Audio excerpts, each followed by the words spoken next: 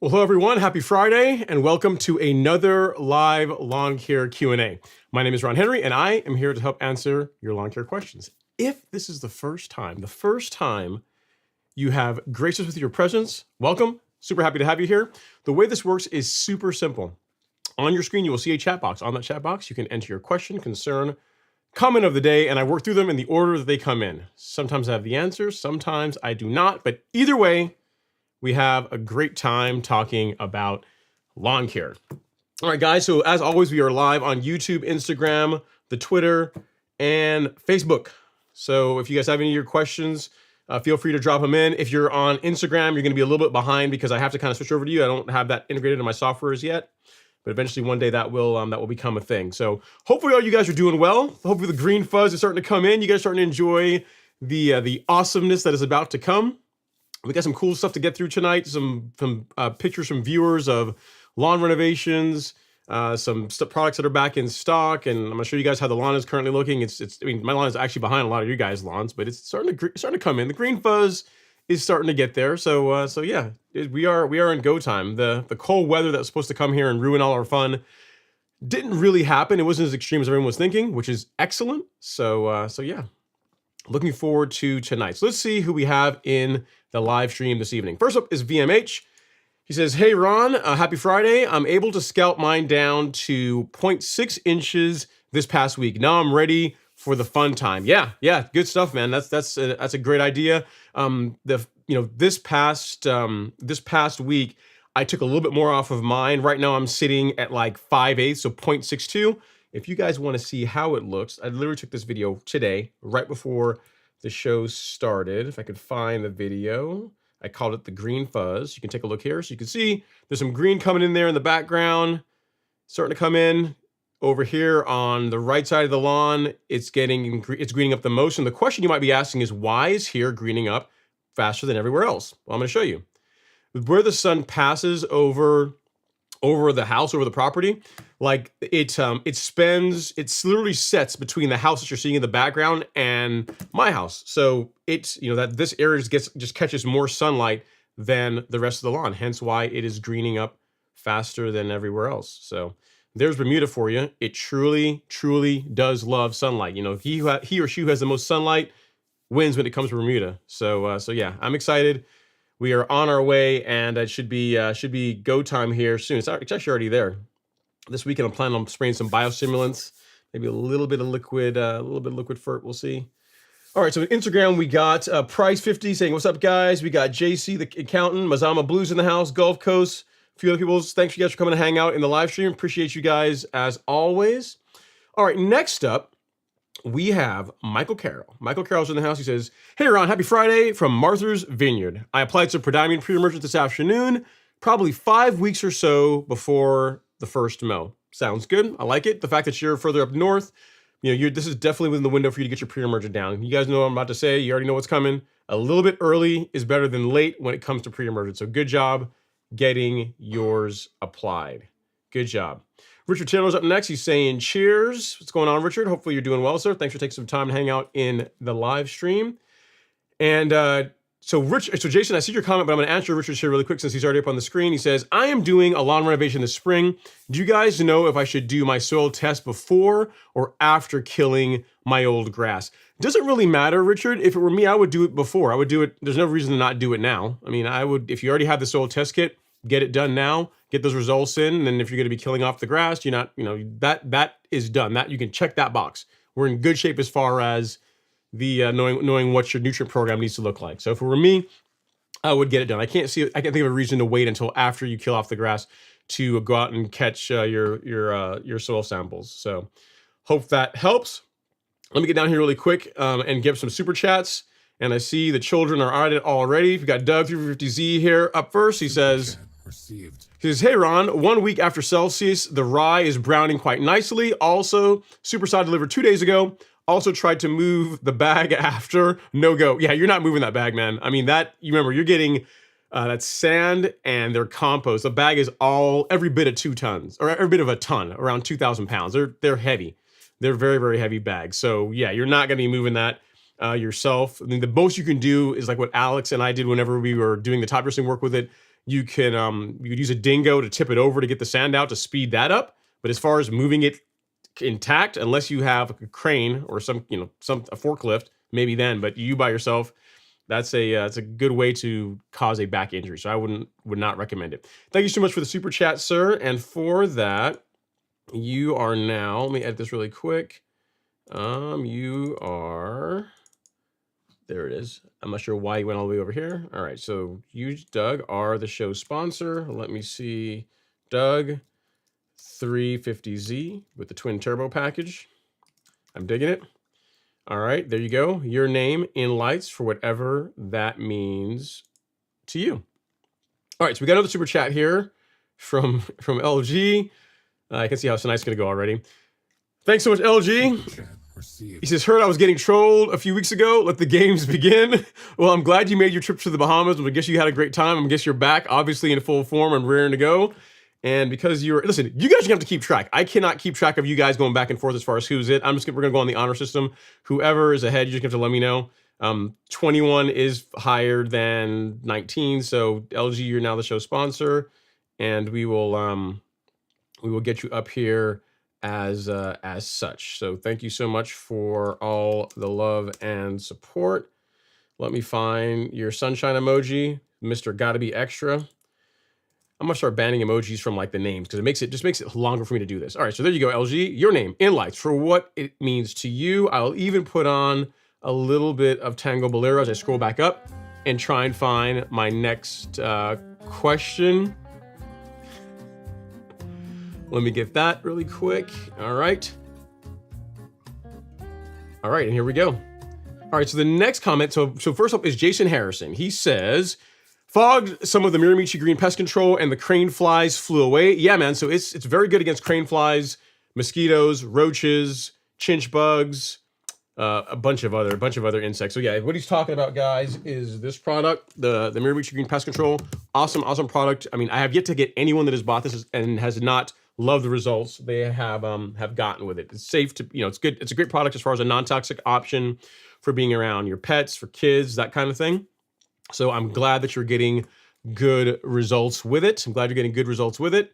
On the topic of that, so on the topic of non-toxic or safe options for lawn care, today we released a new blog post. So I'm going to get this out really quick, so get this out of the way and so you guys can see that.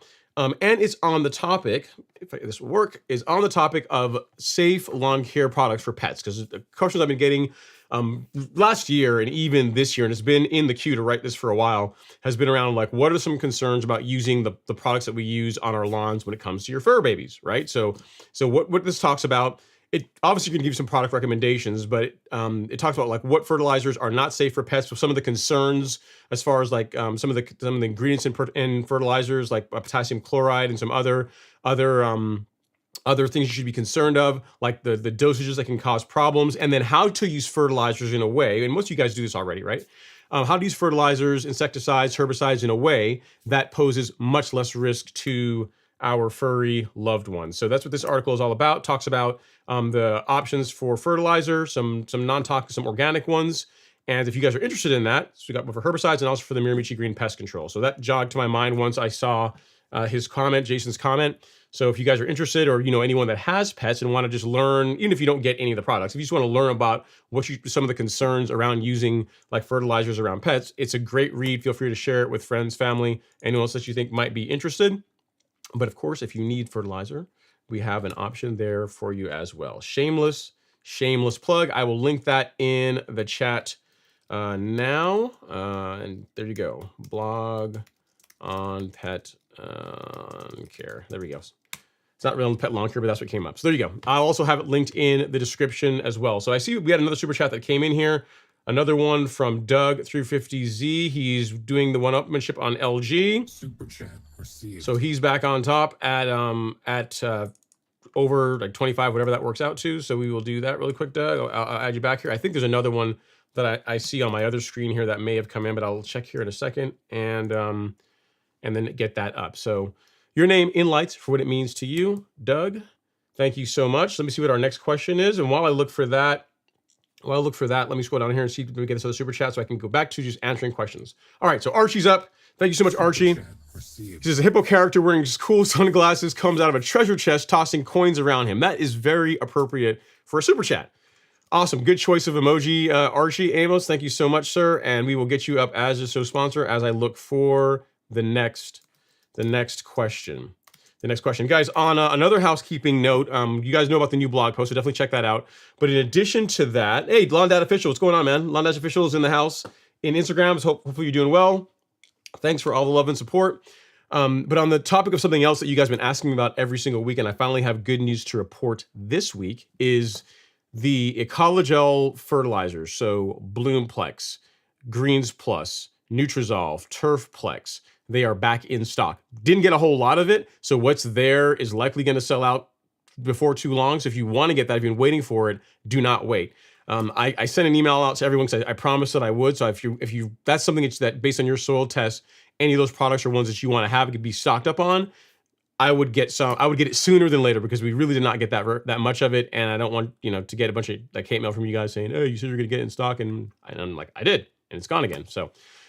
You guys are in the inner circle. You guys know, so get it if you need that based on your soil test results, or if it's a product that you've had great results with and want to keep using. Thank you so much for the super chat, Archie. And on to the next comment here. So Jason is we've covered his. And next up is David Quigley. He says, hello, Ron. Looking forward to learning some more this week. As always, I appreciate your help this week. No problem at all, David. Yeah, I got your emails. We went back and forth on some questions. And guys, I did get some questions before the live stream tonight, so I didn't get a chance to answer them, but I will answer them after the show is finished, so don't think I'm ignoring you. It's just that, 30 minutes or so before the show starts, I try to get all my screens in order and review all my talking points and trying to get into the mindset of talking about lawn care for a couple of hours. So that's why I didn't answer your email if you email me right before the show. So I'm not ignoring you, I promise. Glad it was useful, David. Of course, as always, if you need anything else, let me know. Let me know. And let's see, Richard Taylor's up next. Is Ron is a man, very generous, taking his own time to help us all out. Well, I enjoy it, man. Here's the thing. Last week's live stream, I looked up at the clock and it was like over 5 hours. And it didn't feel like it because I truly enjoy this stuff. I mean, this is coming up on year 3 of doing the live stream. August will be 3 years. And I do it because I like it. It's a lot of fun. You know, it's fun learning about the problems you guys are having in your lawns, and just, you know, there are worse things you could be doing on a Friday night than talking about how we're going to dominate our neighborhood, our particular neighborhood, right? Definitely worse things you could be doing with your time. So there is that. All right, Jason Harrison is up with one more comment. He says, "Hi, crew. Happy Friday. Waiting impatiently for higher temps to return in Charlotte. They're on their way. Don't you worry about it. It's going to be here pretty soon." Fair not. Fair not. Ben Raham is up next. He says, "I know we are early. We are early, and we're lucky to have any green this early. How I find it interesting that some of my weaker spots are green more than some of the better parts of my lawn. Is this normal in your experience?" I mean, it really depends on a couple of things, Ben. I mean, throughout, the biggest thing is sunlight. So if those areas that are weaker, or that traditionally have been maybe a bit thinner or had issues in the past, if they're catching more sunlight based on where the sun is in the sky, like the path that it takes over your property, if it's getting more light, that can contribute to it greening up more and faster.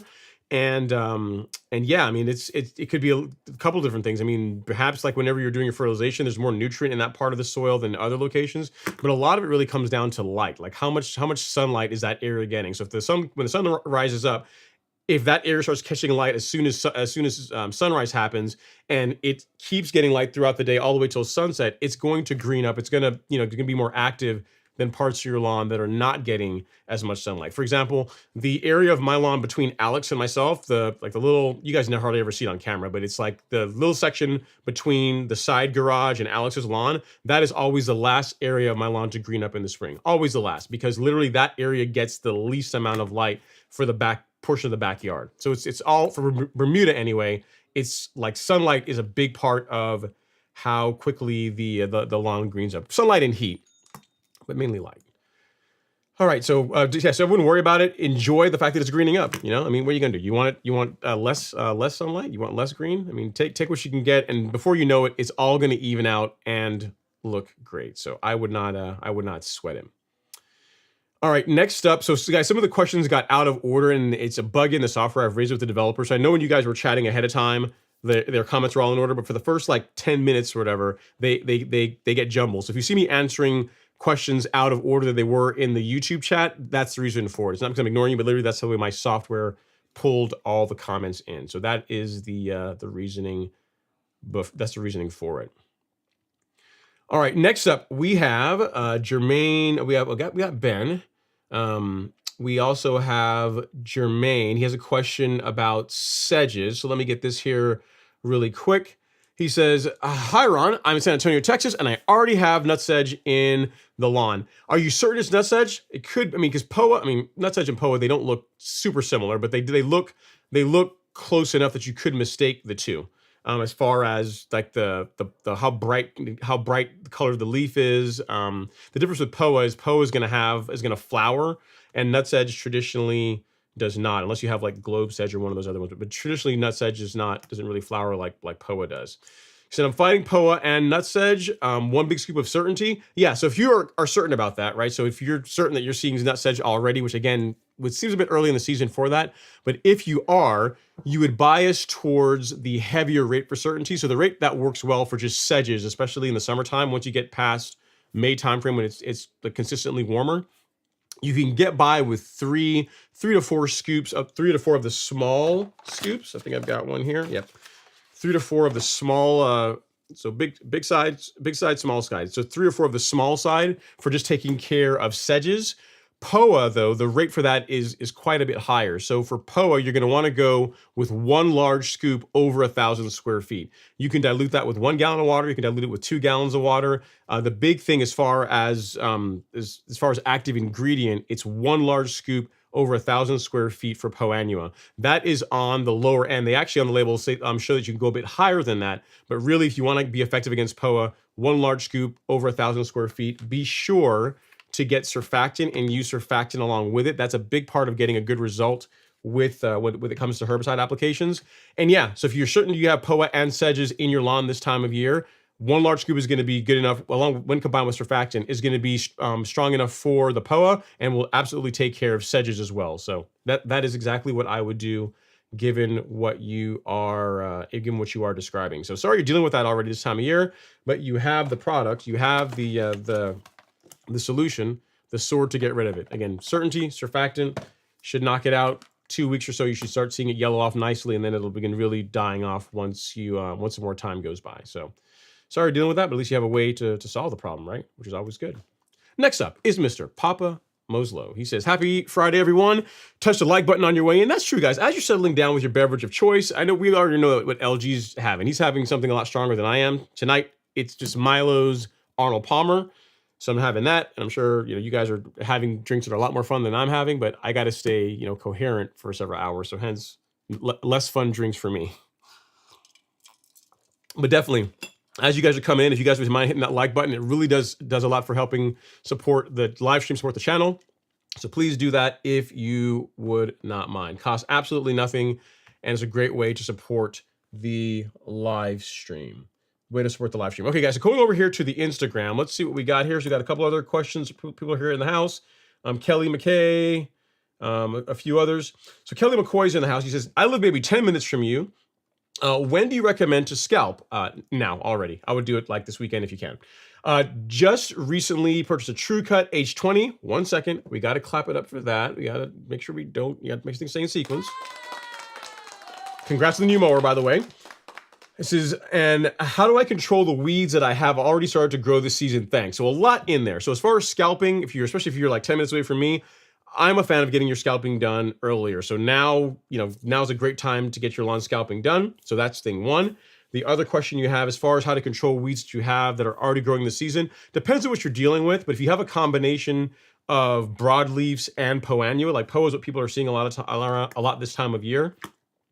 What I would recommend is the combination that you guys already, the regulars know what's coming, right? You guys know what's going to happen here, is Celsius and Certainty. So with Celsius, this is what you would use for broadleaf, to kill broadleafs in your lawn. It's a great herbicide. Reason why I like this so much is because you can spray it over a broad temperature range. You can spray it now when temperatures are a bit cooler, and in the heat of summer, you can still also use Celsius, and it has much less chance of injuring your grass compared to like some 3-ways and other herbicides. So they're effective. Like this time of year, you could get away with using those, but why not just get one product that you can use pretty much year round whenever you have weeds in your lawn, which is why I'm a huge fan of Celsius. Combine that with Certainty. So these two, in my opinion, form the best combination for warm season turf. It covers, it covers your sedges, broadleafs, young crabgrass. It takes care of everything. So if you have a lawn that has a lot of just garbage in it, a lot of weeds, and you're just looking to get ahead of it, like I would combine these two with surfactant. What this does is it helps the herbicide, the post-emergent herbicides, stick to the leaf of the plant, to the foliar. It helps maximize uptake, so you're gonna get a better result. So these two are your herbicides, and then this is an enhancer. This helps both of these work better. For something that we recently introduced, and we just got some more back in stock. If the price of the large 10 ounce of Celsius is like too expensive, although this is really the better deal, we also have the single use packet. So you can take one of these guys, and what I would say, I would take one of these and mix it with 2 gallons of water. The label says you can go up to 4 gallons with one, but that really backs the rate down quite a bit. And whenever I've used Celsius, I've always used the rate that is the equivalent of 2 of these with 4 gallons. So if you're only get like a little handheld pump, like a handheld sprayer, it's a 2-gallon sprayer like a lot of you guys have, like one packet with 2 gallons of water and surfactant, and then and some Certainty, and that's going to do a really good job of cleaning up the weeds that are in your lawn. That's a combination that I've been recommending. I've used it on like neighbors' lawns, turf park, and I get like rave reviews about people who have tried lots of different herbicide combinations, like stuff from the big box stores that didn't work. Like this combination works. It's more expensive, but you get what you pay for. And frankly, the cost per application is far less than what you're paying for the stuff that you're going to get mixed results with at the big box stores. If you are interested in that, we have them and a kit on our store. So at the Golf Course Lawn Store. So for any of you guys that are here on YouTube, Twitter, and Facebook, I'll show you guys really quickly where you can get that. And for you, and I'll also link it to you as well here on the gram. But under weed killers, you can get Celsius Certainty. So you can see the smaller single dose here as well. That's available. But if you're looking to really say get the best bang for your buck, get the kit. Get the kit because that comes with the Celsius Certainty Surfactant and marker dye. So if you guys are interested, I'll put that in the chat for everyone that's here. And then for you on Instagram, this is what I would recommend using to clean up your lawn. All right, so you're very welcome, Kelly and Lawn Dad Official. You guys are having a little sidebar there, so that looks good. If you guys have any other questions, let me know. But yeah, that kit will get you all squared away. All right. We are back. Let me switch back over here and get back to the folks here on the YouTube. And guys on the gram, feel free to chime in. Don't feel like just because you're off here on my phone that you're left out. You guys are important too. You guys matter too. Instagram users matter as well. All right, next up is Papa Mo's Low. He's got another comment here. He says, I got my golf course lawn store order. I'm ready to spray Miramichi products and spread some Essential G. Yeah, man, that's awesome. Sounds like a great plan. That's what I'm going to be doing this weekend. I'm going to be spraying the carbon kit. This weekend, I'm going to go with some 901C. I'm going to go with the 901C kit. So 901C, NutriKelp, and BioSpectrum. You know, a little something, help the lawn wake up a bit. And then here soon, depending on how the green up progresses, I'll likely be dropping my my fertilizer, my granular here in another couple of weeks. It all depends on how much quickly the lawn greens up. The Green Fuzz is coming in, but it's not quite there yet. Not quite there yet for me to drop my my granular fertilizer just yet.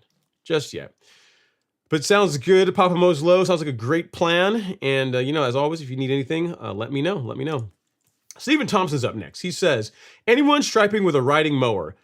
I've seen it done. I mean, you figure you see people that have riding mowers. They don't stripe as well as obviously a real mower or any kind of mower with a roller or a rear drum. But you can get some stripe action with a riding mower. I mean, that's definitely possible. That's absolutely doable. I mean, it just depends on how particular you are about your stripes. But you can get stripes with a riding mower. That's definitely a thing. Alex Ristiano is up next. He says, I bought a Fisker's reel mower for $10 with a broken weld on the reel. I mean, even with the broken weld, that's still a pretty good deal. $10, can't beat it. He says, I welded it this afternoon. I'm working on sharpening it. Excited to try it out. I'm eager for next week's 30-degree weather to pass. Well, that's pretty awesome, Alex. One, that you got yourself a reel mower, and I guess we got to clap it up for that. I like it. Congrats. And then also that you're handy with tools. You're able to repair it and fix it up yourself and get it going. So yeah, that's really cool, man.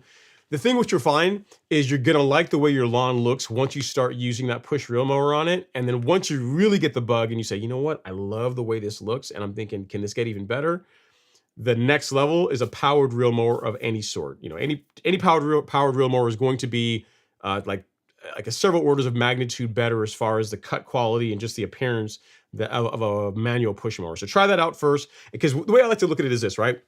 Whenever I tell people that are starting out and they're not sure if reel mowing is for them, I say, get yourself a manual push mower if you have a smaller property, obviously, and see if you can commit to getting out there a couple times a week and mowing. See if you like doing that, because there's no point in going out there and spending thousands of dollars on a reel mower only to find out, you know what, I don't have the time, or two, I really don't like doing it.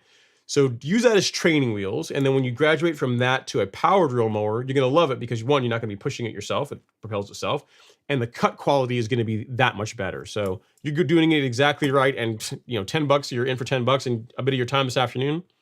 Tough to beat it. Tough to beat that. So congrats on the new acquisition, and keep us posted on how the lawn develops this season. Next up is Mary J. She's leading the thumbs up squad. I mean, a charge. Her and Papa Mo's Low says thumbs up for the Lawn King. Thank you so much, Mary. I don't know about that, but I appreciate all the love and support. And definitely, guys, you got 145 people in here right now. If you guys would not mind hitting that like button ever so gently, it costs absolutely nothing to do. It's a free way to support the channel. All you have to go over and just move your mouse up, your trackpad up, and just tap that like button. And you have done your community service for the Stripe Action Squad this evening.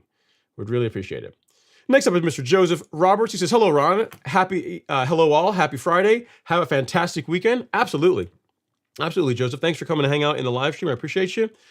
And then next up is No Name. He says, hello, Ron and fellow lawn enthusiasts. I'm looking forward to some great lawn conversation. Yeah, definitely. So guys, one of the questions that I got, and I'm trying to see here, if there's any of the questions I need to answer before I get to this. One of the questions I've been receiving lately is around the liquid fertilizer program. Like, what am I doing, and how do you blend or mix and match the different products? So I want to take a little bit of time and talk about that. We got enough people here in the chat that I wanted to do it on the earlier part of the show. So when it comes to liquid fertilizers, I have like a set of products, a set of liquid products that are like my staple, meaning anytime I'm spraying the lawn, outside of herbicides, obviously, anytime I'm spraying any kind of fertilizer, like these are always in it, and then I can vary other products that I'll swap in and out. So for my staple, it's going to be the NutriCalc product, Primo Max, and then either Release Zero or 901C. Like one of the micronized carbon products are going to be in that core, right? So if we take actually I can show you this. It's easier to show you guys if I do this on the store, so you guys see the products I'm talking about. So if we go to here to the shop and the lawn fertilizer, because I promised someone I would do this. So now I can just do it once, and then all you guys can just refer to like 30 minutes into the show and can see what I'm talking about. All right. So the staples are NutriCalc, so the kelp product, the BioSpectrum, which is part of the carbon kit. So let me get it over here. I can show that. It's easier. So NutriCalc, BioSpectrum, and then a 10% micronized carbon product. So if I'm spraying Turfplex, right? If I'm using Turfplex on my lawn, which is like it's a 22-3 makeup of a liquid fertilizer. It's a great product, has a little bit of micronutrient in it. If I'm using that, I will mix Turfplex with Release Zero, NutriCalc, and BioSpectrum, because it already has the macros. It already has your nitrogen. It already has a bit of phosphorus. It already has your potassium. It has some micronutrients as well. So I will use the Release Zero kit. If I'm using 901C, it was going to look a bit more like this. So if we go over to the 901C kit, so you would have 901C, NutriCalc, and BioSpectrum. The difference between 901C and Release Zero is, think of 901C as Release Zero with fertilizer in it. That's the only difference. Like Release Zero at its core is 10% micronized carbon and other biostimulants to help improve like nutrient uptake. 901C just adds a bit of fertilizer to it. So if you wanted like a biostimulant and fertilizer all in one, that is the purpose that 901C serves. So that makes it my core. Like this gets sprayed every single time along with Primo Max once we're in the time of the year when Primo becomes a thing. So like sometime later next month, Primo will be added to this concoction. So it's always Primo and the carbon kit, always.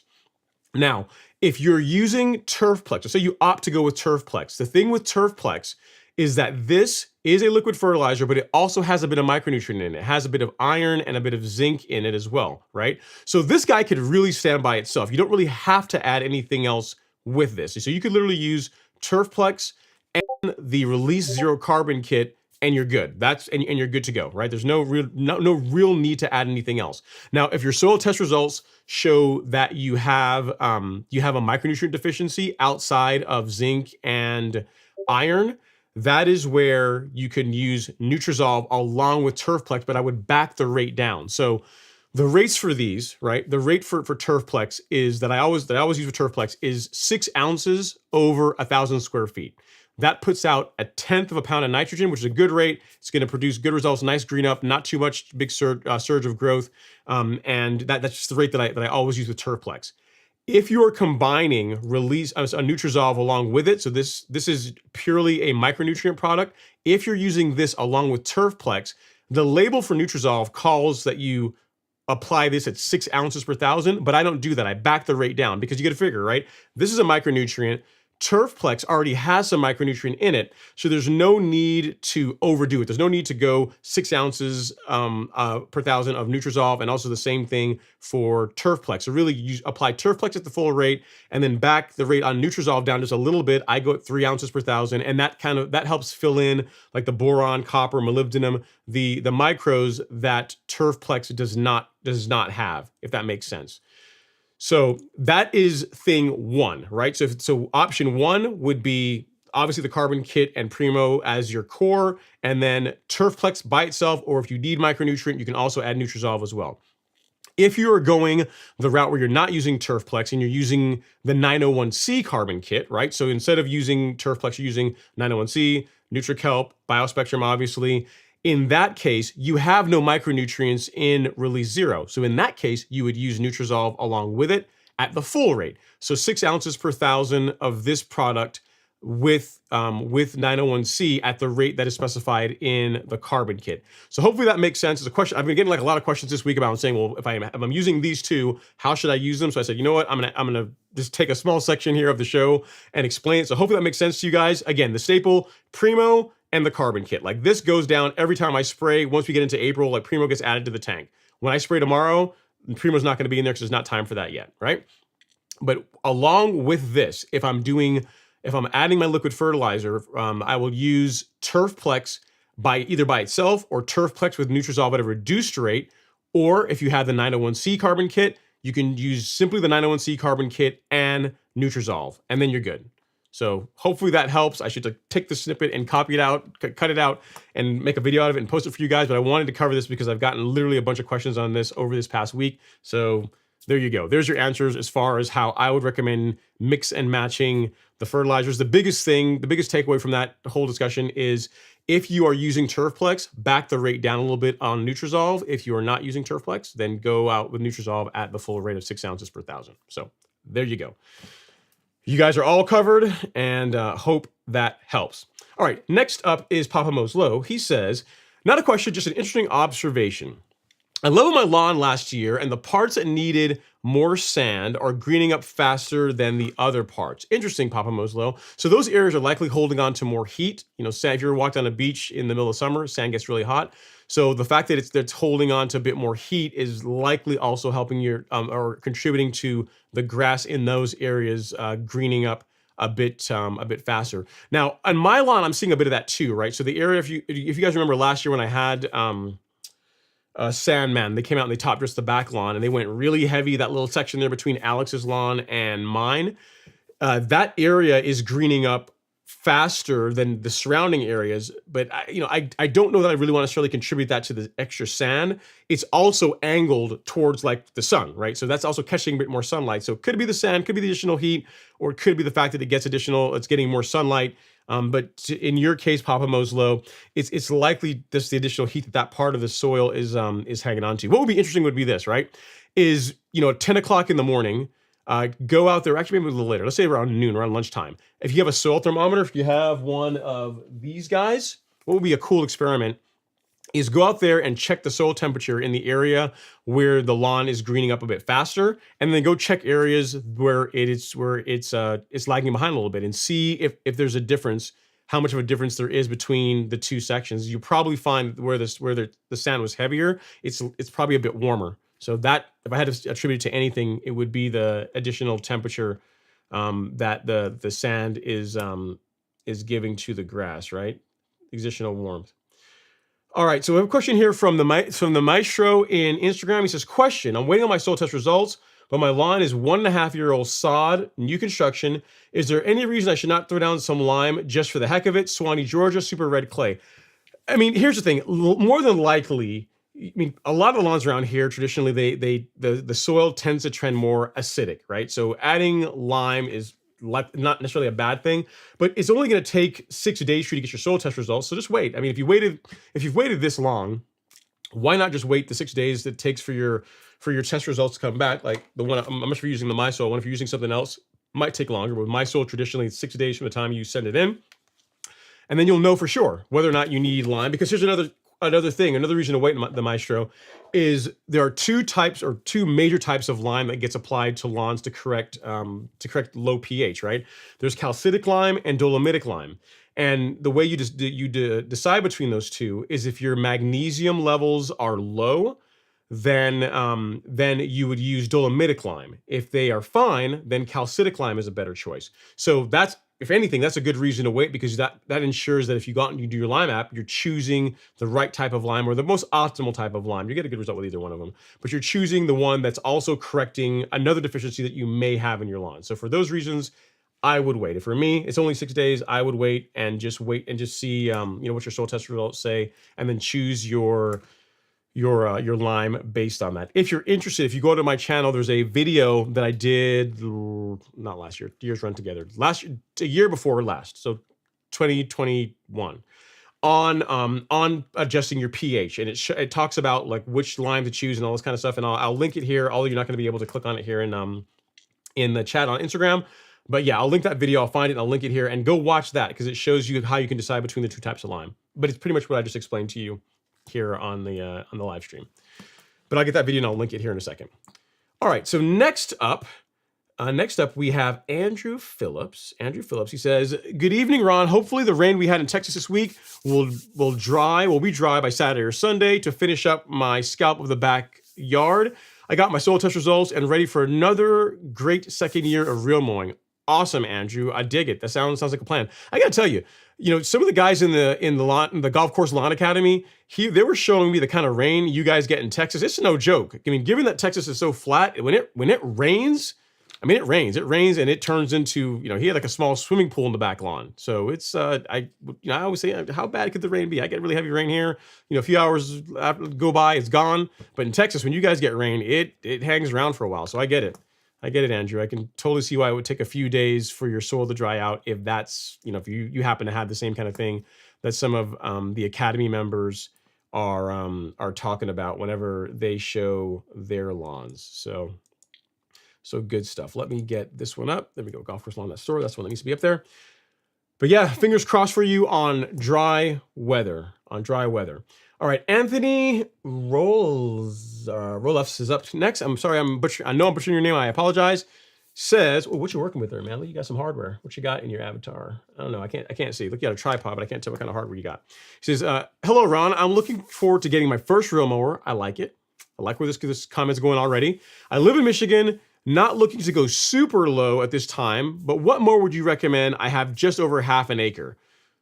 Oh man. So if you're gonna push mow like a half an acre, so 22,000 square feet thereabouts, you're gonna want to use something with a wider track. So I would say a True Cut. True Cuts come in 27-inch widths. I think McLean makes a wide one as well. I'm not sure they have a 27-inch one, but you're going to want a wider mower, or otherwise you're going to hate life, making passes with a 20-inch width mower. So a wider mower. The way to decide what mower you should choose for your particular lawn is, the first thing I always tell people is, in your area, see what you can get parts for, what can be repaired. So find out in your area, like the places that work on real mowers, which ones they're familiar with. So you can, so if and when it needs maintenance, you can take it to them, and they're not going to look at you like you have a third eye when you bring this mower by and they've never seen it before. So I am partial to True Cuts. True Cuts are really well known in the Southeast US. They're one of the more common real mowers, those in McLean's. If that is an option for you in Michigan, that's a great choice. Alternatively, if you can get your hands on a greens mower, so depending on, again, how serious you're looking to get with this, something like a Toro Greensmaster 1600, that is a 26-inch width of cut, which is going to be pretty good. That's gonna minimize the amount of passes you have to make. It's going to produce a better cut than the True Cut, but it's also a more expensive mower. It's a more expensive mower to buy, more expensive mower to maintain, and just in general just costs more. I mean, when those mowers are brand new, I'll put you this way. When I reached out to Jerry Pate last year and got a quote on a new, it's not a 1600 anymore, but the newer Toro Greensmasters, and it was like something like $16,000. They're really expensive. So the mower that you're buying, even when you buy a pre-owned one, at some point was almost a $10,000 mower. So the parts for it, they kind of reflect that, right? So even though you get the mower for like $1,000, $2,000, depending on the condition of it, like the parts for a greens mower tend to be more expensive than the parts that you're going to get for a push or a more consumer targeted real mower like a True Cut, or all the True Cuts, those are professional mowers, but a lower end real mowers I'm trying to get to. So find out what you could get worked on in your area, like who can service the mower in your area. And then if I could Thanos snap and say, if I can do it, if I could Thanos snap and say, you can any And you can, any mower is up to you, right? You can get any, there's a guy in your area or a gal in your area that can work on anything. Pick a mower with a wider track, and then I would choose something with a 27-inch width of cut, or a greens mower like a 1600, a Greensmaster. Something like that is going to do a good job for you. The one benefit also of the True Cut is that you can mow higher with it. The 1600 has a range of, make sure I don't mess this up, it's a 1/4 inch to 1.25 inches, I believe. So as low as a 1/4 inch, which is really low. You're not going to mow that low. Most people don't mow that low. And then up to 1.25 inches. That's the height range with it. With a greens, with a True Cut, you can get up much taller, closer to 2 inches, depending on how you set up the front roller. So it can cut quite a bit higher than a greens mower can. So those are some things to think about. Reel mowing is a ton of fun. Reel mowing 1/2 acre, you know, that's quite a bit. I mean, depending on your budget, you might even just get a triplex. You know what I mean? Like a riding reel mower. Like that would be the way to go really for 22,000 square feet. But then you're talking about another level of commitment, level of expense. So it just depends on what your budget is like as far as that goes. For 22,000 square feet, a triplex is that's really starting to make sense, you know, given that you're gonna have to mow it a couple times a week to keep it looking its absolute best. So great question. Hopefully that was helpful as far as your decision-making process. Just make sure that whatever you buy, you can get it serviced in your area. That's the one piece of advice that I would give you, so you don't, so you don't hate the decision you make. Next up is Mr. Archie Amos. He says, "Evening, young man." I have to say how Archie probably says it. "Evening, young man. I did my scalp 2 weeks ago. I applied the carbon kit and a triple 10. The green is starting to show up very nicely. Got gallons on order, so this should last me a while. Keep up the great work. Great job, Archie. You got your scalp done, got your starter fert down, looking good, and you got some. I think I know the order you're talking about. You got some of the Miramichi green. I think you got like the kelp product and either Release Zero or 901C, like one of those two. So yeah, good job. I mean, it is a better deal. The guys, the whole point behind the carbon kit is if you have a smaller lawn, then it makes sense. But if you have a larger lawn, then going for one of the gallon sizes is you get more for your money out of that than the kit. So the kit is really supposed to be like a teaser. And what happens for people that have smaller lawns, they'll buy the bigger kit and that's enough for them. But if you have a lawn that's of any, that's larger, 10,000 square feet or more, then going with the gallon sizes or even 2.5 gallon, depending on how much property you're trying to deal with, is a better buy. And that's what Archie is referring to there. So good stuff, man. I'm excited about this season. It should be a lot of fun.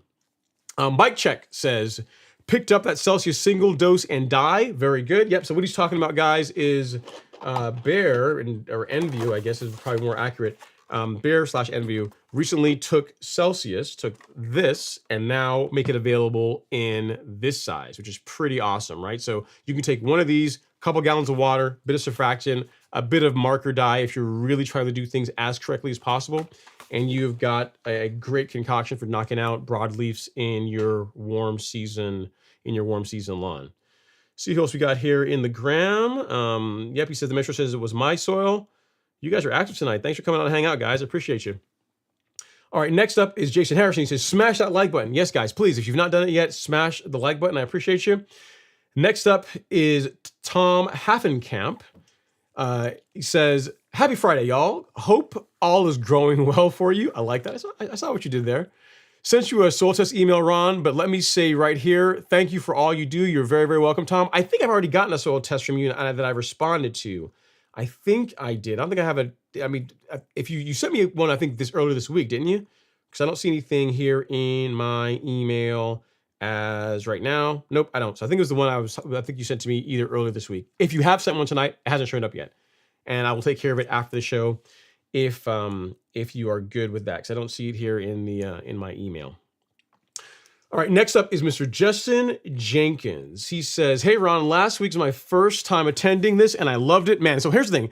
Last week was a bit long, Justin. I know it was a bit longer. I mean, like 5 hours. That is not typical. So if you're wondering, hey, this guy's crazy, he's talking for like 5 hours about grass, what's wrong with him? That is not the norm. This week should not be that long.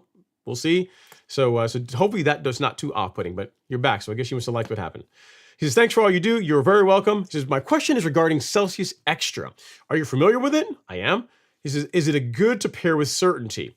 So Celsius Extra is a good product, right? It's essentially what it is if you took Sedgehammer, if you took Celsius, like the standard Celsius WG, and you took Sedgehammer, and you actually, let me get around this camera so you guys can see it better. You took these two, and you combine them together that is essentially what Celsius Extra is. The one negative, in my opinion, it's a big one, is that it does not do anything against Poanua, right? So it covers you on most sedges, but you don't really get any control over POA. Whereas Certainty, as far as sedges, it takes care of all of them. It kills all the sedges, and it also kills Poanua. So for me, this is a better combination. Like, this combo is better than doing Celsius Extra. Now, could you combine it with Certainty? I've never known anyone to do that. I don't know. I've never known anyone to combine Celsius Extra with Certainty, because you're kind of doubling down, right? You're using, like, the active ingredient that's in Sedgehammer targets sedges, as the name would imply, right? And then Certainty is doing the same thing. So for me, I would not, again, unless they're going to change the formulation, or all you ever deal with are sedges. If you never have POA in your lawn and all you ever deal with is sedges, then Celsius Extra can make sense. But the problem is that most people that have sedges in their lawn, especially if you live in the Southeast, or anywhere where you have in the warmer climate, you tend to have POA this time of year as well too. So in my opinion, this is a better option. These two are a better combination. It's a superior combination than the Extra product to me, because as far as sedges, this kills all of them and it kills POA. Whereas Extra does not do that. So why go spend, like, the extra money that goes into buying Celsius Extra, and then still have to buy another product to have to target sedges? You know what I mean? So target POA. So why not just get the one that can do all of it, versus one that is great but kind of is just lacking on, unfortunately, one of the weeds that we hate the most in our lawns at this time of year. So for that reason, Justin, I would just do standard Celsius and Certainty with surfactant. That would be my recommendation. All right, next up is Doug350Z. I already got his super chat. That is done. Next up is Scary Pepper, or Scary Peeper. Says, hey Ron, happy Friday. What sprayer would you use for applying your liquid soil amendments kit? And is that something I should do in addition to some fertilizer, or is this enough? Okay, that's a good question. So two things there. So the backpack sprayer that I recommend, and I've used a bunch of them. I've used a Chapin, I've used the Flow Zone, and I've used the Yard Mastery one. And of the three, the one that I like the most is the one from Yard Mastery, hence why it's on the store. So I'll show you here really quick. If you go to the store and just use search and just type in backpack, right? And you'll find the Yard Mastery backpack sprayer. So this is a higher end sprayer. It competes with the Flow Zone. So the Flow Zone's in a similar price range as this one. The thing that I like about the Yard Mastery is that you buy it one time and it comes with everything you need. So what do I mean by that? The Flow Zone, which is a competing product, you get, let me get down here a little bit. You get the sprayer, obviously, but what Yard Mastery also includes, what Alan and the team at Yard Mastery also included with this is this adapter, right? Which you need this to be able to use traditional nozzles with the sprayer. And there's also included a foliar tip, so this red tip, and then this white tip, which is a flood jet tip. So you buy the sprayer and it comes literally with everything. It comes with everything, you know what I mean? It comes with you get the sprayer, which has got two settings, a high and a low setting. For the most part, you're just gonna put it on the low setting and just use that, because that is what the tips that they're included with it are designed, the pressures are designed to run at, or the flow rates, to be more correct, that it's designed to run at. And you buy that, you're not gonna have to buy another one, The Flow Zone is also a great sprayer. I have that one as well too. And if you already have a Flow Zone, I would say go get, the adapter. You can buy the adapter from them and then get yourself a set of T-Jet tips and away you go. But if you're in the market for a new one, the Yard Mastery is a better buy. I mean, if you add up the cost of the Flow Zone and then add the adapter and then add the spray tips, it costs more money than the Yard Mastery, because the price that you see on our store also includes shipping. So that's shipped to your door. Whereas Flow Zone, the pricing that they show does not include shipping. Like when you go to check out, there's like a shipping charge that's tacked on there as well. So for me, this is what I would go with as far as a backpack sprayer. So one that I like and love. You can get great results with any sprayer, you really can, but this is it's a very high quality one. You're not going to regret getting it. You're going to buy it, and backpack sprayers are not going to be a problem or something you have to think about like ever again. So that's what I would recommend. Now, your second part of your question, which is it something you should do in addition to fertilizer, or is this enough? Yeah, so I can tell you how I do my fertilization program, how I do my nutrient program. So we were talking about the liquids, right? I use the liquid products, the liquid fertilizers. So let's say we were going with Turfplex. I use Turfplex, the carbon kit, I use those to supplement the granulars. So what I aim for on my lawn, as far as the amount of nitrogen that goes into the soil, is around 0.7 pounds of nitrogen is what I tend to apply every month. And I know for you, anyone of you that are new here, or that your eyes are glazing over, like the recommended rate for Bermuda grass for nitrogen inputs whenever it's actively growing is about a pound of nitrogen per month. That's what conventional wisdom says you should be putting in your lawn. If you're using a biostimulant program like what I'm doing, whereby between the granular products like Essential G and also the carbon kit, you're able to get by with putting quite a bit less fertilizer, quite a bit less nitrogen in the lawn, in my case, like 30% less, and still get a great result. So the lawn still looks amazing. You don't have a bunch of excessive growth, and there's tons of benefits to it. You're not using as much product, right? Which is also a nice thing. So to answer your question, I use a granular. So like for example, Humic Max. I'll take something like this product, and I'll apply this at 3 pounds per 1,000 square feet. That puts down half a pound of nitrogen. So that gets me most of the way there to that 0.7 that I'm after. And then to supplement that, I will spray with liquids twice a month. So you take like Turfplex. If you apply it at the label rate, which is 6 ounces over 1,000 square feet, that's going to put down 0.10 or a tenth of a pound of nitrogen. I do that on the 1st. I do that on the 15th. If you add it all up, you have 0.5, 0.1, 0.1. That adds up to 0.7 of a pound of nitrogen, right? So I do a combination of granulars and liquids. I use granulars for the heavy lifting because they feed for a longer period of time. And then I use a liquid twice a month as a way to maintain a nice color, not get a big flush of growth. So that's a big part of why I do it. And also, given the fact that I'm out there twice a month anyway, spraying my plant growth regulator, it's really not that big of a deal to spray liquids along with it. That's the beauty of liquids, right? So you think about it. Like I can spray my biostimulants, my fertilizer, my plant growth regulator. They all go in the tank. They all mix nicely. Like I've tested all of these products that we have on the store, mixing them together. There's no weird interactions. You can mix them all at the same time, literally, and spray them. And as long as you stick to those rates, you're going to be just fine. You're going to be just fine, especially with the fertilizers that we talk about, because the rates that I put in the product descriptions on the store for those fertilizers assume that you're getting about half a pound of nitrogen thereabouts from your granular, and then the rates that you see for the liquids assume that you're going to be using the liquids, once a month, twice a month, to help fill in as a bit of filler to help get that consistency and color and growth. So I do a combination of the two is the best way to answer your question. So yes, I do both, and the sprayer that I use for spraying liquids is the Yard Mastery sprayer. So hope that helps, Scary Peeper. Good question, and if you need anything else, let me know. Next up is Eric T. Eric T says, are you suggesting Caravan G insecticide, fungicide? Caravan G is a great product, and who I recommend Caravan G for is say you're someone that, one, you're looking to spend a little bit less, and you just want to apply a single product that is going to cover you for be your fungicide, to give you a month of control for fungus, and also to be your insecticide, your grub control for the season. Caravan G, the product he's talking about, is a great choice. So you go to the store, go to fungicide, insecticide. What he's referring to is this, right? Is a Caravan G. This is a combination fungicide and insecticide product all in one. Now, I personally have moved away from using Caravan, and instead I use two products separately. So instead of using a combination fungicide and insecticide, I split them apart. I use a fungicide by itself, a dedicated product for that, and I use an insecticide as a dedicated product by itself. So what I do instead of using Caravan is I use Headway G as my fungicide, and the reason why I like Headway G over Caravan is because Caravan contains one active ingredient for its fungicide component, right? And that's azoxystrobin. Great broad spectrum fungicide, but it's only one, right? Whereas Headway, you get two active ingredients in it. You get azoxystrobin and propiconazole, right? So why does that matter?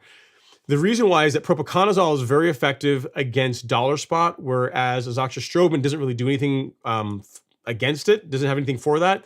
And also, if you're trying to control disease, a lawn disease in your lawn, the fact that you have two different active ingredients mean you have two different methods of arresting the spread of the fungus. So whereas with Caravan, you get one, with Headway, you get two. So that's another reason why it's a superior option. Granted, it costs a bit more, but it's a superior option than just using azoxystrobin by itself.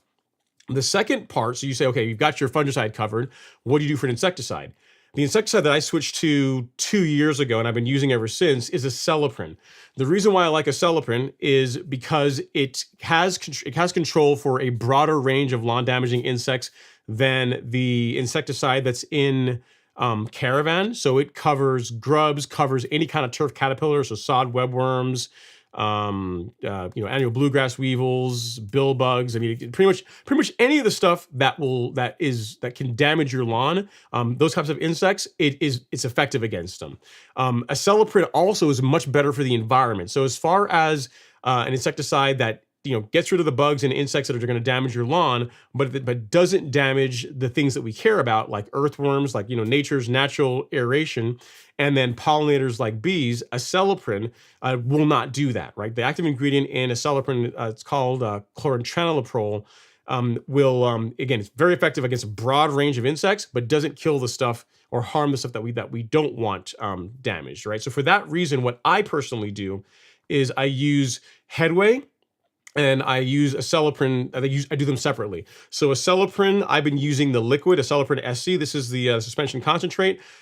As far as between the two options, between the granular and the liquid, they both cover the same square footage. If you go with the granular or the liquid, they cover about the same. But I like the liquid because you have more control over the application rate, which is also nice.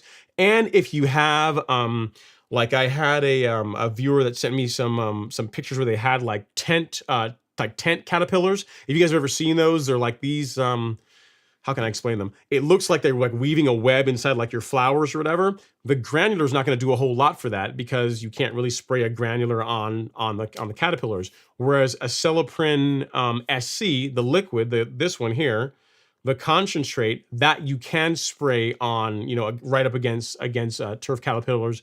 The tent caterpillars and get rid of them. So if you have a sprayer, the SC, in my opinion, gives you more flexibility, but they're both equally effective. So I will use acelepryn SC the end of this month, early next month. I'll get my insecticide done, and then Headway, I'll apply that in the May time frame. So I do my insecticide late March, early April, and I do my fungicide, my preventative fungicide in May timeframe. So that's another benefit of it. You're able to do your insecticide at a time when it's good, that's best or ideal for it, and you're able to do your fungicides separate from that. So for those reasons, Eric, that is why I break them up. There's nothing wrong. Having said all that, there's nothing wrong with Caravan. It's a great product. I mean, I used Caravan for years until I switched to acelepryn and Headway. It's a less expensive option. So again, if you're on a budget, it's hard to argue with Caravan. It's going to do a good job keeping grubs out of your lawn. It's just not effective against turf caterpillars like acelepryn is. So if you have like armyworms, Caravan is not going to do a whole lot for that, whereas acelepryn will. So in many ways, acelepryn Headway is a superior way to go versus Caravan, but it costs more. So it's really your call. So hope that helps. Help explains like the rationale behind why I do what I do. But again, we carry all three of them, and again, they're all going to produce a great result. So it's really up to you to decide which one makes the most sense based on what you're trying to do in your lawn. Great question. All right, Ahmad Damra says, just finished up scalping, core aerating on Sunday, and sand leveling on Monday and Tuesday. Man, you are not are you sure? So you just finished like scalping, you core aerated, and you still got energy to go out and top dress on Monday, Tuesday. You're better than me. I don't know if I could. That's a lot to put together, man. I can typically do the core aeration and the lawn leveling within a couple of days of each other, but then scalping, core aerating, and then lawn leveling all within like a few days. I salute you. He's excited to start cutting with my new Flex 2100. I hear you, man. Very, very cool. I get it. You want to get all the hard work, all the heavy lifting out of the way, so you can get out there and start playing with your new toy. I get it. Get some help. I would say that. I mean, I'm not sure how big your lawn is, but if you're going to be doing a large property, top dressing by yourself, and I'm sure people here that are in the live stream can comment on that. Top dressing by yourself is a lot of work. Like moving the material around, spreading it by yourself, and then raking it all in is quite a bit of work. So if you can get some help, I would highly recommend it, because core aeration by yourself, not that big a deal. Scalping by yourself, not fun, but definitely doable. But top dressing by yourself is really not fun. So if you just have even just one person to help out, it will make a big difference as far as how much enjoyment you have whenever you do your top dressing. So there's something else to consider. All right, we have a question from the Instagram. Wise190 says, good evening, Ron. Want to level my lawn this season. How much leveling material do you recommend per square yard? Okay, so what I would tell you is over 1,000 square feet, 1 cubic yard of material per 1,000 square feet. So if you guys have seen when I've done top dressing in the past with the product from Supersod, like so if you live in Georgia, Tennessee, Alabama, North Carolina, or South Carolina, unfortunately those are the only states that they currently offer it, and you want to get their leveling mix, which is really good stuff, then you would go with 1 bag per 1,000 square feet, at least for the first time you do it. In subsequent top dressings, our Wise190, you're able to get by with going a little bit lighter, but for the first time, I would plan for 1 yard of material per 1,000 square feet. That's going to have you applying your top dressing mix at around 1/4 inch to 1/2 inch, which is good. That's going to get you a nice improvement as far as how level the lawn is, but it's not so heavy that you're suffocating the grass, you're drying the grass out, you're creating, you're basically delaying recovery because you're putting so much material down. So I like 1 cubic yard per 1,000 square feet. If you want to save some money on the Supersod leveling mix, I have a discount code that they have shared with me that will that'll save you a bit of money over what's already the incentives they're running on their website. So you go on their store and you see like they already are running a discount. This is an additional discount on top of that. And if you use this link, you will be able to take advantage of that. And just for you guys also here in the YouTube, the Twitter, and the Facebook, if you guys want to use it, there is the top dressing code or link as well too. So hope that helps. If you need anything else, let me know. All right. And next up is Higgy Pop. Higgy Pop's in the house. He says, happy Friday. What's going on, Higgy? Thanks for coming to hang out in the live stream. I appreciate you as always. Guys, I'm trying to speed up a little bit so I can get more questions because people that come in later on, they tend to they're like, hey, it takes for like an hour for me to answer my questions. So I'm trying to go a bit faster. So just keep the questions coming so that we can keep the show going. All right, next up, we got Bermuda Guy DIY. He says, hey, Ron, I got my soil test earlier this week. Good job in getting a soil test done. It says I'm deficient in sulfur. How do I increase that? I had my leveling mix delivered from Soil 3 today. When can I spray that in Georgia? Two great questions. What I'll tell you is I don't apply sulfur by itself. I don't even know how you would easily do that. What I tend to do is the products that I use or the fertilizers that I use tend to have a bit of sulfur in them. So for example, if we go over here to the store and you look at, again, under the fertilizer section, and you look at take like Humic Max, the one that we all love. It's a family favorite, right? And if you look at the label for it, if I can get in here a little bit, actually, I'm going to make this bigger so that it'll get bigger. All right. If you look at the label for, let me get this to work, for Humic Max, let me punch in here. If you look at that, you'll notice that. Let's go down a little bit and right there. Okay, so at the top, you'll notice that actually I'm trying to move this so you guys can actually see it. There we go. So at the very top of your screen right now, you'll see that it contains 3.8% sulfur. So right in here, you see right there, that section. So just as a part of me applying my fertilizer, I'm adding sulfur to the soil. And I believe that that's also holds true for the others as well. If we go look at like the complete, I believe this guy also has a bit of sulfur in it as well. Let me look here. I think so. This is it's not scrolling, but let me look at the label. I'll pull it up for you. Yeah, that also has sulfur as well. So it's not showing up on the screen, but if you guys go to this link, you guys will be able to see for yourself. So again, it's tiny, but right in there's also sulfur in this product as well. So all the fertilizers, all the Lebanon fertilizers that I use on the store that I recommend, all of them contain a bit of sulfur. So I don't do anything to add that to my soil by myself. I get it as part of the fertilizers that I use in my lawn. So I would say that, if you're choosing a fertilizer, look for one that has that also included in it on the label, on the product label, and that will get you on your way. Now the second part of your question as far as when to do your top dressing. In Georgia, I find that if you're doing top dressing with sand, if you're just doing compost, you could do it a bit earlier. You could do a compost top dressing, especially if you're going light next month, like early April. You could do that without any kind of issue. But if you're introducing sand, where you're starting to do leveling work, I would wait until May timeframe, late April, early May, depending on what the weather's like. That is when I'm a fan of doing my leveling type work. If you're just doing compost, you can do it, later this month, early next month. But when it comes to like actual lawn leveling work, so where you're actually adding sand, I wait until May time frame. So if you've got that, it sounds like you're already good to go. Just wait until, give it a bit more time. And again, if we get like a string of temperature here, or a string of weather where it's hot and the grass is like going like gangbusters, and you want to get your leveling done a bit earlier, by all means go for it. But traditionally, when I've done my leveling work, it's been in the late April, early May timeframe. So hope that helps. Your lawn will tell you if you're out there mowing it regularly. That's a good sign that it's you're about ready to go out there and get your to apply your top dressing mix. So hope that helps. All right, next up is C. Hill. He says, greetings and salutations, good sir. North Florida, with St. Augustine grass.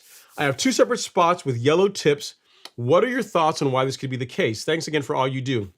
So you have St. Augustine and it has yellow tips. It could be a disease problem. It could be your mower. It could be if you look at the edges of the grass blades and then like they're torn. So that could be a sign of like your mower blade needs to be sharpened.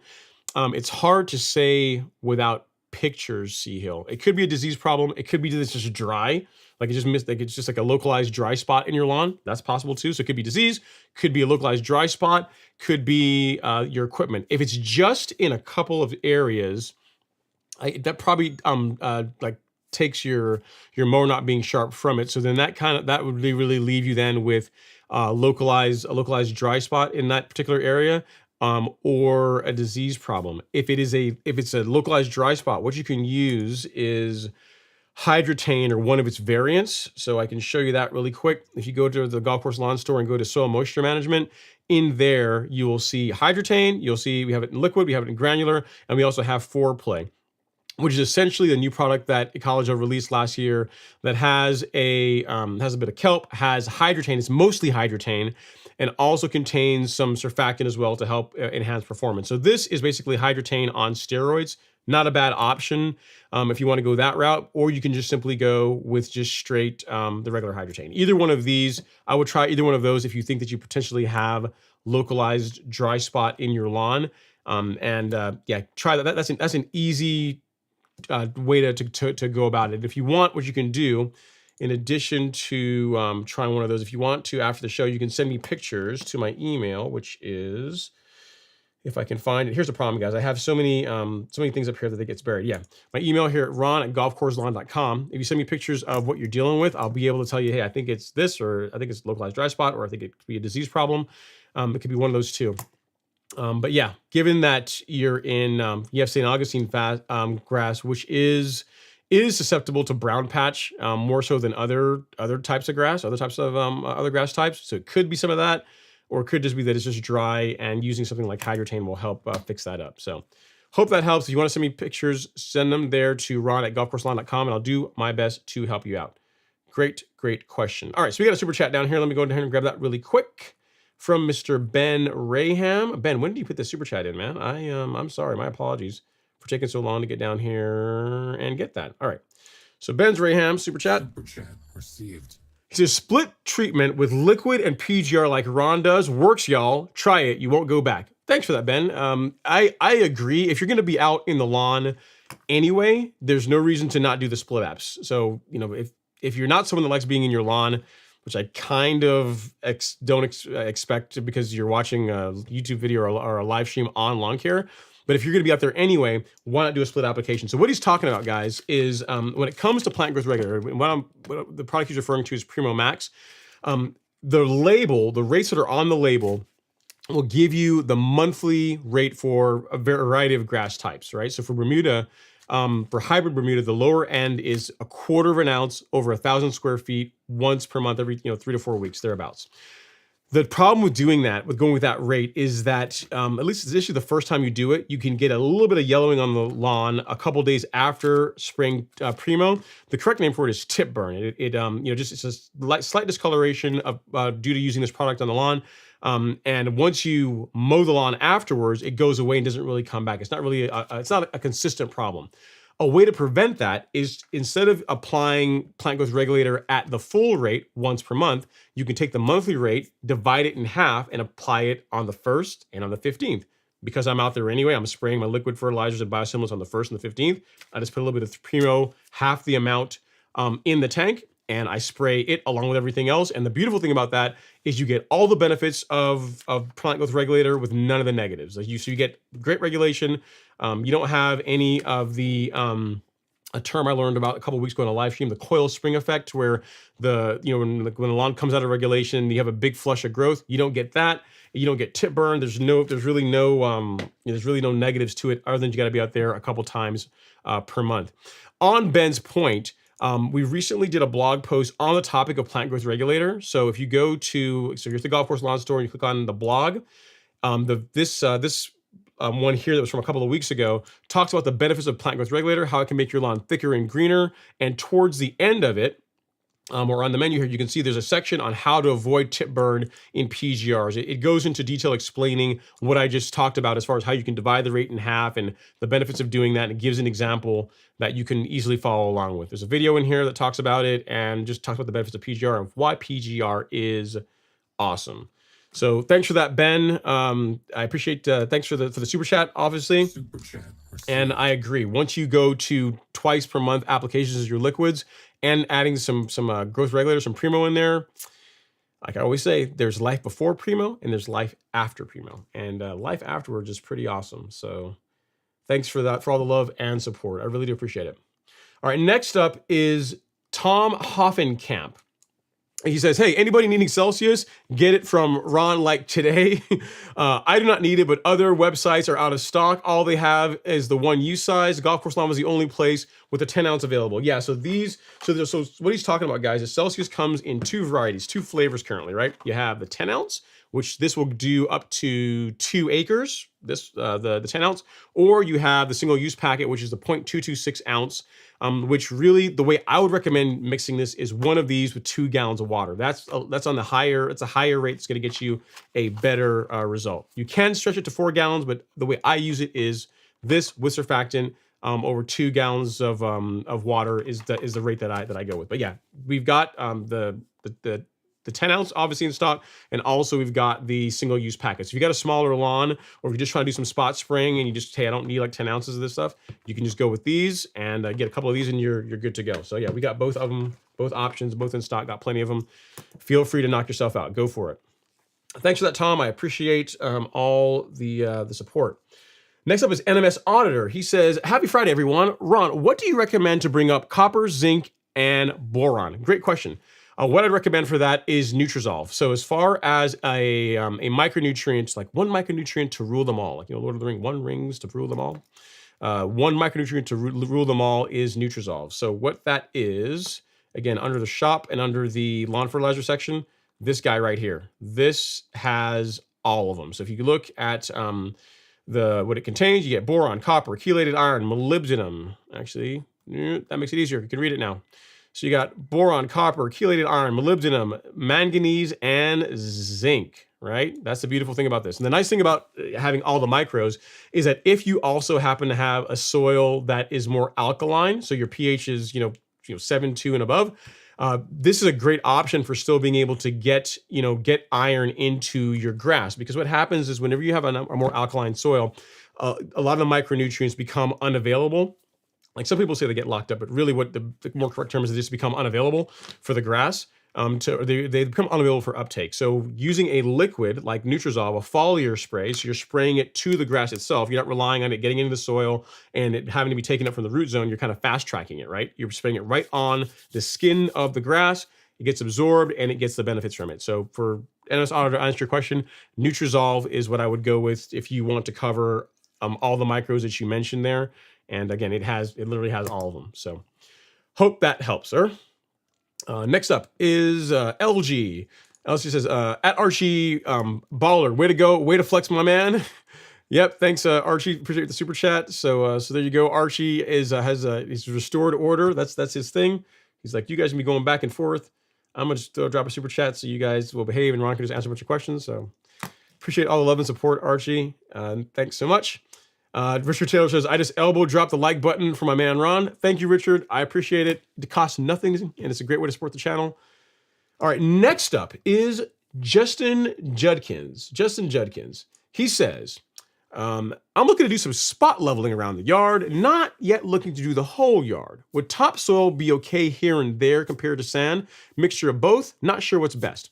So doing spot leveling, that's a perfectly fine option.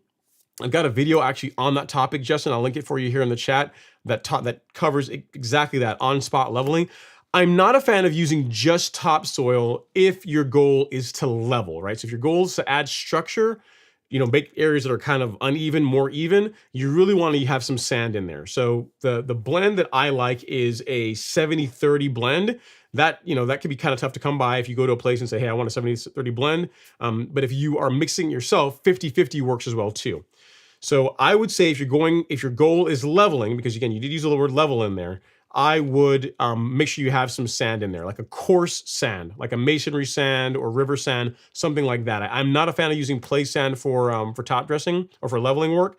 I much prefer to use a coarser sand like for that process. So I'm finding this video here really quick, and I'll link it here in the chat for you, that shows you how to do spot leveling, like how to level a bumpy lawn, but it's really talking about doing like a small area. How do you level a small area? It's one of the more popular channels, one of the more popular videos on the channel that people seem to like. It's short, so you can watch it in just 4 minutes. If you got 4 minutes and 23 seconds, you can watch it. So watch the whole thing, and it will give you some tips on how to get a great result leveling your lawn, or leveling, you know, doing spot leveling in your lawn. So spot leveling video. And what I'll also do is, for anyone watching this after the fact, I will link this in the description of the live stream once it's all said and done. So you guys will be covered as well.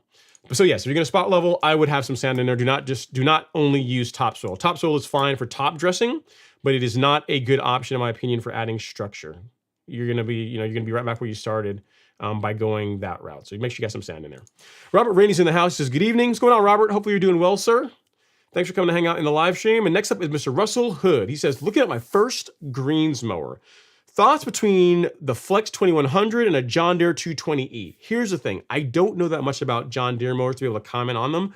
People that have them love them, right? So if you're asking between the Toro or the John Deere, you're going to get a good cut with both. They're both great mowers. You know, the Toro, like my Greensmaster has served me very well. I love my Greensmaster. I don't have I don't have a flex unit. My unit is one of the fixed head units, one of the fixed cutting head units. So you know, the flex is a good option as well if you're looking for something that will like follow contours or undulations a little bit better than my mower. But you're not going to go wrong with either of them, Russell. Like what I would say is this: the same way I answered the other viewer's question earlier, is find out who in your area can work on it. Like who in your area can work on a Toro, who can work on a John Deere, who has parts for them. And then you can decide, you know, based on the pricing, based on, you know, which one you like more based on the condition. I will tell you one benefit that you will also get to the Toro that the John Deere does not have, at least not unless they recently added this feature, is with the Toros, you can remove the axles. So the way the mower is moved, there's like there's these axles and transport wheels go on the mower and use that to move it around. With the Toro, you can remove those. So you can physically take those off, which is kind of a nice feature for you to mow closer to fences or you know, around other obstacles. So you can physically get closer to edging with the Toro than you can with the John Deere, unless they've changed the recent mowers. So that, if that means anything to you, that's like a checkbox in, you know, for the Greensmaster over the John Deere. But I don't know that I would use that as the primary deciding factor. I would say based on if you can get them serviced both in your area, I would look at which one has, you know, lower hours, which one is in better shape. You know what, just in the condition of the mower really is going to determine which one you go with, assuming everything else is equal. You're going to get a great cut with either one of them if they're set up properly. They're both excellent mowers. So I have a Toro. I love my Toro, but there's nothing wrong with a John Deere. People that have John Deeres and they love them too, right? So I think in John Deere the official mower of the PGA. I think that's the official mower of the PGA Tour, right? Although I think Augusta still, I think the Masters still uses Toro, but I think the official of the PGA Tour is John Deere. Augusta National, like most things, they kind of do their own thing because they're Augusta National, right? All right, so we have another super chat here, one from Mr. Yamahawk Gold. I appreciate that, sir. Thank you so much for the super chat. Received. He says, thank you, Ron, and the Golf Course Lawn Academy for your support. Thanks so much. I appreciate that, Yamahawk Gold. You're very welcome. Thank you for coming to hang out in the live stream. I appreciate the contribution to the channel. And now I will find where I left off. So guys, I'm trying to go faster tonight because I don't want you guys to get mad at me because, you know, last week I went on forever and because I am prone to pontificate a bit too much on a question, especially if you ask me about lawn leveling or mowing or like herbicides or fertilization. If you ask on any of those topics, I tend to talk more about it than I probably should. If you ask about anything else, I'm a bit shorter, right? So biostimulants up there too. All right, next up is Dalvin Larry. He says, hey, Ron, is it possible to scalp too low, bare dirt? I know Bermuda is hardy, but after doing it, I think it will make take my grass longer to wake up because I left nothing but the stalk. Thoughts? So I would not take it down to the bare dirt. I will tell you, let me see here. You can look at the Real Rollers Turf Park. I think I got this from last week. You can take a look here. Okay, so this is a good example.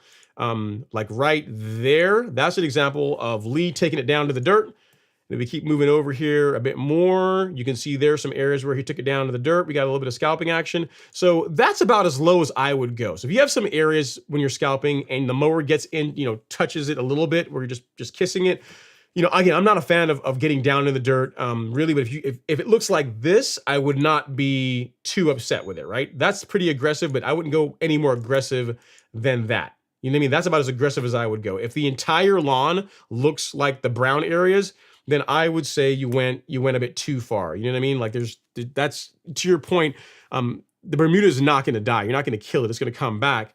But a lot of the benefits you get from scalping, like you're going, you know, you're kind of working against yourself. Like the idea behind scalping is to get rid of a lot of the thatch in your lawn, get rid of the debris, allow more heat and sunlight to get down in the soil, to give the lawn a good reset for the beginning of the season, right?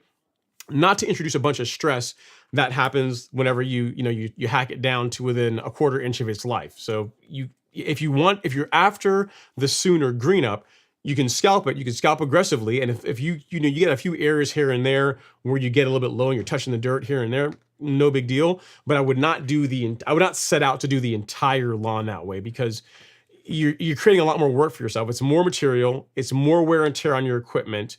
And you know, I just think that you're going a bit too far on the curve as far as the benefits of an earlier green up. So I would be aggressive with it, but not to the point where the entire lawn looks like it's, you know, about to be a seeding project, if that makes sense.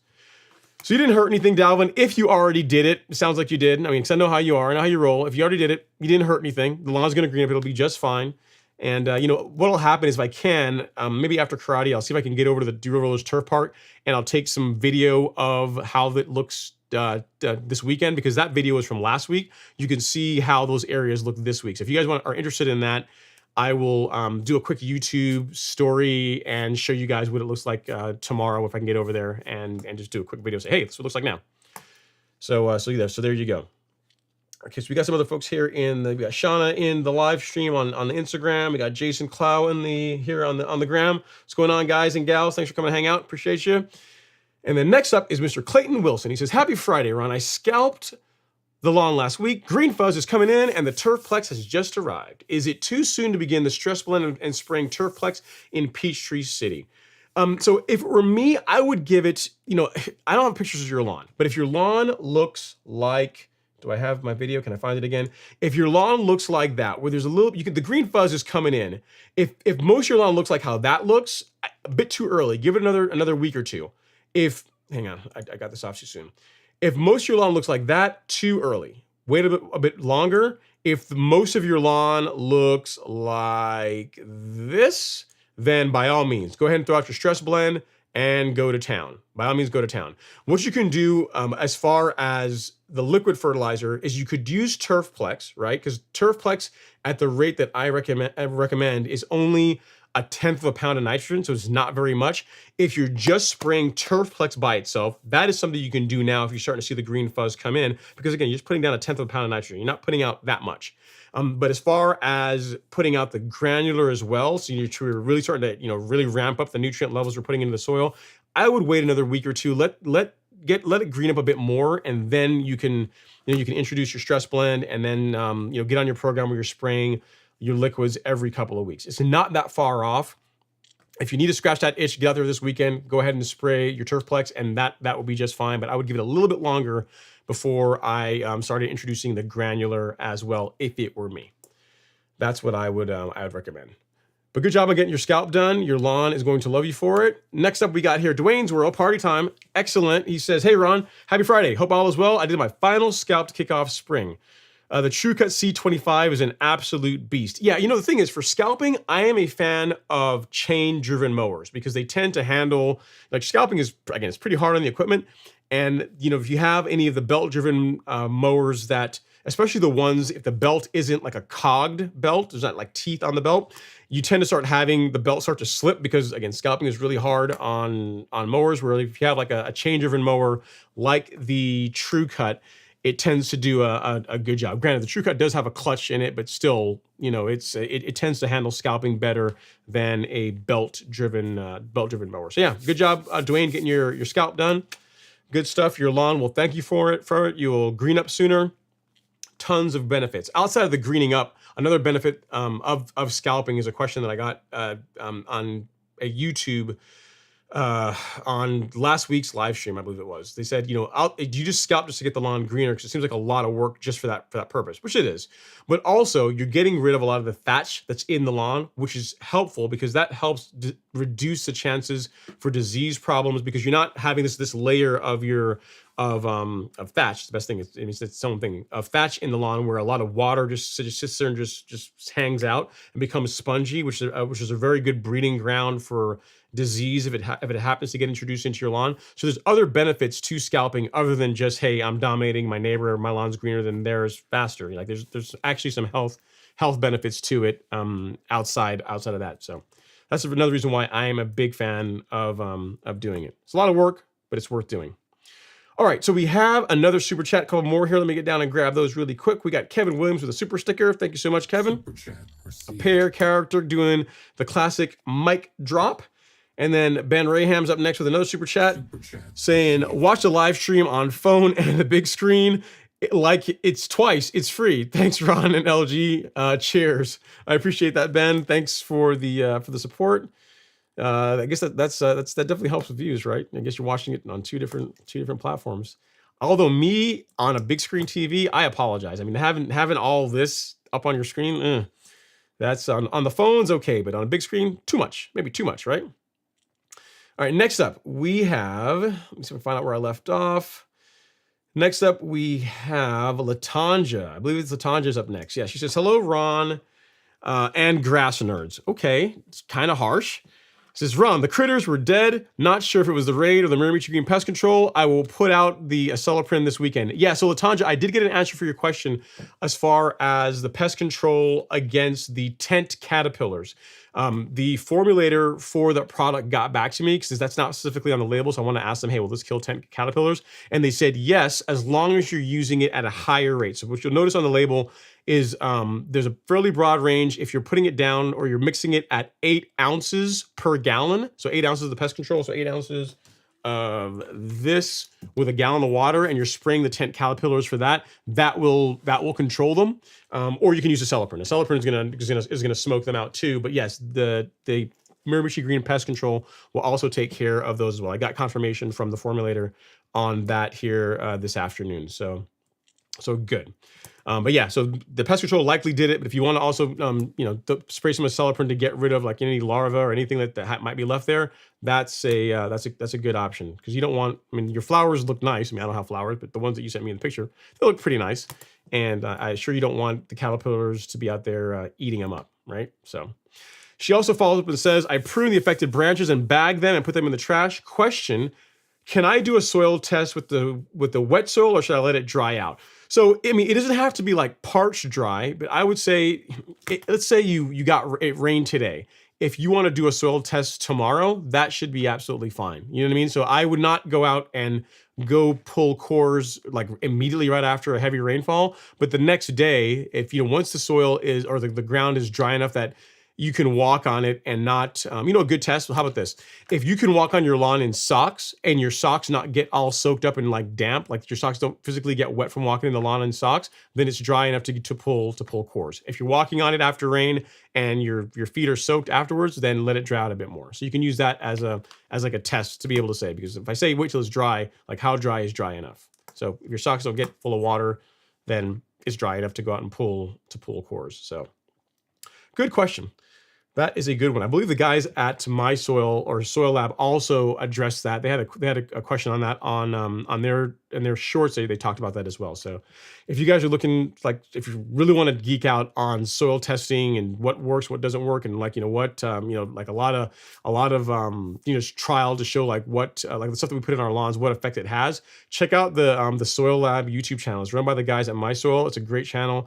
They make a lot of the technical aspects of how soil works and how the products that we apply to our soil, from biostimulants like biochar to the fertilizers like that we apply, like how the effect they have and how they're used. They make it really easy for that anyone can understand it. So I wholeheartedly recommend checking their channel out if you want to geek out on that kind of stuff.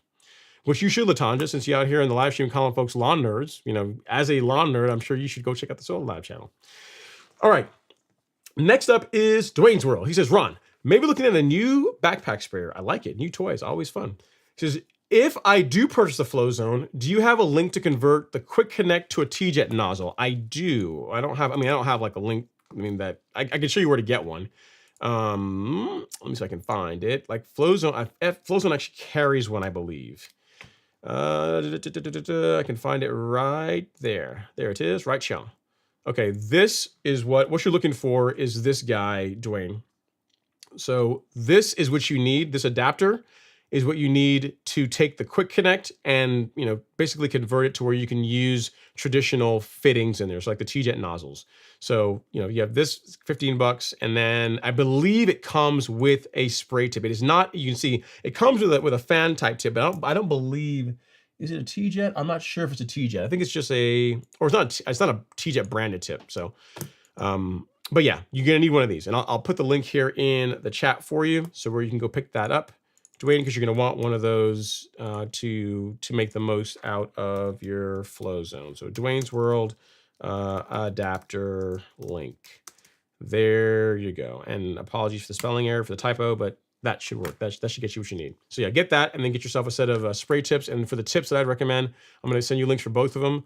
This is the foliar, the flood jet tip. This is the one you use for doing your soil-based applications. So like aceleprins, so like insecticides, pre-emergent, and any kind of soil-based product, you use a flood jet tip. And then for all the really fun products, like your growth regulator, your fertilizer, the stuff that makes our lawn, the domination products, which I guess you could say insecticides kind of are too. You want to use a foliar tip. And here is that one. So those two, that's everything you're gonna need. You're gonna need the adapter, you need a flood jet tip, and you also need a foliar tip. So those three links will get you all squared away. But if you have not yet bought a sprayer, you could just go buy the Yard Mastery sprayer, and then you don't have to buy all that stuff. Because if you add up the cost of the adapter, the tips separately, it's more. And the cost of like the Typhoon 2, depending, I'm not sure which one you're looking at. If you're looking at the Typhoon 2, then it is more expensive to buy the Typhoon and all these parts separately than it is just to buy the Yard Mastery sprayer. So, but they're both excellent sprayers. They're both great sprayers. So you're not going to go wrong with either one of them. But if you want to save a bit of money and get everything all in one, get the Yard Mastery sprayer.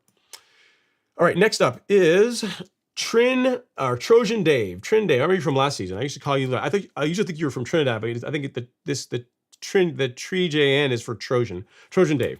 His long time no see. NorCal is still unreasonably cold. I'm sorry to hear that. My RN15 Bermuda has been dormant for almost 5 months. Is there anything I can do other than scalp to ensure the grass comes out of dormancy?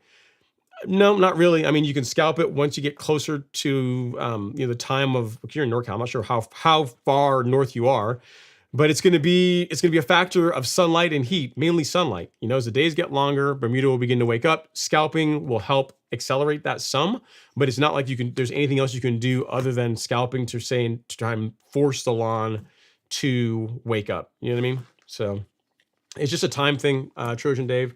There's not a whole lot else that you can do other than that. On the topic of Arden 15, you guys want to see a really cool renovation project that a viewer did. So Dalen sent me some pictures, and so I can show you guys in the correct order, where he did a renovation of his lawn and installed Tahoma 31.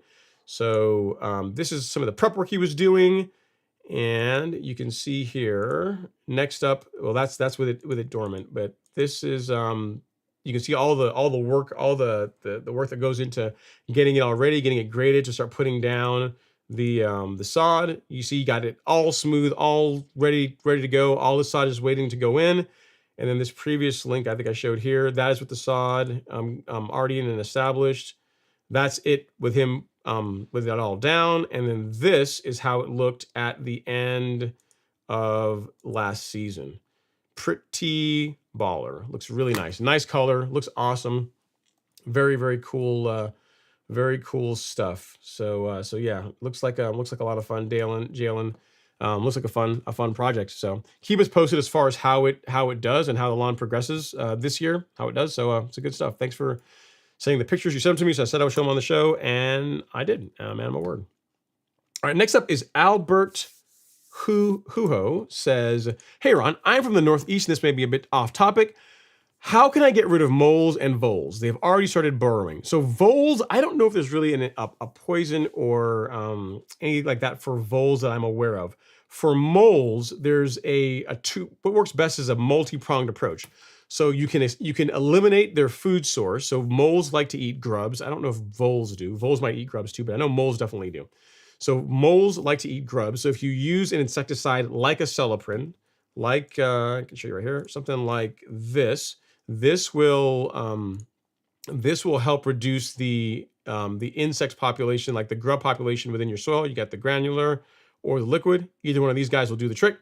So a celiprin combined with mole baits, like some of the traps or poisons, that will help get rid of them. That will make your lawn a lot less appealing to where they will go somewhere else. So use an insecticide to get rid of or to seriously reduce their food source, and then use traps and poisons to get rid of them. So, and if you want a good mole bait that viewers have used and have had great results with, there's one called Tomcat.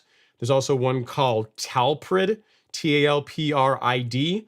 That's a good one, but the one I'm looking here in the chat right now is Tomcat. So give this a go if you are looking for something else in addition to yeah, there we go. So there is the mole poison, and then a celiprin. You can find that on the golf course lawn store. I'll give you a link to that as well. So this is the insecticide filter, so you can see that. So between those two, that's just going to do a lot for getting rid of moles in your lawn. So for voles, I should know that. I have to research that. If voles eat grubs, I don't know the answer to that. But for the moles, like that combination will do the trick. Next up is No Name. He says, at Jermaine Battles and Ron, I have nutsedge around the edge of my lawn where it hits the sidewalk and has been much hotter. Boo on nutsedge. Yeah, it stinks. Nutsedge typically likes damp, wet areas. That's where it tends to grow. The only areas that I get nutsedge on my lawn are the swale. Like through there, I get sedges, and yeah, that's pretty much it. That's the one spot that I get sedges in my lawn. Yeah, and in your case, it looks like you're getting them along the any kind of hardscape. So where the grass and the pavement meet, where that tends to get a bit warmer. It sounds like they're growing there as well. Again, seems a bit early in the season for nutsedge, but yeah, if you want to get rid of them, this will do it. Certainty will do the trick. Mix surfactant with it. I keep telling people that you can buy this. This is great by itself, but to really get the best results, you really need to use surfactant with Certainty or Celsius to get the best results. You're really doing just one application instead of multiple. All right, next up is Mary J. She says, spurge are starting to show up in spots of my lawn. Interesting, Mary. Did you get your pre-emergent down last month? If you've not, I'm not sure if you did your pre-emergent. If you didn't do that, that could be why. The only areas of my lawn that I see spurge, where I get spurge even with pre-emergent, are in the same places that No Name spoke about. So along the edges, so like between the patio and where the lawn meets, or where or like the sidewalk and the lawn meet, those areas where the soil gets disturbed all the time through when I'm edging it. That is where I will get some spurge throughout the season here and there. Most of the time, I'll either just I rarely spray it because I catch it when it's so small I can pull it out. But yeah, I rarely get spurge throughout the main areas of the lawn. That's not really a thing for me. It's only along the edges where the soil tends to get disturbed quite a bit. So sorry you're dealing with that, but you can just use spurge is not a difficult weed to kill. You could use Spectricide, you could use Celsius. Like Celsius will absolutely smoke spurge. That's likely what I would use. I would use Celsius to get rid of it if you're looking for an option. Next up is No Name. He says no real outbreak. I pulled it up. Okay. And make sure No Name, because it's easy to mistake sedges to mistake POA for sedges. You know what I mean? Because the difference is that POA is going to have like a white flower. There'll be a white flower in the middle of it. Because again, it is a bit early this time of year to already be having a lot of sedge problems in your lawn. Not saying it's not possible, but it very well could be that what you're seeing is really POA annua. And not nutsedge. The good news is it doesn't really matter. Certainty will kill both of them. So there is that. Next up is Gary Freeman. He says, hey, Ron, #Shop Action Gang. Happy Friday. Thanks for coming to hang out, Gary, and leading the charge. No comments from anyone here on the gram, so we're good to go. We can keep rolling here on YouTube, Twitter, and Facebook. Next up is Kyle Hell. Kyle's in the house. He's saying, howdy, y'all. Happy Friday. Go get him, Ron. I appreciate it, Kyle. Thanks for coming to hang out in the live stream. Appreciate all the love and support. I know there's things that you could be doing on a Friday night, especially you, because I know Kyle personally. But I appreciate you coming in to hang out on the channel and listen to me talk about lawn care for hours on end. It's funny. He was talking to me today. He was like saying, dude, you went for like 5 hours. Like someone on your live stream was on your show, went to the movies to go see the new Marvel movie, came back, and you were still talking. I'm like, yeah, it sounds kind of bad when you say it that way, but hey, #dedication, right? All right, Andrew Phillips is up next. He says, what is the best way to peel back sod so I can fix a deep circular depression rut in my yard about a 4-foot diameter? I have a good idea on what to do. Any tips would be great, thanks. Okay, so what you can do, Andrew, and I mean, I would say a sod cutter, but what you can do is the same technique that I use for replacing sprinkler heads. So what I will do is I'll get a shovel, like a straight edge shovel, and you'll use that to cut down. Like you'll take that and use it to cut down, like if you can get down 6 inches, that'd be good. But in most cases, 4 inches is about as low as you're going to be able to get. So you cut out you make a 4-inch perimeter around the area you're trying to work on, and then it's hard to describe, but you're going to take the shovel and go down and then start slowly like cutting across. So like say this is the top of your grass. After you've cut down all the way around, you're going to go down with your shovel and then cut and then start going this way. And the idea is you're trying to maintain as much of that soil that's between the surface and where your shovel is as much as possible. Because when you do that, then what you can do is you can then peel or like literally fold that area back, fold it off, do some fill, like do your fill work, and then put it back down, and it's going to recover faster. I mean, you are going to damage some of the roots, but the more material that you can take out with the sod when you're removing it, when you're peeling it back, the better you're going to be. I mean, if it's Bermuda, it's likely to recover anyway, regardless of what you do. But if you're looking for it to recover as quickly as possible, the least amount of trauma, try and get, if you can, at least 4 inches. More is better, but 4 inches is what I aim for as far as from the surface down to cut across and then peel back and then do your fill work and then add it. And here's the thing that's going to happen: even after you fill in that little circular depression, you're still likely going to have to do some top dressing, once you're done to get it to fully blend in nicely with the rest of the surrounding area. So just plan for that. That a light top dressing, a little spot top dressing is going to be in order, once you're finished. But that's how I would go about it. I would use the same technique that you use for sprinkler head replacement to minimize damage to the lawn that you're taking out. So a good flat shovel and the technique that I was telling you about. All right, next up is C Hill. He says, weak spots. This is the way my house sits, a small part of the grass is blocked from getting sun and is always the last to grow. North Florida, St. Augustine. It's right in front of my sidewalk. That's got to be irritating. But yeah, sunlight is the big thing, man. I mean, sunlight. I always say it. Bermuda will grow in sand. It'll grow in concrete. I said it will. The one thing Bermuda will not grow is in shade. Like Bermuda and shade are like mayonnaise and ice cream. They just don't go together. Just don't mix it. So yeah. In your case, you could substitute Bermuda for St. Augustine. St. Augustine shade don't go together. It's like mayonnaise and ice cream. And that's just what you're gonna find. I mean, really, the more direct light the grass can get, especially warm season grass, the better it's going to do. You have some grasses that are more tolerant of less sunlight, like zoysia is more tolerant of less light than Bermuda, but it still does better with plenty of direct sunlight. So that's just the thing. The more light you can get on warm season turf, in general, the better it's going to do. Next up is Mr. Andrew Phillips. He says, Ron, I have very low phosphorus and I need a liquid to improve phosphorus. Bloomplex or Greens Plus? Which would you go with? Only differ by $1 in price, so it makes the decision harder. I would go with Bloomplex. That's what I would use. I would use Bloomplex over the Greens Plus. I believe Bloomplex has, let me look here. It's like 16%. If memory serves me, it's like a 8-16-5, I think, maybe.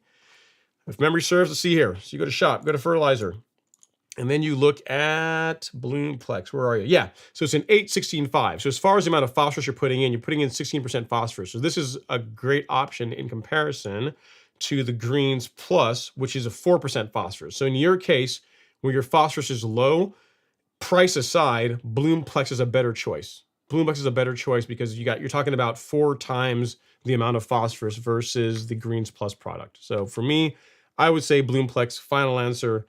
That is what I would go with.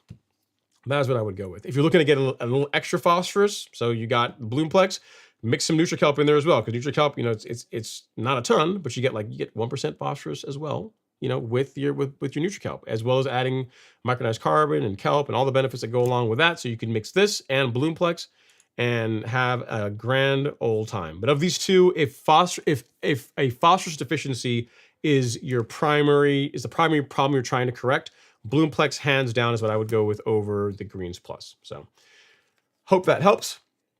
Next up is Lej, says recommendations for treating broadleaf weeds in winter rye overseeded on Bermuda. Okay.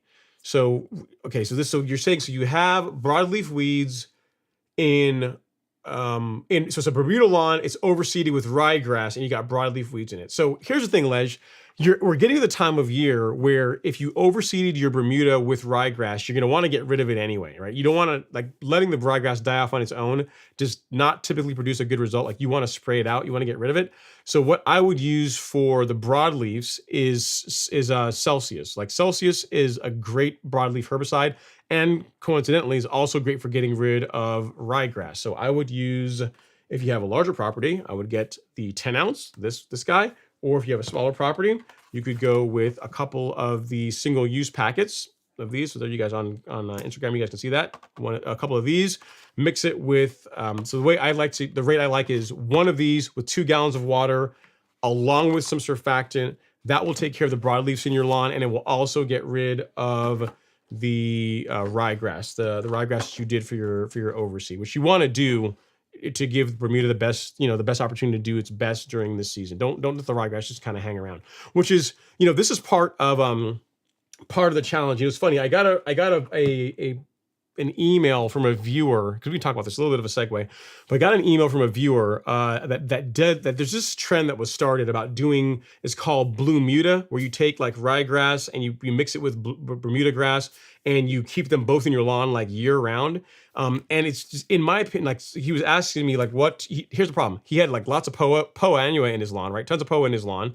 And he was like, what do I use to get rid of it? I'm like, I don't know what to tell you. The problem when you do that, when you mix cool season grass and warm season grass, is you kind of have to pick which one do you love more, because herbicides that are traditionally safe for cool season grass are not safe for warm season grass. There are some that will work on both, but when you're trying to take care of a problem like POA, certainty is excellent against POA in warm season turf, but you don't want to spray that on a Kentucky bluegrass lawn, right? So for that reason, I mean, seeing this question about the winter overseed is something where I kind of reminded me of that question I got from the viewer earlier this week, which is why I would encourage you guys to not do that. Like if you want to do a rye overseed, like when fall hits and you want to like keep your lawn green year round, or over the winter months and into the early spring, by all means go for it. No worries at all, because the Bermuda's dormant. And for the most part, if you're using some herbicides, some post-emergence to get rid of the, a few weeds you have in your ryegrass, while Bermuda's dormant, that's not going to be such a big deal. But if you're trying to keep both of them alive at the same time, to where you're not trying to get rid of the Kentucky bluegrass, that's what this Bermuda thing is, where you're growing bluegrass and you're growing Bermuda at the same time. Like you're introducing a lot of headache to yourself, a lot of pain that I don't think most people really don't really realize. Because in addition to herbicides, you take herbicides aside, right? So say even if you can find a herbicide that you can spray on warm and cool season turf, right? You can't really use some of the better ones like Celsius. You can't do that on warm season turf.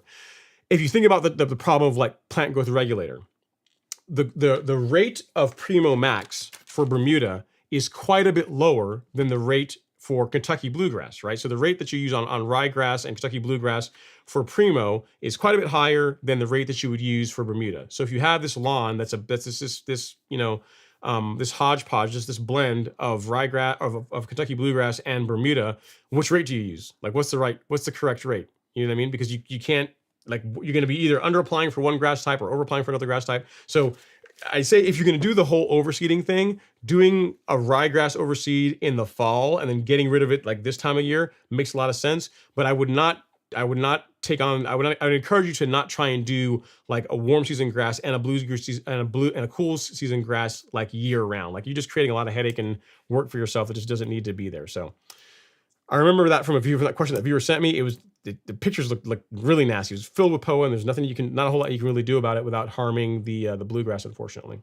So hope that helps. Lage, what I would say is get Celsius. That's a great broadleaf product, and it will also get rid of the ryegrass, which you really want to do that this time of year. And next up is Quincy Williams. I was going to say Quincy Jones. Takes me back to my youth. It's just a lot of his music. Okay, so how soon can I scalp my yard after I put down pre-emergent? You could do it the fall. A couple of days later. There's not really. If you're scalping and you're not getting down into the dirt where you're taking a lot, you're getting your mower like that low, you're like taking dirt out, which you shouldn't be doing. You should be fine. There's no reason. There's no problem with scalping after you do your pre-emergent. So as long as you apply it, water it in. So water it in, a good quarter-inch, half-inch. Give it a good soaking. Get it down into the soil. If you want to scalp, a couple days afterwards or a week afterwards, there's no problem with doing that. What most people do, or at least a lot of the people in the Golf Course Lawn Academy do, is they will do their scalping. This is why we do like our pre-scalp like earlier in the season. So like in February, a lot of the people in the Golf Course Lawn Academy were already getting their scalp, or at least their pre-scalp work done. And then they do their pre-emergent after that, especially if you're going to be using a granular pre-emergent. And then like now, this time frame, they'll do their final cleanup scalp and then just wait for the lawn to green up, right? So if you're using a liquid, it matters a bit less because you're going to apply the liquid pre-emergent, you're going to water it in, and as long as you do a good job watering it in, it's down in the soil and you can do your scalping, no big issue. If you're using a granular and your lawn is particularly thick, you want to make sure that it gets watered in properly, because the last thing you want to do is go out there and spend all that money buying granular pre-emergent, you apply it, and then, you're going and you're scalping and you're taking all this material out, and you're taking out some of the pre-emergent along with it. So in both cases, if you apply it properly and you water it in adequately, there's not a problem. If you're using liquids, it's even less likelihood that there's going to be an issue. If you're trying to be, super safe, like if you haven't done pre-emergent yet, which you should have already, but if you haven't done pre-emergent as yet, what I would say is get your scalp done, do that really quick, and then literally the day after, or once you're done with your scalping, go ahead and put your pre-emergent down. Like that's an option as well too. So, but if it looks like if you've already done your pre-emergent, you can scalp, the next day if you wanted to. There's not really an issue as long as you do all the stuff you're supposed to do afterwards. As long as you water it in properly afterwards, there's no problem with scalping once you are done. Next up is Tom V. He says, happy Friday. Thanks so much for your quick response to my soil test. Looking forward to using the right products at the right time. Good stuff, Tom. You are very welcome. I remember your email. And yeah, no worries. I'm glad to be of help. Next up is Mr. Troy Ridley Photography. Let me check here really quick and make sure there's no one here in Instagram with questions. Nope, there aren't. All right, so Troy Ridley Photography says, hi, Ron. What's going on, Troy? Hope you're doing okay. He says, thank God it's Friday. Good, yeah, it's Friday. It's a live stream, right? It's always a good time for that. And then Thunder Nuts is up next. Awesome name. He says, thoughts. I use mushroom compost as a spring lawn boost. I've never done it. I've never tried it to know how it would perform. I don't know. I can't, I mean, it's organic material, but I don't know how using mushrooms as compost, how that performs. I mean, I think it's going to be unlikely to perform as well as, say, a product like Essential G. So even if you take like mushroom compost, right, which is just strictly organic material, one of the big benefits of a product like, let me get here, like Essential G is in addition to having compost in it. So you got 45% compost, reclaimed coffee grounds, you got biochar, which is really good because that again, allows the fertilizer that you apply to your lawn to work for longer. So instead of you apply fertilizer and then you get lots of heavy rain, it leaches out of the soil, like it gets down past the root zone where it can't really be used. You just effectively lose it. Biochar, you can think of it as like little pockets that attract water, attract nutrients, and holes onto it so that you get more out of your fertilizer for longer. So mushroom compost is not going to have that. It's not going to have humate. It's not going to have silicon. So as far as I have a more complete biostimulant solution, I'm a fan of doing of Essential G. But if you've got access to a ton of mushroom compost and you want to apply it, by all means. I've never done any research into it to know what the benefits of it are. You are one of, like, I've been doing this live stream for coming up on 3 years now, and I think you're like the second person that's ever mentioned mushroom compost to me. So I don't know if you got access to a bunch of it, and if you do your research and it looks like it has some benefits, by all means go ahead. But there's also something to be said for a more curated biostimulant product like the Essential G product from Miramichi Green. So hope that helps. Okay, next up is VK. He says, I have St. Augustine and most of the grass has fungi, has a disease problem. I purchased Caravan G 3 days ago and I put it down. Do I have to do it every week or every month? From Austin, Texas, thank you. No grass at all. Okay, so what I would say this VK is, as far as Caravan has, like, you probably have brown, it's likely brown patch because St. Augustine gets that quite a bit. But as far as you applying Caravan, that's a good option because the fungicide that's in Caravan, azoxystrobin, is effective against that particular lawn disease. I'm assuming that's what it is. I don't know for sure, but that's pretty common in St. Augustine. But what you would do is you would apply Caravan, like you did that this time, but I would not do that again as a follow-up. So traditionally, whenever you're trying to control a disease problem in your lawn, you will apply a fungicide, and then 3 weeks later, you will apply a follow-up. So in this case, you did Caravan, that's your fungicide, your initial fungicide, but I would not do it again in 3 weeks because, remember, Caravan G is a combination insecticide and fungicide, and there's no reason to double down on the amount of insecticide that you're putting into the soil. So I would just you did Caravan, that's fine, it's good to go. What I would say is, for your follow-up, I would go with Headway. So go to the store, go to fungicide, insecticide, and then go with Headway G. Headway G, this is strictly a fungicide as far as a product that you can use at the 28-day or that 3 week mark after the initial application of Caravan. This is what I would do. I would not do Caravan again for the reason I just said, because with Caravan, you don't just get the fungicide, you get the fungicide and insecticide. So Caravan initially that's fine, no problem with that. But for your follow-up, go with Headway. Go with Headway G. That is what I do. And also Headway has the advantage of also having propiconazole. You're getting like 2 fungicides in one bag. So that's a nice benefit, a nice bonus to going with Headway as well. So hope that helps. Sorry you're dealing with that. I know disease problems stink. I mean, if you guys want to see, I'll show you here really quick. We can go back to this. So Headway G, if you go back to this, 2 years ago at this point, this is my lawn. This is my lawn. This is some large patch that I had on my lawn. And you can see how ugly that is, and it's painful to watch. So you apply 2 weeks before, I apply Headway, And if we, this is like shots from the video, and this is 2 weeks later. If you look, you can barely make out, look really close, you can make out just barely the area where the lawn was really damaged, but you can see now how the lawn recovered, 2 weeks later, once Headway was able to arrest the spread of the large patch in the lawn. You know what I mean? So that's the idea behind fungicides. Like fungicides don't, it's not like you apply a fungicide and it's not like fertilizers. Like you apply a fungicide and it makes your lawn green. It like heals the area. It kills the fungus. It prevents the fungus from getting any further, from spreading any further. And what that does is it allows the lawn, the grass to recover. And this is what you get a couple of weeks later, right? So for your follow-up, I would use Headway. I would not use Caravan again because there's no reason to double down on throwing insecticide into the soil if you can help it. There's no reason to do that. All right, Jackie Bear says, pass through to drop a like. Hope y'all have an excellent stream. I holla. I hear you. Jackie Bear, I will see your I holla and have a sip of my Milo's lemonade. Or Milo's Arnold Palmer. I guess technically it is lemonade. It's a combination. Next up is Ahmed Jones. He says, good evening. I've waited to scalp my lawn, Bermuda. I live in Memphis and we are going to have temperatures for a low of 32 next week. Should I wait to scalp until the end of April? It's your call. It's your choice. I will tell you this, Ahmad. My lawn has been scalped since, or it's been at like the height that it's at since February. Like it's been low. I've had it at 3/4 of an inch pretty much all season. And then here recently, I took it down just below that. It's at 5/8. So, and during that time, because remember, even during the here in Georgia, we had a couple of days there where we got into single digits. We had like freezing temperatures. We haven't had snow this year, which is kind of nice.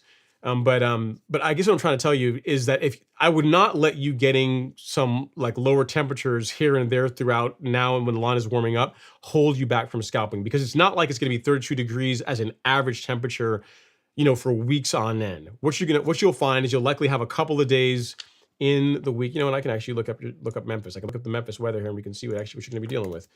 It's not like you're going to have 32-degree temperatures for extended periods of time. So look at this. So here is the temperatures for Memphis, Tennessee, right? Actually move my face. You can see Memphis, Tennessee. There you go, right? So that is what we're looking at. This is the 10-day. So it's 39 tonight, which is cool. But tomorrow it's 53. And we'll look at the lows. 47, 36, 32, 34, 48, 54. So yes, you have some ups and downs here and there. But for the most part, all your highs are in the 50s, 60s, 70s.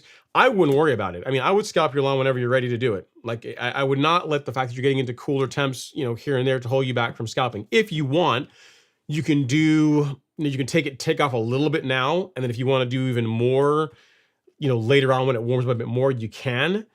But I would not let, cooler temperatures just for a couple of hours, a few days out of the next 10-day forecast hold me back from getting my my scalp done. Bermuda's very hardy. Like it'll tolerate that just fine. It's not going to be a problem.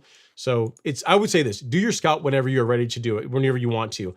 I would not wait till the end of April, mainly because it's just going to be hotter then, and I just wouldn't want to be out there scalping my lawn when doing that kind of work, when I could have done it when it was a bit cooler. So you can, it's really your call. You can do it later in April if you want. You can do it whenever you want to do it. But I mean, I am a fan of, kind of like my pre-immersion, I'm a fan of getting like a pre-scalp done like earlier, like late winter, and then get your final scalp done in the March timeframe, which I've already done. And I think a lot of viewers you'll see here on the live stream have also already done. And then just wait, let the lawn begin waking up and doing its thing. You can wait till April if you want, but it's going to slow down green up. And you have Bermuda. It's not like there's a whole lot of reason to wait that long. Bermuda's very hardy. It's going to be just fine. Like from 2021 to 2022, my lawn was at 1/2 inch throughout the entire time. Like it was during the winter, everything was at 1/2 inch, and it woke up just fine. And last year we got snow. We had like days when it was freezing, and we got snow for a couple of days. And Bermuda was like, no biggie, no problem. So, because your weather, I mean, you have a bit cooler trend than I do here in Georgia, but it's still up and down, much like the rest of the Southeast United States, So I would say do your scalp whenever you're ready. If you want to do it now, you absolutely can. It's not going to hurt anything. Next up is Trilla. He says, happy Friday, Ron. I did my final scalp this week. Hey, Ron, when it comes to turf raking, how aggressive can I go without damaging the lawn? Height of cut is at 1/4 of an inch right now. Okay, so when it comes to turf raking, Trilla, I don't like to let the tines get down to where they're actually touching the soil. So the most aggressive I set my turf rake up for is about 2 millimeters above the surface. And you could even go less aggressive than that. You go like 4 millimeters above the surface. So I would not, going super aggressive is not the way I would go about turf raking. Turf raking works best when you do it often and you don't do it very aggressively. That's when you don't, you don't introduce a lot of stress to your lawn, and you get all the benefits without stress and causing damage to the lawn. So I would not go aggressive. I would not go super aggressive. You don't want the tines getting down into the soil if you can help it. And you just a little bit often is the way to go. That's what I do on my lawn, and it produces great results. So really, what you'll find is this: once you get the thatch cleaned out, right? When you have the thatch under control in your lawn, you'll be able to go to turf raking once a week, and that's going to be all you're going to need to really maintain some like ball or stripe action, like awesome stripes, and also manage thatch in your lawn. So it's going to help with disease problems, awesome stripe action. Again, it's like stripe action for days, stripe action to die for. You look at that. That's the basically dormant grass that's waking up, and those stripes are still popping really good, and that is from the turf raking that's been done over the last season, over the winter months. Just the fact that I get out there every now and then when I'm bored, and I just turf rake it. So I would do a little bit, and I would do it frequently, more so than doing an aggressive turf rake and doing it just once, because it's just not your lawn is gonna benefit from it more by doing a little bit more frequently. So hope that helps. Next up is, let's see here. So No Name and Ahmed are having a sidebar. And next we got Grasshopper Lawn Care, GA. I haven't seen you in a while, man. He says, hey, Ron, been a long time. Sorry, I've been busy.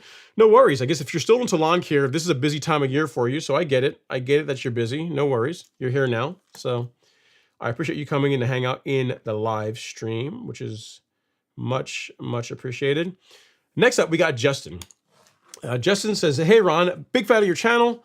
I am looking to top dress my St. Augustine lawn in Tampa with the Miramichi Green carbonized PN. Should I be mixing it with sand, and at what ratio? Yeah, so carbonized PN, so there's a, I wish I had I wonder if I have a picture from that viewer, because he was in Florida too. I think on the carbonized PN here, I think in the product description, that picture that we have is from someone in Florida with St. Augustine grass. And they, do I have one? I think, no, maybe not. Maybe not. But yeah, so a viewer did what you're planning to do with carbonized PN, but they didn't mix any sand with it. They just used it just as a way just to improve soil quality. So they just top dressed the entire lawn with CPN, with carbonized PN, and it produced a great result. Now, if you're going to be mixing it with sand, what I would say, just to say a 70-30 blend, that's the ratio that I'm a big fan of when it comes to leveling, if leveling is your main goal, but it's kind of hard to do that if you're mixing it yourself, right? Because carbonized PN doesn't come already mixed. So even if you went with a 50-50 blend, so you went like half carbonized PN and half of a coarse sand, like a river sand or a masonry sand, that's going to produce a great result where you're going to get some structure, you're going to be able to level things out a little bit, those little low areas in your lawn. And you're going to be adding, arguably one of the best, compost or biostimulant products that you can add to your soil. Again, remember, like all the other products that Miramichi Green makes, as far as like their granulars, Essential G, or the one that they make for Site 1, like all of those at their core are carbonized PN. It's carbonized PN, and the same ingredients that go into that are what they use for those, and they just turn it into a prill form. So in your case, if you're just gonna top dress, you can go with just straight carbonized PN. That is what I'm gonna be doing on my lawn this probably here in 3 weeks or so, 3-4 weeks, depending on how things work out. 3 or 4 weeks from now, early April, I'm gonna be doing just the front lawn with just carbonized PN. I've done that in the past. I can link a video here where I showed doing that. But in your case, if you're also trying to get some leveling out of it, you're trying to add a bit of structure, mixing some sand in there is not a bad plan. So it's your call. You can either do straight carbonized PN. That's not really great for leveling, excellent for top dressing, but not for leveling work. But if you're trying to, again, if you're trying to get some structure, then add a bit of sand. 50-50 blend will be just fine for your St. Augustine grass, and go win, right? You're gonna love the way your lawn looks with it. I mean, the color. I keep showing this. I'll show you guys my lawn here from doing this. So this is from that video when I was doing a bunch of carbonized PN on my front lawn. It's actually me doing it. And I'm telling you, this picture doesn't even do it justice. But if you look at the color here, like the color, you see that how the color of the lawn, it has never, like I do a lot of things on the lawn as far as like my fertilization program and biostimulants, but as far as like the color, how deep and rich the green was, it has never looked like, the only time it's ever looked like that was when I did that top dressing strictly with carbonized PN on it. I mean, it's hard to describe. This picture really doesn't do justice how rich and how deep green the lawn was. So that's why I want to do it again this year, right? We're gonna do it again, and you guys get to come along for the journey. I'm going to film it, and you guys will get to see. So it's your call. You can go straight carbonized PN, or you can add sand with it. Either way works, and you're gonna love the results. You're gonna love the way your lawn looks with that particular product. So, good question. All right, next up is Jose Balderas. He says, "What do you think of California trimmer reel mowers?" They're a reel mower, so by definition, they are awesome, right? If you're a reel mower, you've already checked one box. I put California trimmers, I put McLean and True Cuts all in a category. They're in a similar category. Of the mowers in that category, I prefer, against purely a preference, I prefer the propulsion system, the drive system of the True Cut over the McLean and California trimmer.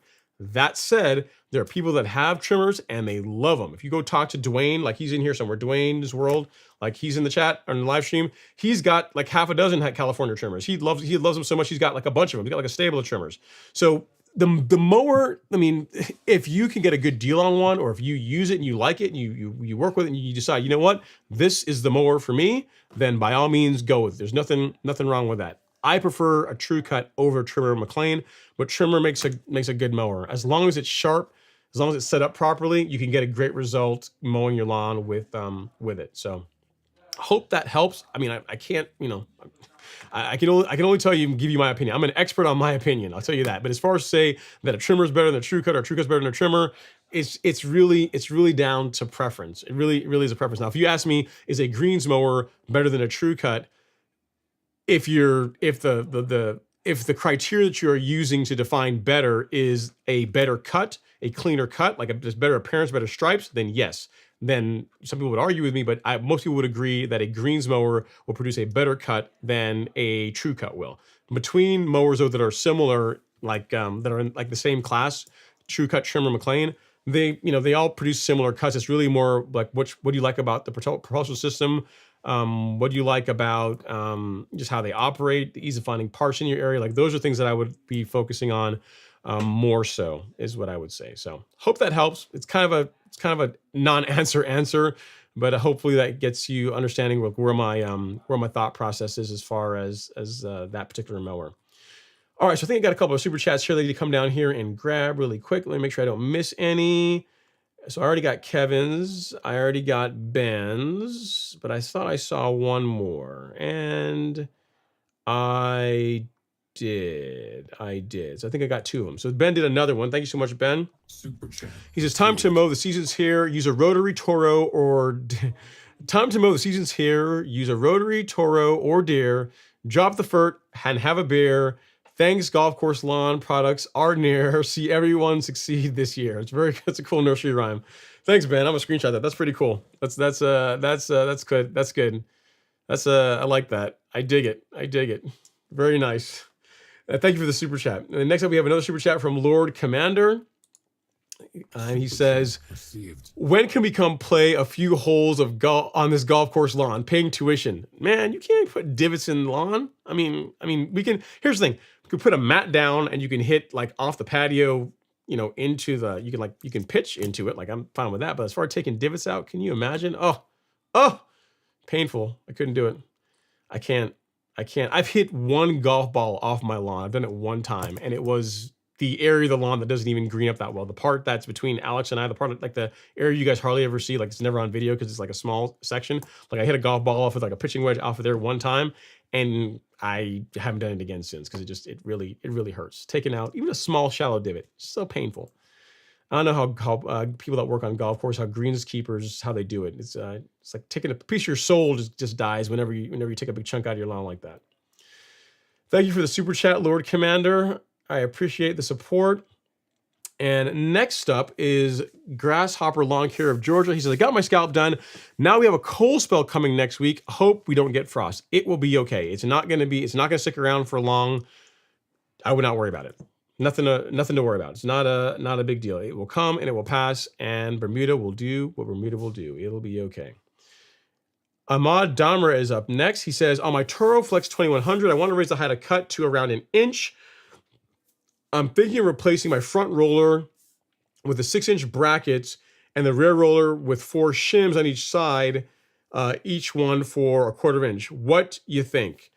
So here's the thing. I know there is a height of cut kit for the flex mowers. I don't know if that's it. I don't know if that's what I don't that might be what they do. I don't have a flex, so I can't tell you exactly what goes into that. But because the flex, I think that the max height of cut on that is fairly low. It's like around it's around 1/2 inch or so. It doesn't go up nearly as high as the fixed cutting head units. I don't know. I would do this, I bet. I would not try and make something yourself.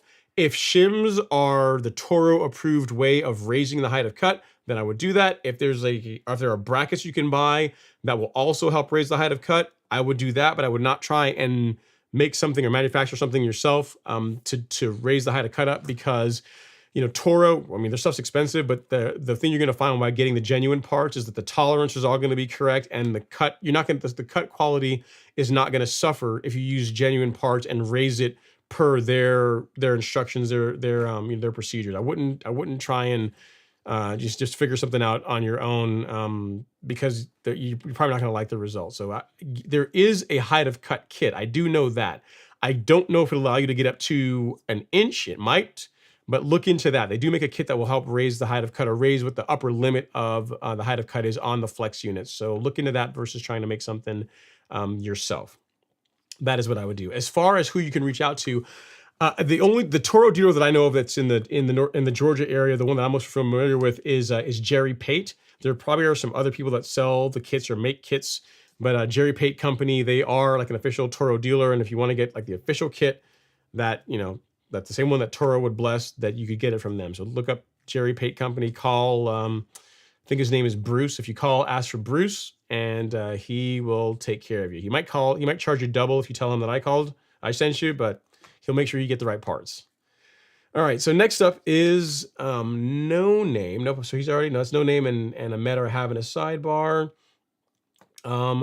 Let's see. Vahid Navi says, Dear Ron, do you know what mycorrhiza exactly is doing with the soil and roots? So it's a type of fungi. It's a type of mycorrhiza fungi is a type of fungi that is that's if you think about the way fertilizer works. So you apply fertilizer to your lawn, and mycorrhiza fungi, along with other types of bacteria, will consume the fertilizer, and they will convert the fertilizer into a nitrate. We'll make a nitrate. We'll create a nitrate that the grass can take up. Right? I think it's an ammoniacal nitrate. I believe that's right.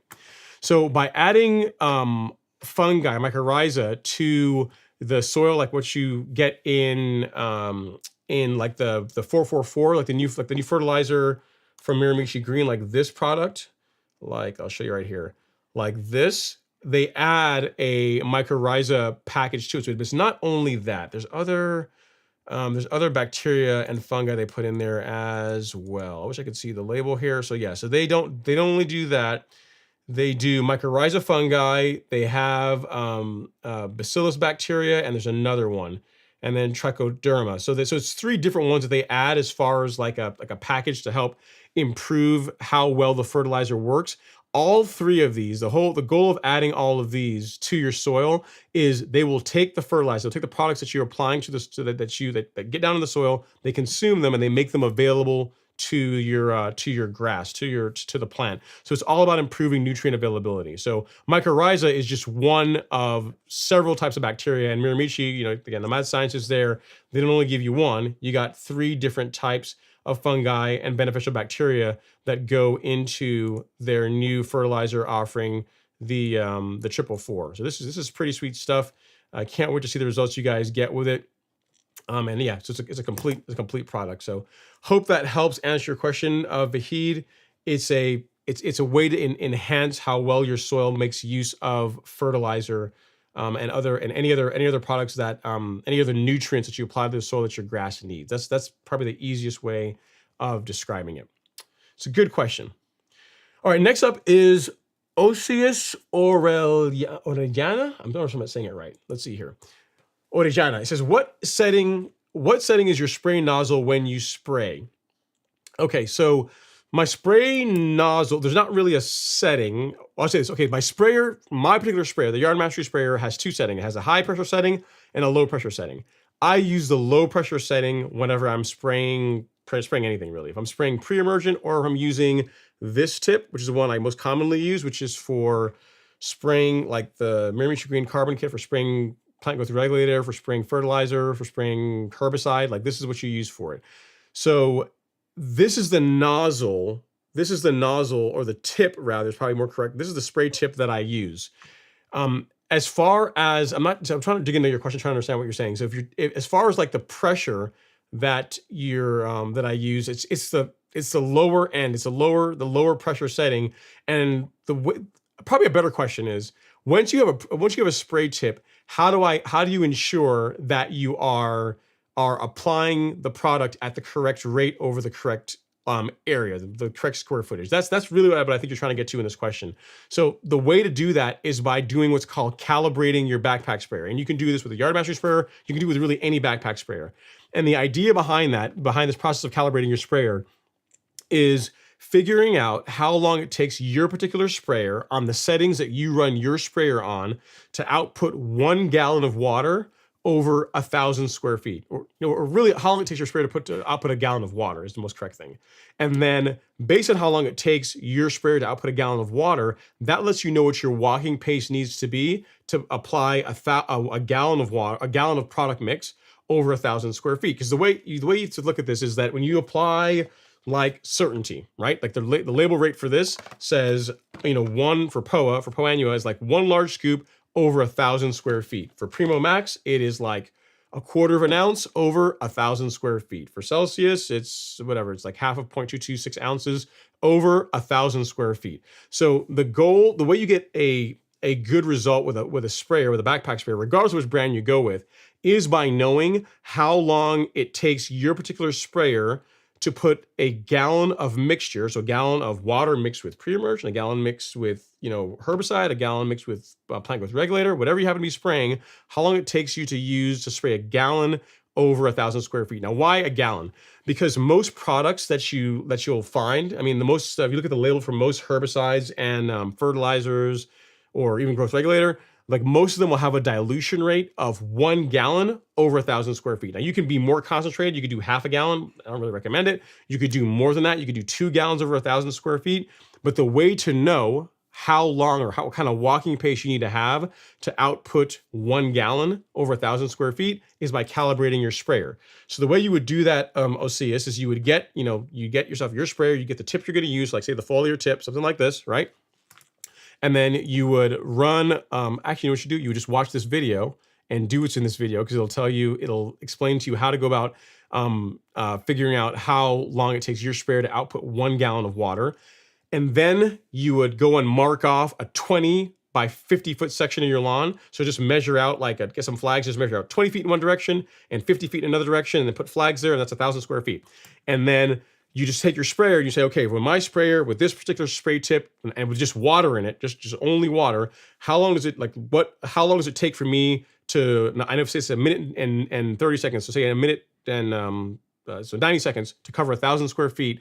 What walking pace do I need to have to where I can spray 1 gallon over this imaginary 1,000 square foot lawn section that I marked off, right? And you really only have to do that once. And it's the idea behind it is to, one, get a feel of how fast you should be walking, and also just to kind of learn, it really is to learn your walking pace and how to apply the products to ensure that you're getting that 1 gallon over 1,000 square foot rate. Because if you get that right, using a backpack sprayer is very easy. Like you can literally spray anything that you see that we carry on the golf course lawn. So you can pretty much apply any liquid product with confidence, because the label is going to tell you how much active ingredient needs to go over 1,000 square feet. And the way to know that you're actually doing that is to calibrate your sprayer. So I beat that one to death. What I'm going to do is I'm going to share a video for you that shows how I do it. There's multiple ways of doing it, but I have a video that shows how I like to do it. And if you follow this, it's not hard. If you're really slow, it takes you all of 5 minutes to go through the process of calibrating it. And then once you're done, and you know how long it should take, and away you go. So this video right here that I'm putting in the chat now is the one that I would recommend that you watch. Let me see. So at OCS sprayer calibration. And there you go. Yeah, so watch that video. And if you have any questions, feel free to email me. You can always drop me a line if you have any questions about it. But yeah, make sure you calibrate your sprayer, because that's really what you're getting to with the crux of this question. It's, how do I ensure that I'm not going to mess up my lawn? I'm not putting too much or too little product down on my lawn. And the way you do that is by calibrating your sprayer. All right, next up is Matthew McFarland. He says, great content, Ron, always passing along your channel to my friends and neighbors. Thank you so much. I really do appreciate it. Like, word of mouth really matters a lot. On that topic of passing along the channel to friends, family, and neighbors, if you guys, because a lot of you guys are like diehards, you've been on the live stream, you've been on the YouTube channel, been subscribers for a while. If you guys have bought products from the Golf Course Lawn Store and you've used them, you enjoy them, you're getting good results with them, please leave a review. Consider going to the store, and I'll show you how you can do it. It's really simple. So you just go to the store, and for some of you guys that have already gotten the Miramichi Green like this, some of you guys have already ordered this and gotten it in stock. Once you get it and you put it down, get out there and go here to the nice write a review section, drop a review in there. It really does help out. We got some here for Nutrizol, a few here and there, but the reviews really does make a difference as far as helping out the store. So if you've used the product, feel free to go down here, leave a review. I prefer a review with pictures because pictures are awesome. So, but if you just leave just a text review, that's fine as well. But a review like this with pictures showing your lawn and the results you got with it, or even if it's just showing you, hey, I've got the product and I've got, it's on the back of my pickup truck and I've got it and I'm about to go spray my lawn with it, or just you using the product, that's fine too. But if you guys would be willing to leave some reviews in the store for products that you've already purchased, would really appreciate it. It really does help out. I know that's a bigger ask than hitting the like button, but that's another ask that I have for you guys. Go to the store, leave some reviews if you bought stuff from us and you like the results you're getting with it. It really does help out. Really does. All right, next up is Troy Ridley Photography. And you know what? I've been getting this question ever since Bear/Enview did this. I've been getting this question all the time. It says, is there a single dose for certainty to go with the single dose for Celsius? No, there isn't. There isn't. Not yet. And I don't know that they'll do it. They might, but you got to figure. You remember Celsius, this is 10 ounces, a 10-ounce container. Certainty is like 1 1/4 ounce. So it's already a smaller amount. And 1 of these 1 1/4 ounces containers of certainty will cover an acre, depending on the rate in which you're spraying. So it's already fairly small. What you could do is you could just get, if you wanted to not spring for the 10 ounce, which I still think is the best deal if you want to do that. But if you want to go with these, the small one, if you get this, let me go over here because this one will focus. You can get this and combine a little bit of this with it, a little bit of surfactant, because that makes these guys work super awesome. So these two, a little bit of surfactant, and away you go. So you can already save some money by just going with the single-use packs. And yeah, certainty. Unfortunately, there's no single-use packs for those as yet. And I've not heard any grumblings or any plans to do so anytime soon. But at least you can do that for Celsius. So that is something, right? All right, next up is Anthony Raffles. He says, thanks for answering my question. Really appreciate that. Those two are kind of what I'm leaning towards. Now just the fine ones. You're talking about mowers? Yeah, man. Yeah, I mean, you can't go wrong. Just do your research. Make sure you can find a service a shop in your area that can service it, that can sharpen it. If you need parts, you can get parts for it. Because real mowers are they're well-built machines. They don't look like they break all the time. And when I say that, it makes it sound like, hey, they're going to break all the time on you. That's not the case. They're very well built. But whenever they do need maintenance, you don't want to have to ship the mower out or have to drive 4 or 5, 6 hours to get parts or to take it to someone. So I would say find a place nearby that can service it. Because here's the thing: a big part of getting a good result with a real mower, a big part of getting a good result with any mower is that the equipment is kept sharp. And unlike a rotary mower, which is something you can sharpen yourself, with a real mower outside of the occasional back lap, it really should be done by a professional. So having a service that's familiar with sharpening your particular mower is a good thing to do. It's a good thing to add to your checklist as part of researching which mower to buy for your particular lawn. So good stuff, Anthony. All right, Dalen Krause is up next. He says, hey, Ron, in Oklahoma, average temp is 55 to 60 degrees. I sent pictures of my new Tahoma lawn. I've already shown them. You guys want to see his new lawn? This is his new Tahoma lawn. Looking solid. I approve of this picture, Dalen. Good job. He says, with it being dormant, what should I look for when to fertilize, scalp, to stop the heavy water cycles during the growing season? Okay, so you're in Oklahoma, so your temps are cooler than than here in Georgia. I mean, really, here's the thing. I scalped my lawn, and I did my cleanup work like earlier last month, right? So if you want to start cleaning out some of the debris, if you and do like a light pre-scalp now, I'm not opposed to doing that. If you don't have any hard freezes for an extended period of time in the forecast, or you don't expect any more snow for the rest of this season, you can get your scalp done. There's nothing really holding you back from doing that. So get that done. That's not going to be. I wouldn't wait too much longer to get that done, especially with your average temps in the 50s and the 60s. Get your scalp done. All right, when to fertilize. As far as when to fertilize, whenever the lawn is waking up. So whenever you got the green fuzz, and I'm sure there's a technical term for it, but whenever you look out at your lawn and it's kind of brown, but it's also kind of green, like you can see, like the lawn is waking up and it's starting to think, it's like, hey, I'm about to, the fun's about to start. When you start seeing that, when it starts to look like, and I'll show you an example of the green fuzz. When your lawn begins looking like, and I can't fast forward because your name's, I can't use the slider, but you'll see here, when your lawn starts looking like that.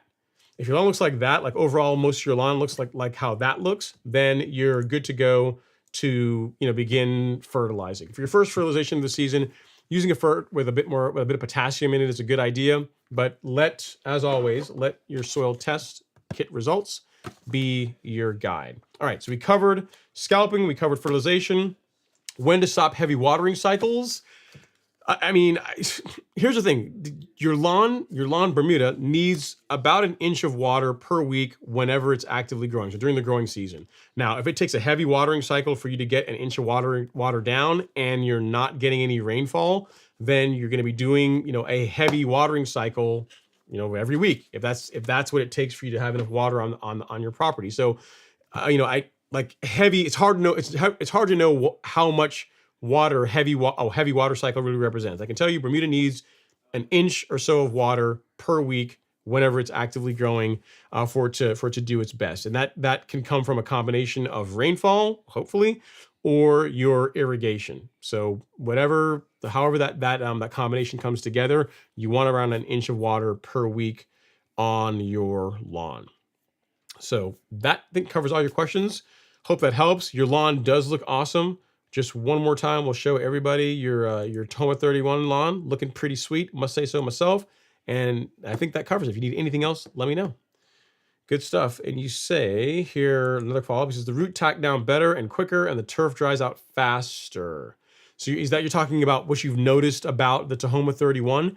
If that's the case with Tahoma, I've not heard about it drying out faster, but if you found that it's drying out faster than the grass you previously had, yet another reason to really stick with that 1 inch of water, whether it comes from rainfall or you're watering per week to keep it doing well. All right, next up is Leandra Cougar. It says tips and tricks on scalping zoysia this season. I mean, the tips and tricks on scalping zoysia, the same tips and tricks on scalping Bermuda or really any lawn.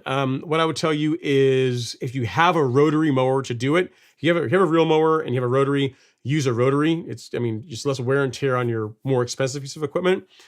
Make sure you bag the clippings. So whenever you scalp the lawn, just don't get out there and scalp it and just blow all the debris right back in the lawn. You're kind of defeating the purpose of scalping by doing that. So when you scalp, make sure you're catching the clippings as best you can and take that material out of the lawn. The goal of scalping is not just to cut it short, it's to cut it short and remove the material that you take out.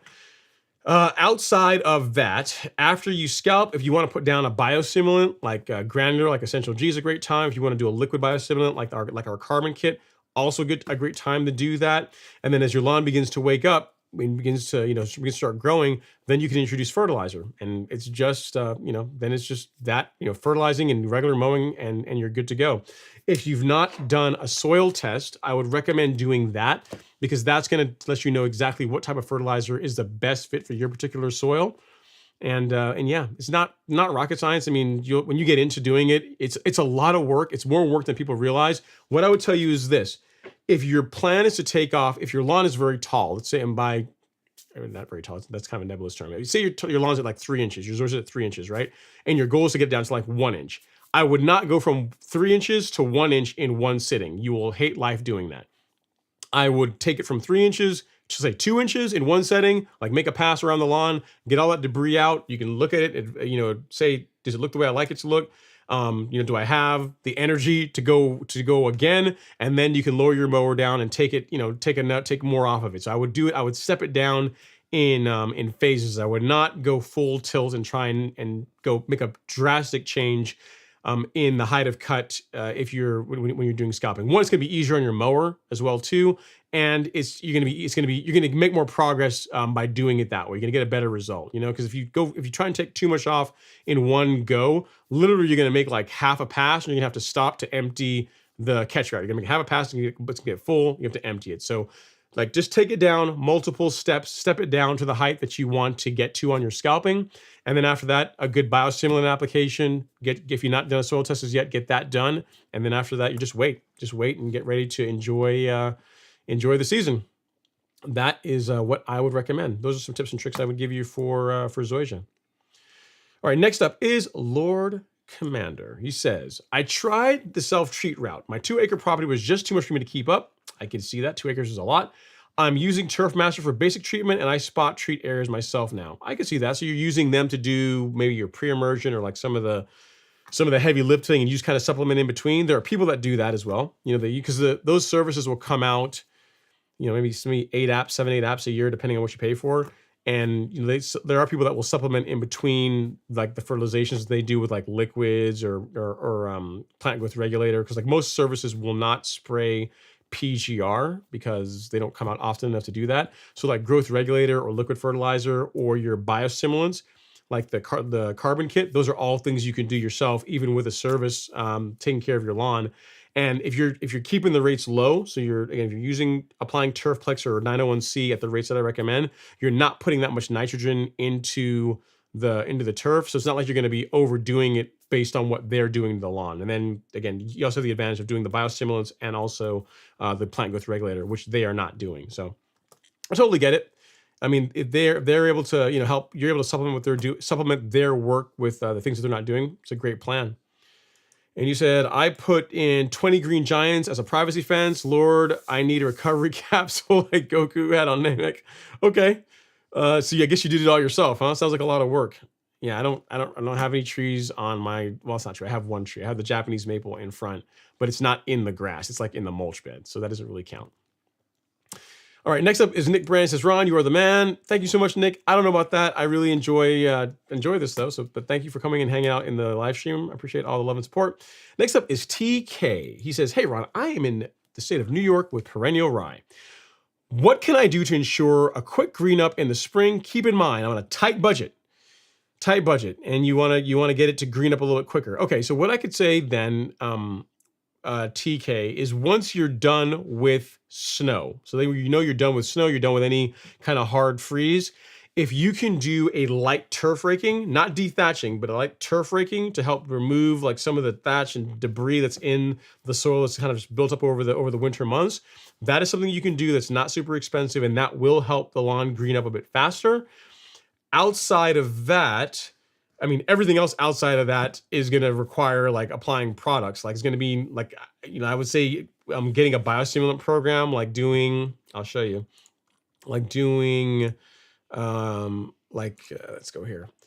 Like adding the carbon kit, like this is a great option for like improving the quality of your soil, and by extension, the quality of your grass. Like this is something I would do.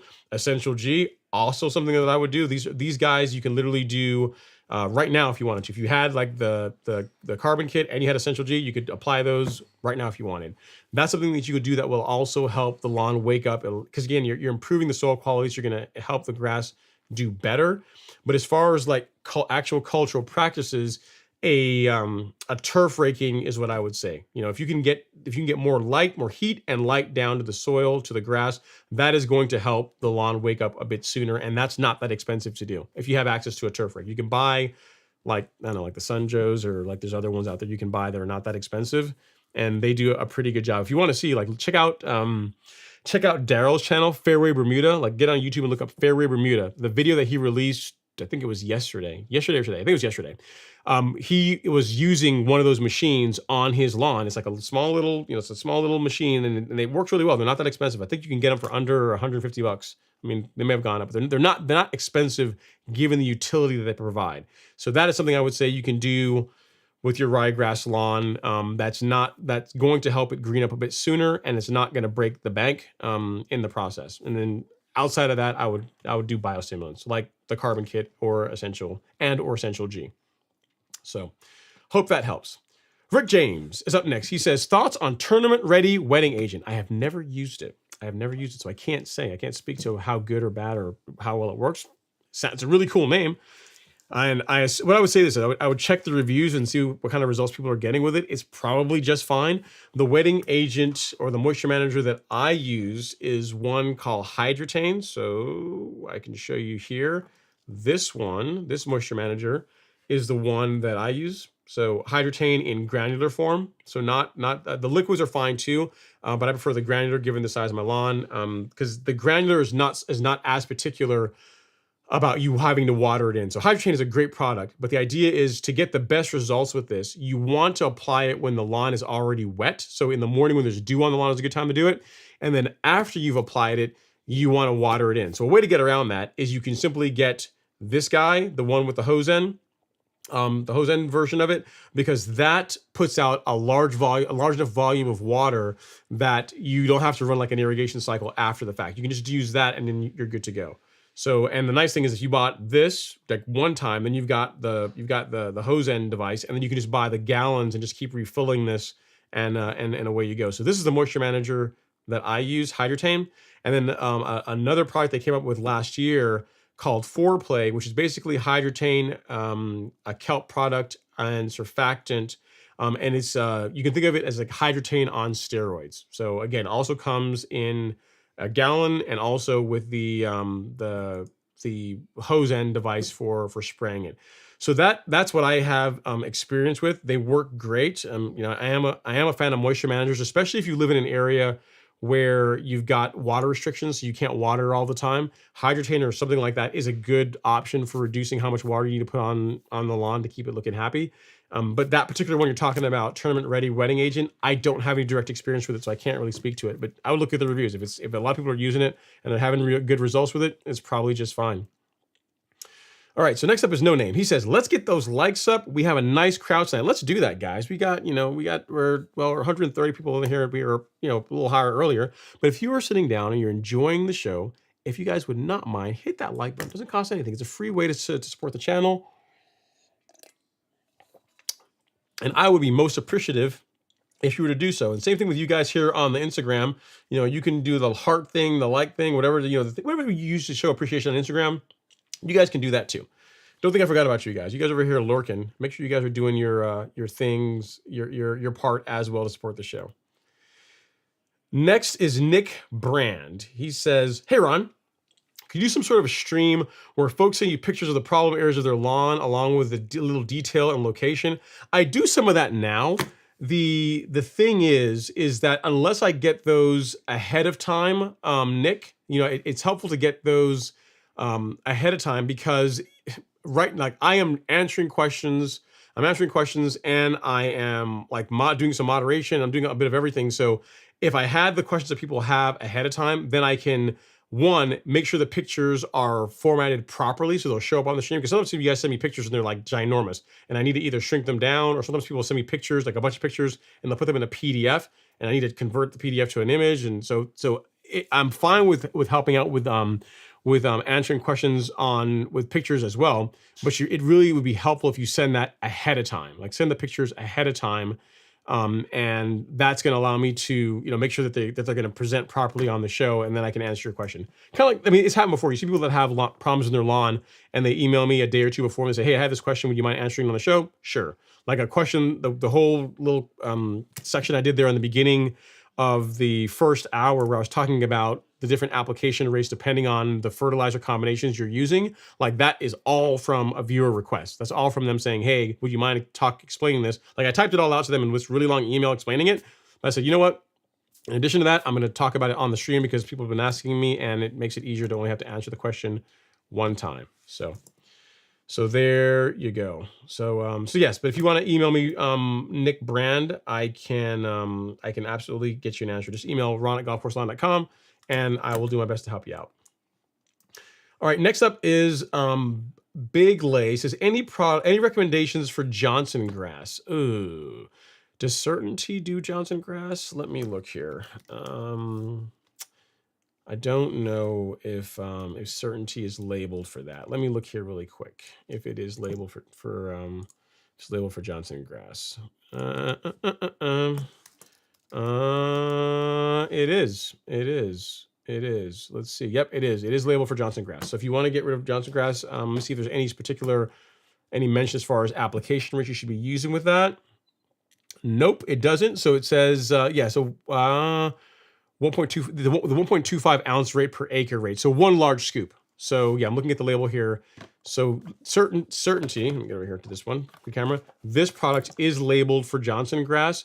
It calls for the 1.25 per acre rate, which equates to one large scoop. Let me show you here. You got a big scoop and a small scoop. One of the large scoops over 1,000 square feet. So use surfactant with it. This is real. This is like $20, guys, and this is a huge part of making sure you get the best result when you're using Celsius or Certainty. So make sure you get some surfactant to go along with this. But use a large scoop with a gallon of water with surfactant. And according to what I'm seeing here on the label, that should do a good job against Johnson grass and a bunch of other grassy weeds that it mentions here. So it does say you may have to do additional application a couple like 4 weeks later, but that Certainty is what I would say. That was one that I'm familiar with that can take care of that. Also look into a product called Revolver. Revolver might do Johnson grass as well. I'm not sure, but it's going to be a lot more expensive. Like Revolver is a great product, but it's pricey. So try this. Go with Certainty, get some surfactant, and have fun. Knock yourself out. Next up is Kelvin Williams. He says, "Ron, just chimed in. Thanks for all the continued help you bring us. You are very welcome. Very, very welcome, Kevin." And I think we have a question here on from the Instagram. So it's from 67. I like it. He did like 6T and the number 7. 67 Mustang says, "Hey Ron, just got my shipment of the carbon kit and was curious, when would be the best time to start the program?" Depends on where you are in the country. Like if you are in the Southeast United States, if you're like my neighbor, you could do it now. I'm going to be spraying it tomorrow. I'll be spraying it this weekend. I mean, either tomorrow or Sunday, but I'll be spraying it this weekend. So yes, if your lawn is beginning to wake up, it's starting to come out of dormancy, you can absolutely use the carbon kit this time of year without any problem at all. So good question. Hope that helps. And if you have any follow-ups, definitely let me know. But again, if you're Southeast United States, you're good. Yeah, Montgomery, Alabama. Yeah, so you're similar climate as what I have. You can absolutely get your carbon kit application down now if you want. So if you already have it, sounds like something fun to do this weekend, right? So let me know if you have any other questions. But yeah, you should be good to go to do that this weekend. Next up is McNasty Motorsports, one of the best names ever for a YouTube avatar. Really good name. He says, "Howdy everyone, and Ron. The Muta is coming in nice. I have a few spots of perennial ryegrass resistant to MSM, but we'll be spraying it again this weekend. Just pulled a dead magnolia and hit the body in the woods." All right, well, it sounds like you're on your way. You're trying to get rid of the ryegrass. Okay, as long as you're on your way, McNasty. Thanks for coming to hang out and leaving a comment. Next up is NMS Auditor. No, let me see here. No, that's not true. Next up is Nick Brand. He says, do you have a video on your story/journey to getting to where you are, to where you're at now? I've been watching you since 2020. Yes, absolutely. So if you want to see that, if you want to see some of that, I mean, you can go back and look at some of my older content because I've got videos going back. This is like the 8th season of me doing video on YouTube. So if you go back like 8 years to my older content. Now I got to warn you, the cinematography, the video, the filming is absolute like garbage. I mean, I would say this. People would say the filming now is garbage, but back then it was really garbage. It was looked like it was filmed on like on an Etch-a-Sketch. But that, and also if you want to see what my lawn used to look like many moons ago, if you go to the Golf Course Lawn Store and then go to the Academy, this video, which here, which is like a video for the Golf Course Lawn Academy, it talks about like where I started. Serious lawn care enthusiast. It shows where I started and where it came from. You can see some of that in here. From the weed patch that it was at the time. So that was my lawn. Like those parts you saw there were that was my lawn. And if you want to see what it used to look like for some of the more extensive content, again, some of my older videos will show pictures and other things of it as well. So hope that helps. I mean, I don't have. I mean, here's the thing: if you want to see a really cool series as far as how a lawn can get transformed from like normal to like from ordinary to extraordinary, you really got to watch the Fix My Ugly Lawn series. So there's a playlist on my channel that I did with my next door neighbor, Alex, where we took over the course of like 3 months, over 90 days or so, we took his lawn from like a lawn that's like normal, like most people's lawn, and made it like super awesome. And YouTube moved all the playlists to right here. So I'm going to find it here and I'm going to link that here in the chat for you. This playlist is the one that, that I would recommend for, where is it? That I'd recommend for showing how a lawn can get transformed from it shows the entire process from like soil testing to fertilization to biostimulants to mowing to irrigation system install to top dressing. I mean, all of it. It shows it literally shows all of it. So I'm trying to find that playlist and it is not here and I'm not seeing it. I wonder if YouTube did something with it because it was present and oh, here we go. Yeah, lawn transformation videos. I think this is it. I think that might be the one. All right, so I'm going to link a video, or I'll link the start of a video here in the chat. The first video in Fix an Ugly Lawn in the chat here that you can start watching, and just start at episode 1, and it'll just go all the way through to episode. I think there's 15 parts to it. How to fix an ugly lawn. Here we go. That's something I got to fix later on this evening because the actual playlist looks like it's not there anymore. That's interesting. That's an interesting one. So yeah, so here you go. Episode 1 is right here. Cool. Yep. So this is part 1. Start watching this one and then it's a playlist that will take you all the way through and you'll be able to see a lawn transformation from like normal to awesome. All right, so here you go at Nick Brand, and there it is. There you go. So watch that video. That's the start of it, and then the next video that should play afterwards is the entire sequence of showing how it transformed. But in the Golf Course Lawn Academy, there's that trailer video will show you like how my lawn has a small portion of it, how it's changed over the years. So, all right. Next up is NMS Auditor. He says, let's see, true cut, 25-inch true cut since 2016. It used to take me 1.5 hours to cut 10,000 square feet, depending on the heat breaks. Cut the yard the other day with the Greensmaster 3250D in 13 minutes. Nice. I mean, you're talking about some heavy equipment now, some ride-on equipment. We'll cut daily at 1/2 inch this year. Very cool. So you got some real hardware. You upgraded to some serious equipment, and now it's taking you a fraction of the time, which makes mowing a lot more fun, right? It says also, you can backlap, set the height of cut on 3 heads in the time it would take to backlap and set the reel on the true cut. Very cool. Very, very cool, NMS Auditor. Nice. Very good job picking up the equipment, and it sounds like you're having a great time with it.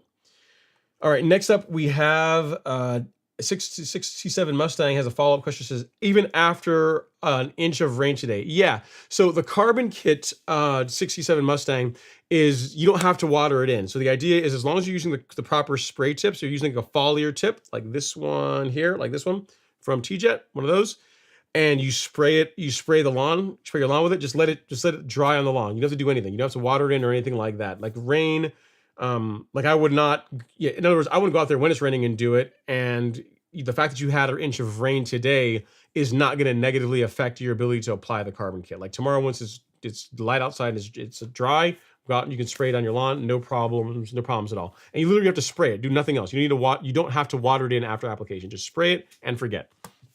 And you are good to go. Nothing else to do. Next up is Brew Cruise Fishing. He says, happy Friday, Ron. A new season. Let's go. I'm telling you, man, season 8. Time flies when you're having fun, right? Can you believe that? It's like 8. This is season 8 of making videos on lawn care, which is kind of crazy when you think about it, right? Next up is Gladiator 392. He says, hey, Ron, when is the best time to put down Bermuda seeds?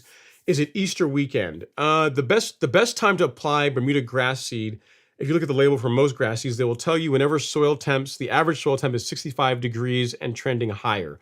So around here in Northeast Georgia, that is like late April, early May timeframe. That's when, from a time in the, throughout the year to do it. Late April, early May is when I would do any kind of seeding project. Where you are, I don't know where you are in the country, but you can use that as a as your guide. When soil temps around 65 degrees and getting warmer, that's when you can do your seeding project. Next up is Gary Kellett Jr. He says, happy Friday, Ron. Just got my soil test back, and of course, I'm low on all 3. So by all 3, he means nitrogen, phosphorus, and potassium. I guess what he's talking about. I just got my shipment from your store, which I bought all 3 bags of fertilizer, plus a second bag of the 1608 of the Humic Max. Nice. Yeah, man, sounds like you're good to go. Sounds like you are good to go. What do I put down first? So if you bought the complete, let me show you here. If you bought, we'll go to the lawn fertilizer section. If you bought this, which is what I think you did, right? This is what you got, like a couple bags of the complete, and then you got some of this, and you also got a bag of Humic Max. What I would do, because the goal with this product is to help raise phosphorus levels, to feed the lawn, obviously, but also to kind of bring those phosphorus levels up over time, is the 3 bags of this that you already have, I would apply. And then once you are finished with these, then I would transition to Humic Max. So I would use this up, and then I would go to Humic Max. That is what I would do. That's the sequence that I would do things in. And he says, I'm cool season grass, doesn't really matter. I mean, because really it's your soil test. We're the nutrients we're putting in your soil is based on what your soil test data says. It's not really based on whether you have Bermuda or zoysia. I mean, or Bermuda or ryegrass. So, I mean, that's a common question. Outside of herbicides, all the products that we sell in the store, even though you guys see me, I'm a Bermuda guy, I'm a warm season guy, all the products that we sell in the store, like the fertilizer, this is a biostimulants, even the plant growth regulator, like all of those will work on cool season grass and warm season grass. The fungicides, the pest controls, they work on all grass types, warm and cool season. The only time you need to pay attention or be careful about what you're buying and what you're applying to your lawn is whenever you get into the weed killer section, because their herbicides or selective herbicides are specific to certain types of grass. So like tenacity, this is strictly a cool season herbicide. Well, it's cool season and centipede. Centipede's like an outlier. So it's for cool season grass and centipede grass.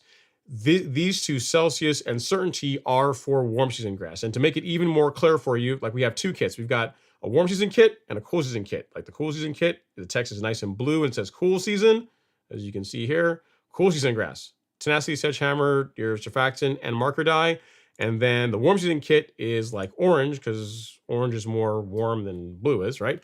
And this is for warm season grass. So you want to make sure that you are using the only things you need to be very careful about are herbicides. Like herbicides that are selective and safe for cool season grass are not necessarily safe for warm season grass, and vice versa. Like Celsius is one of the best and safest herbicides you can use on warm season turf, but if you spray it on ryegrass, it will kill it. So So the only time you need to pay attention is whenever you're dealing with the weed killer section. Like this section, you got to make sure you read the descriptions and make sure you're paying attention.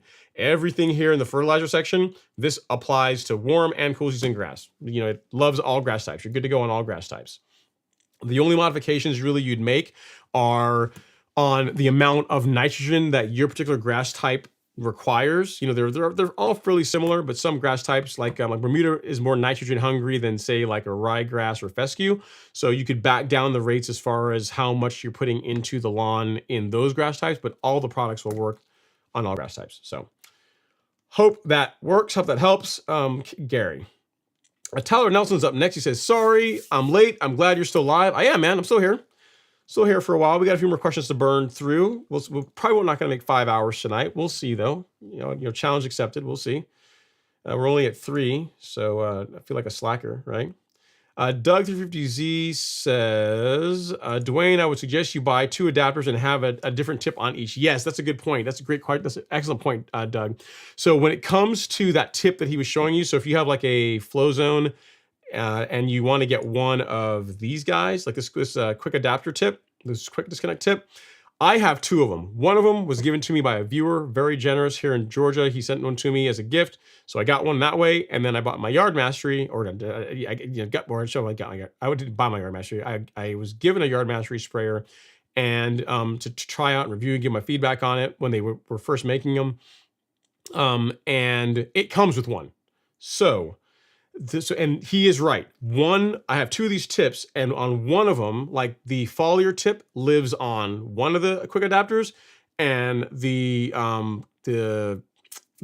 floodjet tip lives on the other one. So literally when I swap the tips out, I don't unscrew it. I literally just connect one and connect the other one on. So that's a good point. That's a good point, Doug50Z. I forget that I even do that because I do have 2 of these. One I got from a viewer, and another one the sprayer came with. So there you go. So cool. That's a very good bonus tip to mention. All right, next up is Ryan Wolfel. He says, Ron, I got my MySoil results back this week, and everything is really good, but my sulfur, calcium, and sodium are all high. Anything I should be concerned about? Any recommendations? Thank you. Not really. I would just say don't apply it. Try and avoid products that are going to add high amounts of calcium and sodium. Sulfur, a lot of fertilizers have sulfur in them, so that's a tougher one to avoid. But like just try and avoid, obviously you won't be doing any lime. And as far as fertilizers, try and use fertilizers that have, for the potassium, that are sulfate of potash fertilizer, like the sulfate of potash for the potassium versus the MOP, muriate of potash. So if you look at, I think pretty much all the Lebanon turf fertilizers that we carry, where is it? Right here. All of these have sulfate of you guys can't see my screen.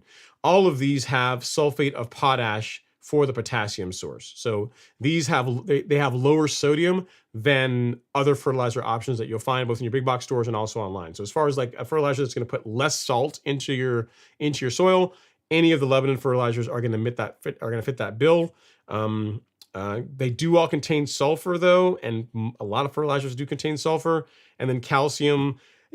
One thing I find too, Ryan, I'm not sure where you live in the country, but a lot of the soil samples that I look at that come out of Texas, a lot of the soils in Texas tend to have higher calcium for some reason. Like your soil just tends to be higher. And what I would say is, I mean, there's people in Texas that have great looking lawns despite that. There's not really a whole lot you can do to reduce calcium levels that's not going to affect other nutrient levels. So I would say don't really worry about it. Like I would not go out and add more calcium, obviously.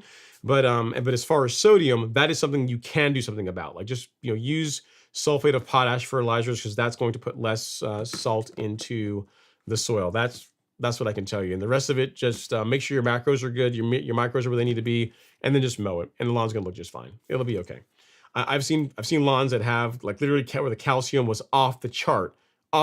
And they told me, hey, I'm using everything else that you recommended, and the lawn looks great, I'm mowing it, so I had to be concerned about this. And I'm like, no, not really. I mean, one, there's not a whole lot you can do about it, and if you look at the lawn, it looks good, right? So it passes that test. It looks good. The program that you're doing is working. So I would also let that be your guide, Ryan. But the only thing you have any control over out of what you mentioned there are trying to minimize the amount of salts that you put into the soil, and the type of fertilizer you use can have an impact on that.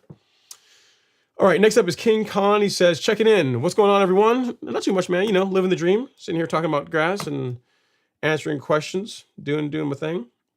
Next up is Oliver Rittim. He says, just got done spraying 7,500 square feet, the front lawn with Celsius and Certainty and with the new Yard Mastery sprayer. Thumbs up. Glad to hear that you like it and that you got you got a good job done. He says, how much surfactant and blue dye do you use for 4 gallons of water? So the way I do it, you can, I think it's you can do, it's a couple of ounces, it's like 1 or 2 ounces per gallon. The way I do mine, because I've done it so often, is when I pour, I'll go 1 Mississippi, 2 Mississippi, done. And that is for me when I've actually measured that. That's right. That comes out between to measuring out about 1 ounce per gallon. So I go like 1 Mississippi, 2 Mississippi, finish, enough. The surfactant, I mean, you obviously don't want to overdo it with that, but surfactant is not like you would not do that obviously for the herbicide. Like for Certainty and for Celsius, you need to be very, very specific about how you measure those. Those need to go down. You need to mix those at the rates that they specify. With the surfactant, 1 ounce per gallon is a good rate. Or you can do my 1 Mississippi, 2 Mississippi technique. But a couple of ounces per 1 ounce per gallon will produce a good result. All right, and then marker dye. I use 1 ounce of the marker. So if you look, I can show you here on the label. Not on the label, but on the thing here. So if you look here, I'm sure it comes across on the thing. Yeah, it's not going to show up that well. Yeah, you can see it. So if you see here, there is a 1/2 ounce mark, and then there is a 1 ounce mark. I use 1 ounce with the full backpack sprayer. So if I'm spraying 4 gallons, I will go up to here to 1. If you're doing half a backpack sprayer, you can do this. You can do 1/2 ounce. So you can so that is what I would that's what I would do. So if you're spraying 4 gallons, fill this guy up, the little built-in measuring cup. If you're only doing like your spot spraying, you're doing 2 gallons, half of it. And if you are spraying like the Miramichi, like the like liquid fertilizer or the carbon kit, don't bother using this because it's black. Like the tank will turn black. You'll be able to see the dark, you'll be able to see on the lawn where it's darker from that. This is not really going to show up. So this is really reserved for if you're spraying Celsius, Certainty, if you're spraying Primo by itself. Like if you're just doing Primo by itself, you could use some marker dye along with it. But if you're mixing the carbon kit or liquid fertilizers in there with it, there's not really a need to use this along with that because the tank becomes dark from those products, and it does show up fairly well on the grass to be able to see where you have where you've sprayed. So yes, hope that helps, Oliver. Now Oliver, now here's the thing: you just told me you just got through spraying it, but you're asking about the surfactant after the fact. Now I gotta, things that make you go, so how much surfactant did you use? Are you just asking what I did, or did you use surfactant at all? Hopefully the answer is yes, because that's a big part of getting a good result with those products. But yeah, that's what I do. It's really 1 ounce per gallon, or like 1 Mississippi, 2 Mississippi, finished. That's worked well for me. All right, Latondra Moore is up next, who says, thanks, Ron. I am definitely in that lawn nerd group. Already checked out the My Soil page and watched some folks put sod down on the neighbor's yard. Let me get this straight. So you're looking at your soil test results, and you went out and you watched people installing sod, not on your lawn, but on someone else's lawn. Bravo, you are a lawn nerd. You says, I went to check it out and it had weeds, so sad. So not only that, so you went to go look at someone get sod put in their yard, and you went to be critical of the fact they had weeds in their lawn. So you're an uppity lawn nerd. You're one of those highfalutin lawn nerds. I got you. Okay. You're one of those folk. Okay. All right. I gotta remember that next time I see you again. Because I remember meeting you at the Rear Rollers Turf Park. So I gotta be careful because obviously you're gonna be judging me, man. I gotta make sure I'm on my A game when you're around. All right, next up is Ben Raham. He says, does Acelepryn mix okay with the carbon kit and plant growth regulator? With the carbon kit, yes. With PGR, I would not. So with Acelepryn, you are going to be using the foliar spray tip, right? And because you want to get it down in the soil. And you can use like, if you look at all the products, all the Miramichi products, like the Release Zero, NutriKelp, and BioSpectrum. On the label, there will be an application method for like a foliar spray, and there's also one for drench. So you can use like a larger droplet with you can use a larger droplet spray tip to apply these products and still get a good result.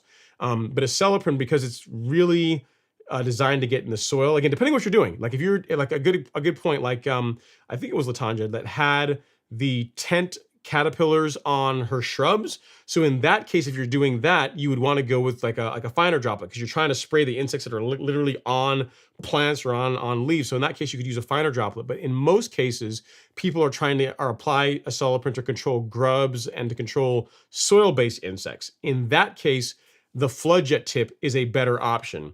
And mixing the carbon kit with it would be fine. Growth regulator, I would not. I would only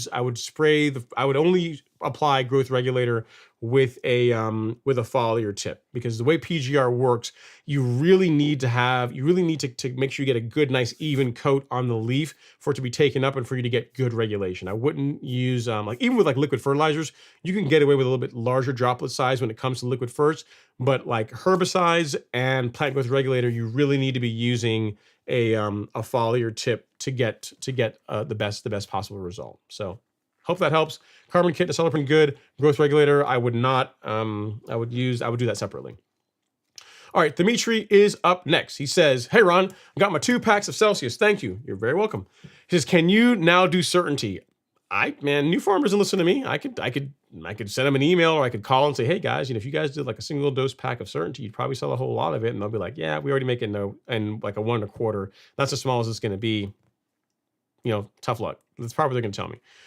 I can ask, but I mean, you got to realize, man, for a big corporation, like it takes way more red tape than you would think to do anything. Like again, the fact that a billion-dollar company like Syngenta, the fact that this exists, like these exist for us, is like nothing short, just short of a miracle, because the amount of work that it takes for a company that size to go and, between by the time the lawyers get into it and marketing and everyone arguing over what it should look like and, if it's going to undercut this product, I'm sure there's all kinds of meetings that go into making a 4-ounce bottle of Primo Max. So it's not as easy as just calling up New Farm and saying, "Hey, you guys should make a single-use packet," because now, one, if they decide that from a money standpoint it makes sense for them to do it, then they have to develop packaging. They got to test it. Then there's labeling that's specific to the packaging. So it's not just like putting a smaller amount in a small container. There's a lot of other work that they have to do along with that. And frankly, certainty already comes in a small enough container as it is. I mean, it's a 1 1/4 ounce that I can see why they wouldn't necessarily be motivated to do that. Celsius I kind of get, because 10 ounces is quite a bit. If you have this only makes sense if you have a larger property or you're just trying to save money, as far as like the cost per application. But certainty, you're going to use that. You're going to, a 1 1/4 ounce, I could see you going through that, relatively quickly. So I don't think that they're going to be really motivated to make a single use packet. Not that I wouldn't think so. Next up is, let's see here. Next up is No Name. He says, "Andrew Phillips, Ron does a video where he did a sprinkler repair so you can see the size. It shows a crazy amount of carbon in his soil. I'm surprised he didn't link it." Oh yeah, I can show you guys that. Yes, if you guys, that's a good point. I can show that, No Name. So as far as people say, well, you put all these biostimulants down on your lawn, and you spray the liquids, you do the essential G on all the carbon. Like, what's the point? Like, what's the benefit? How can I even visually see that it makes a visual difference in my soil? So if you want to see what your soil will look like after years of doing this, I believe this is in the carbonized PN video. So this is carbonized PN. Whenever I did a sprinkler head replacement, this is, if you look here, you see the difference in color in the turf, like how the top 2 inches of the turf, how dark that is and how rich that is. That's from like the carbon and compost, all the biostimulant applications that I've done year in, year out, that I do regularly. When I was replacing sprinkler heads, I would show you, but I can't because my phone is streaming on Instagram, so that would boot them off. But yes, the first couple of inches of my soil is like rich. It's really, really dark. It's rich, and you get that from like a regular biostimulant program. And that's, so there's tons of benefits to to carbonized PN, to essential G, to making biostimulants part of what you do to take care of your lawn. It's like I always like you see me say it in my videos all the time. Great grass, like great grass is a byproduct of great soil. You want great grass? Easy ways to do it is make the best possible soil, and you almost can't help to have a great looking lawn. Kind of like getting in good shape. You eat well. You eat a balanced diet. You exercise regularly. It's almost impossible for you to not be in shape if you do those things regularly, consistently over a long period of time. Same thing with biostimulants, like the granulars and the liquids. It's really an investment in your soil, and over time, you really start to see it. You know what I mean? So, good point, No Name. I didn't think to show that, but yeah, you can find that on the store. And if you watch my sprinkler video, and I'll link that. I can link that video of when he was Austin, the guy that was replacing a sprinkler head on my lawn. He was commenting on it. He said, "Yeah, man, your soil looks pretty awesome. I do a lot of sprinkler head replacements, and yours looks really good. Some of the best soil I've seen." So this is it, sprinkler head replacement video.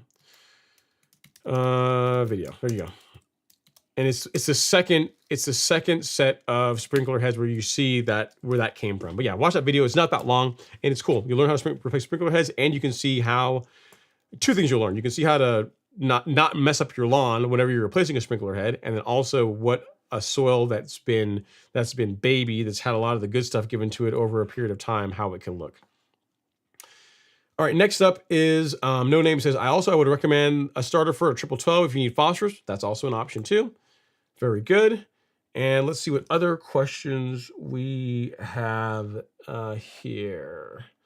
So we got here. Richard Diaz says, what are your thoughts on scalping zoysia this time of year? I think it's a great idea. I think you want to see what a scalp zoysia lawn looks like. This is from the Real Rollers Turf Park it's 2 weeks ago at this point. 2 weeks ago at this point. This is no, actually, let me think about this now. The lawn was scalped 2 weeks ago. This is this video this video is from a week ago, but the lawn was scalped 2 weeks ago. So what you're seeing is a week after scalping. That's what you're seeing in this video. So I got to do a new one so you guys can see what it looks like now. And so you get to figure the Real Rollers Turf Park, they scalped their lawn, they scalped their test plots like 2 weeks ago. And it looks way better than that today. And tomorrow, I'll go out there and I will I'll do a quick short and show you guys what the zoysia looks like after a couple of weeks post scalping. So what I would say, Richard Diaz, is if you are in the Southeast United States, I would absolutely go for it and get your scalping work done now. No reason not to. Next up is Jose A. He says, I have grubs in my flower bed. Should I assume that they're in the yard also? Yep, that'd be a good assumption. And when do I put down a Acelepryn SC? You can apply at the end of this month. So really late March, early April is when the window opens for applying a Acelepryn SC. But if you got grubs now, if you're seeing grubs in your flower beds now, I would apply it now. It's not going to hurt anything to spray it now. So there are people that have, especially ones that live in South Georgia and in the Florida area, and also along the Gulf Coast, that have been ordering it because they've had like grub issues in their lawn. And they want to take care of that, and also people that have mole issues in their lawn that want to reduce the mole population. Like those are also people that have also bought a Acelepryn SC as well. So I hope that helps, Jose. Yes, it would be a good assumption that if you have them in your flower beds, you also have them in your lawns, and you can spray a Acelepryn now if you wanted to. But if you're doing it as preventative, March, April timeframe is when I recommend doing that. Late March, early April. Next up is Tom Hoffenkamp. He says, oh my God, Dwayne's World, thanks for reminding me. I did my final scalp today too. We are nearly there, people. All right, yeah, I guess I'm not sure what Dwayne reminded you of, but okay, that works. And then Half says, hey Rod, a couple of questions. Have you ever dealt with snails? Are they harmful? I have not. I've not dealt with snails. And I'm trying to think, I've had that question before. And there's a specific product you have to use to help to get rid of them. I have not personally dealt with it.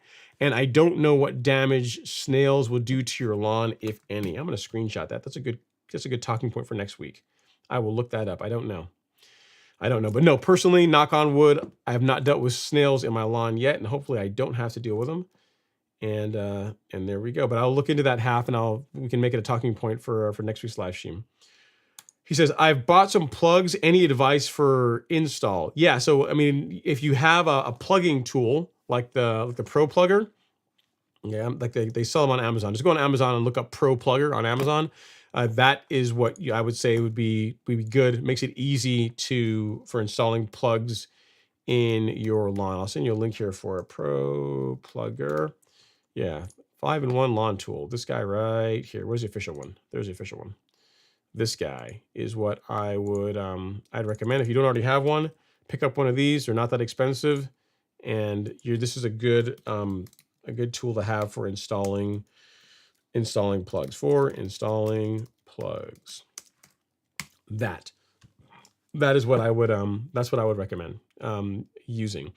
Outside of that, let me see. So using that to do the install, what else would I tell you? I mean, if you can, if you want to prepare the area, so I'm not sure if the area is bare or if you're going to be, you know, what kind of prep work, what you're starting with. Are you plugging an area that had issues, or are you doing this as a part of like a renovation? At any rate, if you can get yourself a bag or two of carbonized PN or some other rich compost, like that's a good idea to apply that as part of doing your installing the plugs, the grass plugs that you're doing. That would be good too. Like you're giving the new grass a nice healthy environment to grow in. That's the other advice I'd give you. And then use that tool. It's going to minimize the damage of installing, you know, of creating a nice clean hole to drop the grass plugs into. Hope that helps. If you have anything else, let me know. Next up, let's see. Says Liquid Moco Films LLC says all the lawn guys on YouTube say the exact same thing. It's like they all copy each other. I don't know about that. We don't all say the same thing. Like there's several people on YouTube that would disagree with me on some things, and there's things that people say that I disagree with them on. So I mean, some things that we likely all do say are you should use pre-emergent in your lawn. It's a great way to keep weeds out of your lawn. Ideally twice a year, once in the spring, once in the fall. And it's not so much that people copy, it's because it's just the correct advice. It's just that's what you do if you don't want to have weeds in your lawn. You know, like you'll have people that will tell you like keeping your equipment sharp is important, because it is. That's a big part. Like, you know, every YouTuber that's into lawn care is going to tell you that, because it's a fact. So I don't know what else what other common things that you find between YouTubers. I mean, you'll also find that there's things that YouTubers are like completely opposed on different sides of the spectrum on some topics. So I can assure you, we don't all agree on everything when it comes to lawn care, but on a lot of the core aspects when it comes to like keeping weeds out of your lawn and mowing practices and those types of things. I mean, that's just like it's established as that's the best way to do things, and most people are going to say the same thing, not because we're copying, because that's just correct. So hope that helps. Liquid Moco Films LLC. Jason Sitter is up next. He says, Ron, what type of turf rake do you use? Also, I sent you a message a couple of weeks ago about a mole in my yard. The mole has been neutralized. I got you. So that's good. No more mole problems. That's a good thing. As far as a turf rake that I use, it is this one. So it's an attachment to my Allet, Evolution, C27 Evolution. So I will show you here. If I go here and I go here, and I'll show you, this is the cartridge that I use. So if you go to the turf rake, this is the guy that I use. So you can see what that looks like. This goes into my C27, and this is what I use to turf rake my lawn. This only makes sense if you have one of these mowers, right? If you don't have one of these mowers, then obviously this by itself is not going to do anything. A less expensive way to get a turf rake, or to turf rake your lawn, is to use like a Sunjoe or a similar type device. Like you can pick those up fairly inexpensively. This is just cool. This is what I use because my mower can accept this. Like it has an interchangeable cartridge system. So this is one of the cartridges that I can drop in the mower and use on my lawn. So this is my turf rake. But again, this is not the only way to do it. You can get far less expensive ways of turf raking other than doing this. So hope that helps, Jason. Again, look into the Sunjoe, and those are, they might be called power rake. They might call them different things. Actually, let me look here. I can tell you. Let me look here on Amazon, see if I can find them. Sunjoe. Yeah, I think they call it Scarifier Dethatcher. Yeah, so one of these guys, like one of these kind of guys is what I'm talking about. All right, so something like that. So one of these, they're a lot less expensive, like $140. Ooh, they have the new one, the Senjo 24 volt, the bigger one. Yeah, so I'm not sure the differences between this guy and this guy. Looks like this one has a dethatcher kit, 5 different depth positions, so it looks a little bit better. And so yeah, maybe this one is the way to go. But yeah, something like this for under $200, or if you get the Mac Daddy one under $400, you can have the ability to turf rake your lawn. And people that have them, I don't have one, but people that have them absolutely love them. They swear by them. So if you want to get one of those and you feel like supporting the channel, I will send you a link here that will cost you nothing more if you happen to buy it, but it's an affiliate link and it helps support the channel.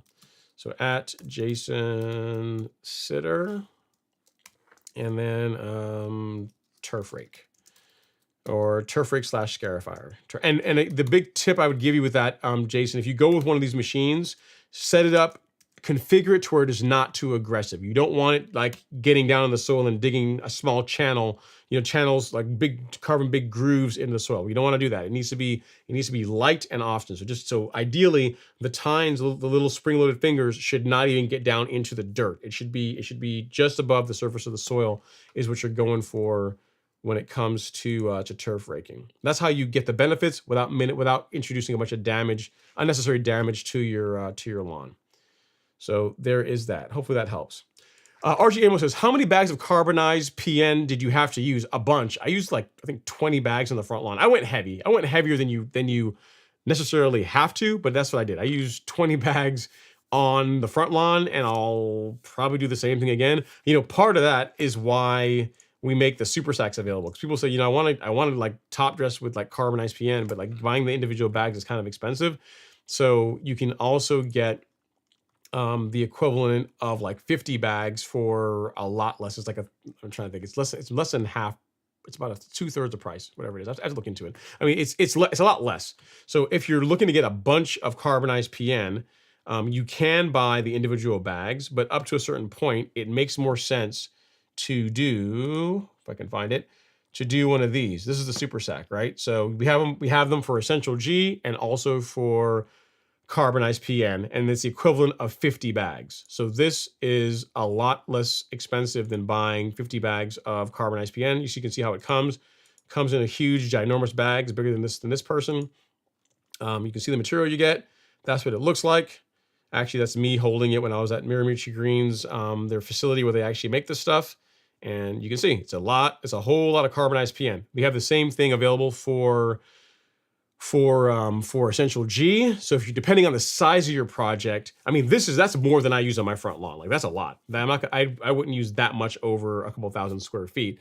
But if you're looking to go really heavy or you have a larger property, then the super sacks are the way to go. But when I did that particular video, you can actually see here. You know what? I can actually show you, because like this is from when I actually shot that video. So you can look here in this shot. There are 1, 2, 3, 4, 5, 6, 7, 8, 9, 10. Is that right? 1, 2, 3, 4, 5, 6, 7, 8, 9, and 10. Yeah, so 20 bags. That's what I said. So all of that went on my front lawn, which is heavy. That's definitely above rate. That's heavy. That's super heavy.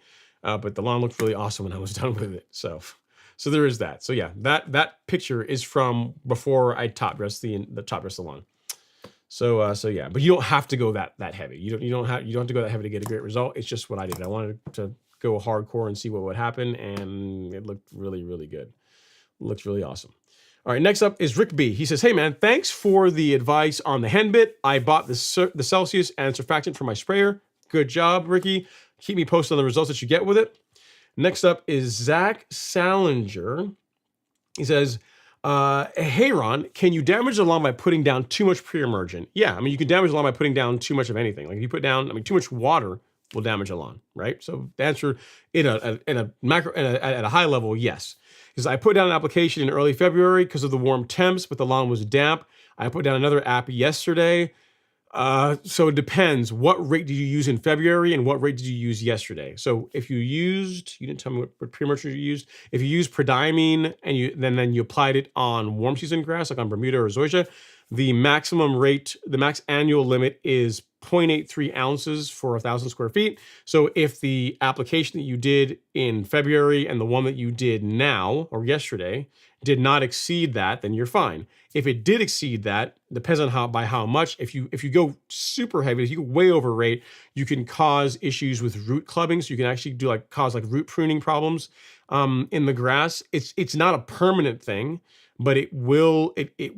What you'll find is that you'll see runners that will go on the lawn and they just won't tack down. Their ability to tack down is not going to be as good if you go overboard with your pre-emergent app. But you have to go pretty high over the rate for it to have that happen. If you stick to the label rates, you're going to be just fine. But yeah, to answer your question, too much fertilizer, too much water, too much anything can cause a problem in a lawn. So it depends on by how much. If you went if the max rate is 0.83, if you did 0.90, not good, but you're probably going to be okay. If you did 3 times the max rate, that's probably going to be an issue. So it depends on what pre-emergence you applied and how much you applied in each of the sittings. That's without knowing what rates you use, it's hard to answer the question.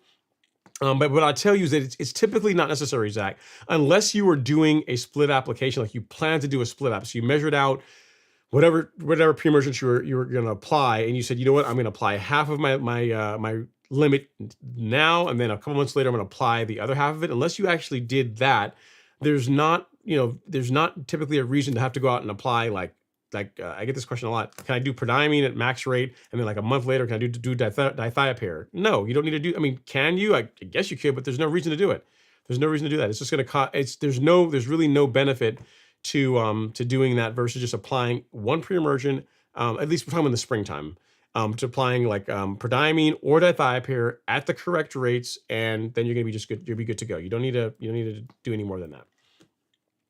So the answer to your question is it depends, because I don't know what you use. I don't know how heavy you applied it, but it doesn't really matter at this point because it's already down, right? So it's just a waiting game at this point.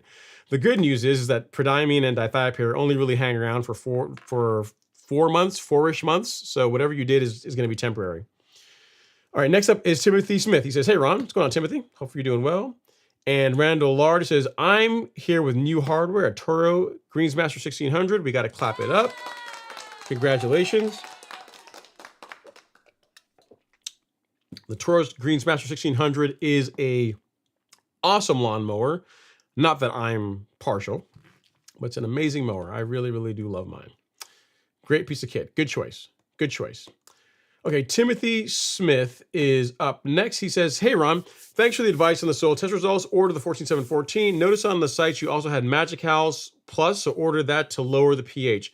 Was considering elemental sulfur. Yes, you could use Magical. Elemental sulfur is likely a more cost-effective way of doing it. The nice thing about the Magical product is that most elemental sulfurs have will have nitrogen in them. They'll have nitrogen, 21% nitrogen, typically.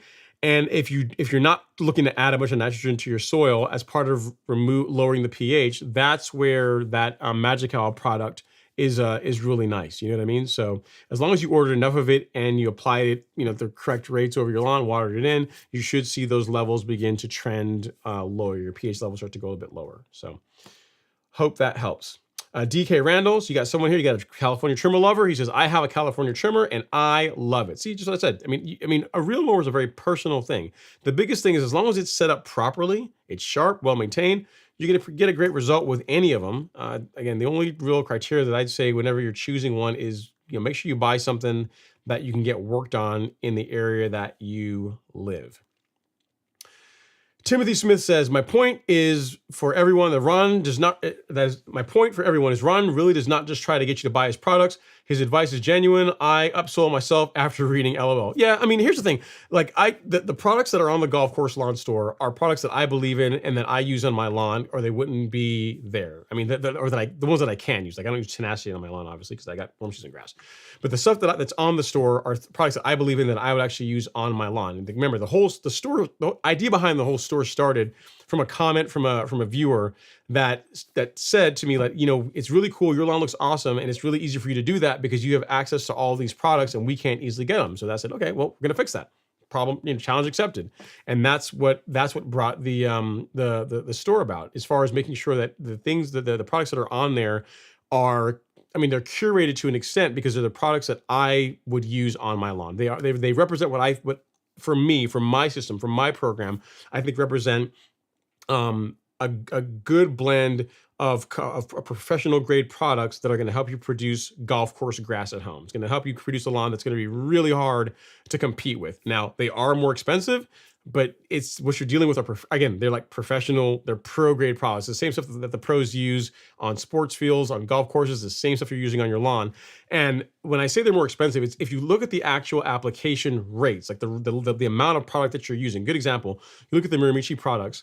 Like the application rate for the liquids is anywhere between 2 ounces to 7 ounces, right? If you go and look at other competing products that are in the biostimulant category, the amount of those products that you have to mix with water is way higher. You know, you're mixing 10, 12 ounces of the stuff with a gallon of water, whereas with the carbon kit, like I've tested at 2 ounces, I've tested at 7 ounces, and in the product description in the video that I produced, because the testing that I've done, I said go with the 2 ounce rate. One, the stuff's expensive. And you get a great result using the lower end of the rate because it's highly concentrated and you get what you pay for. You know what I mean? So yeah, I mean, hopefully it comes across that way, man. Because I mean, I tell people too. I mean, my program is not the only way to do it. If you're using a fertilizer that you like and you're getting great results with it, stick with it. You know what I mean? If you like the results you're getting and you don't want to change, you don't have to change. If you're asking me though, how do you get your lawn to look the way you get your lawn to look? The training and the store represents that. So I don't sell anything on here that I would not use on my lawn myself. So thanks for that, Timothy. I appreciate the kind words. And I'm glad that it comes across because I'm not really, you know, I mean, obviously I do want you guys to buy products, but it's not, you know, ideally I want you to have a great lawn, because I think if I help you with that, you know, if you like the results that you're getting, like you buying products here and there, that's like a byproduct. That's going to happen. But if I just push something on you and it's the wrong thing, and you don't get a good result from it, you're not going to, you're never going to buy anything from me again. But even worse, you're going to tell your friends and family and neighbors and everybody else that, you know what, I bought this thing from this guy and he made me do it. And it was a wrong thing and it's terrible. My lawn didn't help at all, and I don't want that. You know, so I'm invested. Like, you winning helps me win. So that's the way this works.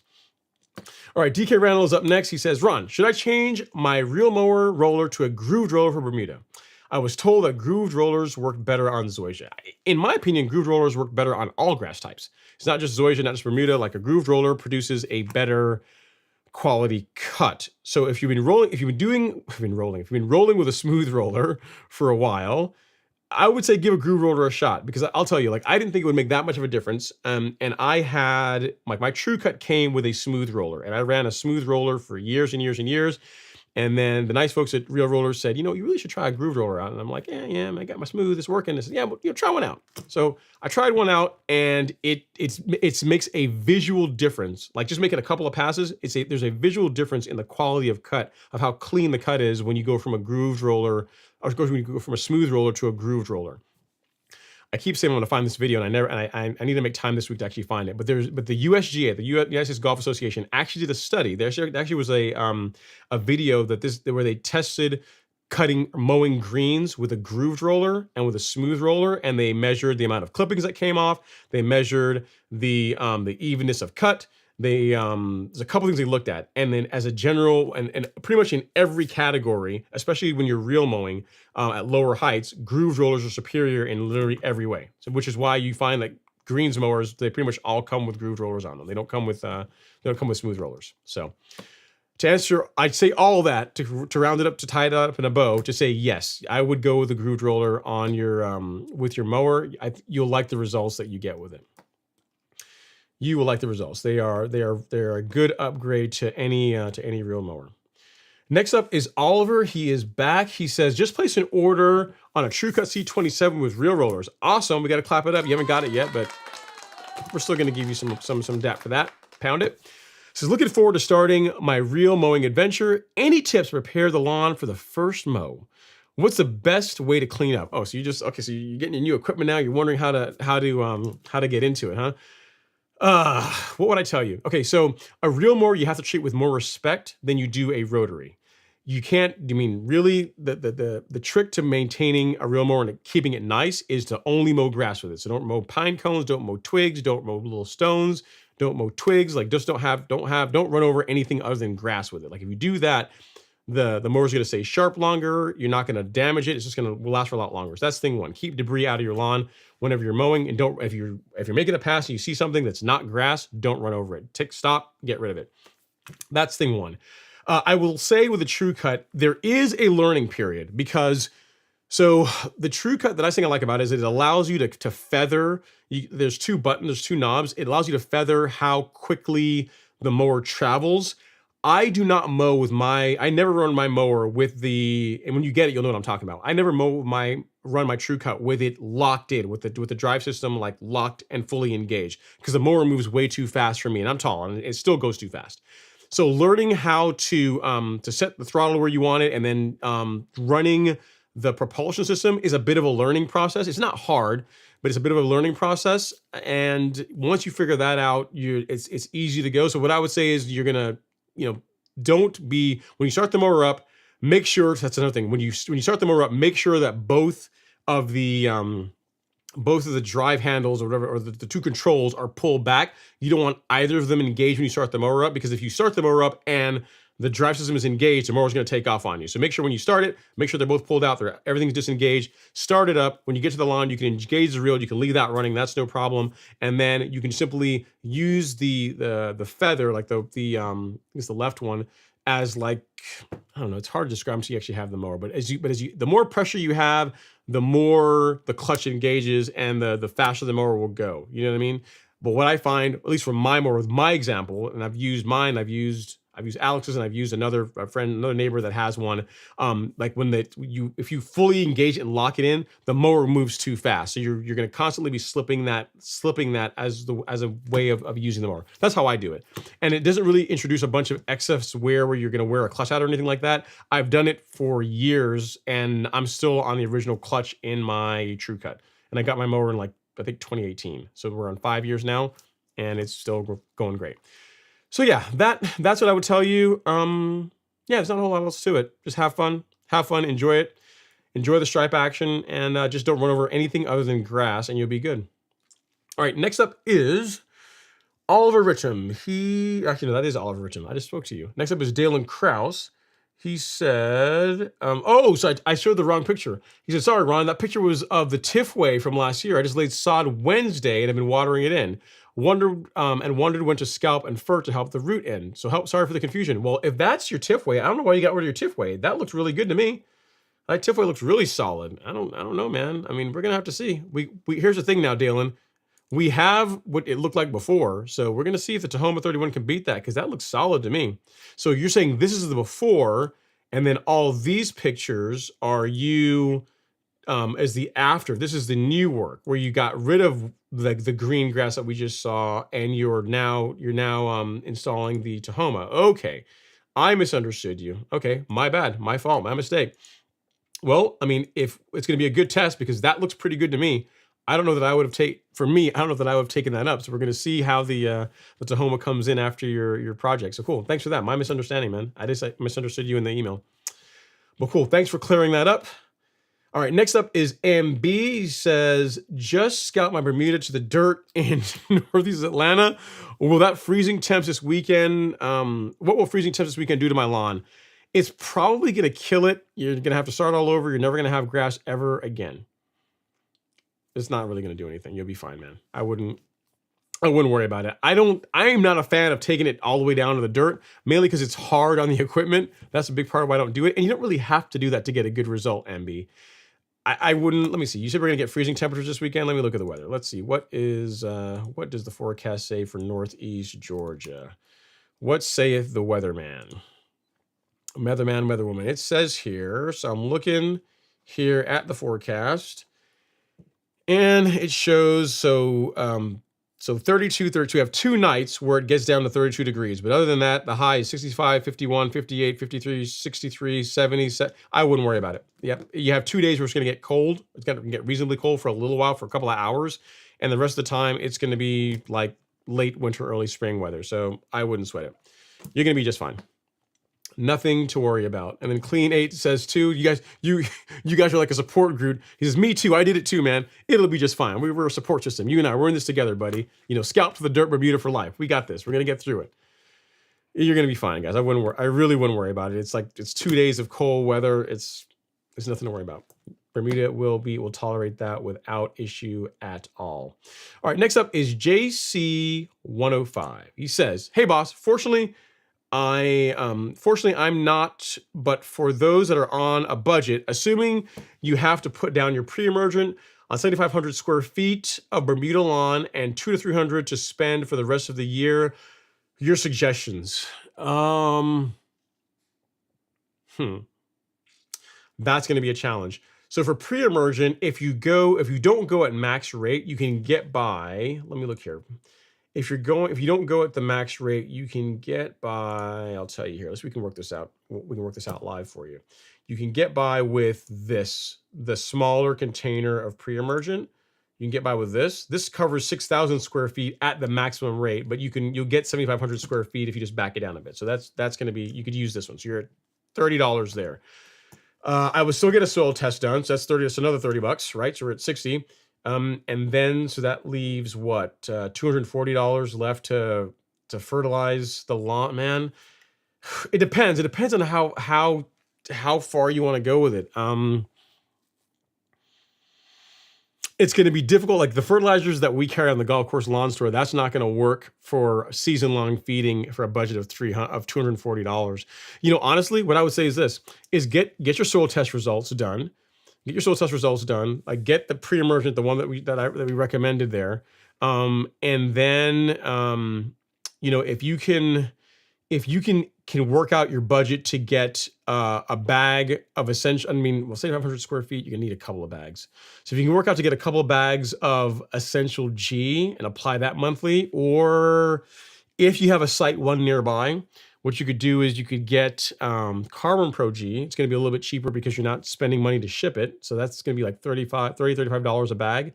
Like if you could apply that on your lawn monthly, and then whatever fertilizer that is like an extended feeding fert, so you can apply it once every 6 weeks. Like that's a way to take a $300 budget and make that work for feeding your lawn. Like that, for the stuff that we sell in the golf course lawn store, it's not gonna work. And I'm just gonna be honest with you, it's just not your bet, because a lot of the fertilizers, like a lot of what you're paying for in the fertilizers we sell is the cost of shipping it to you.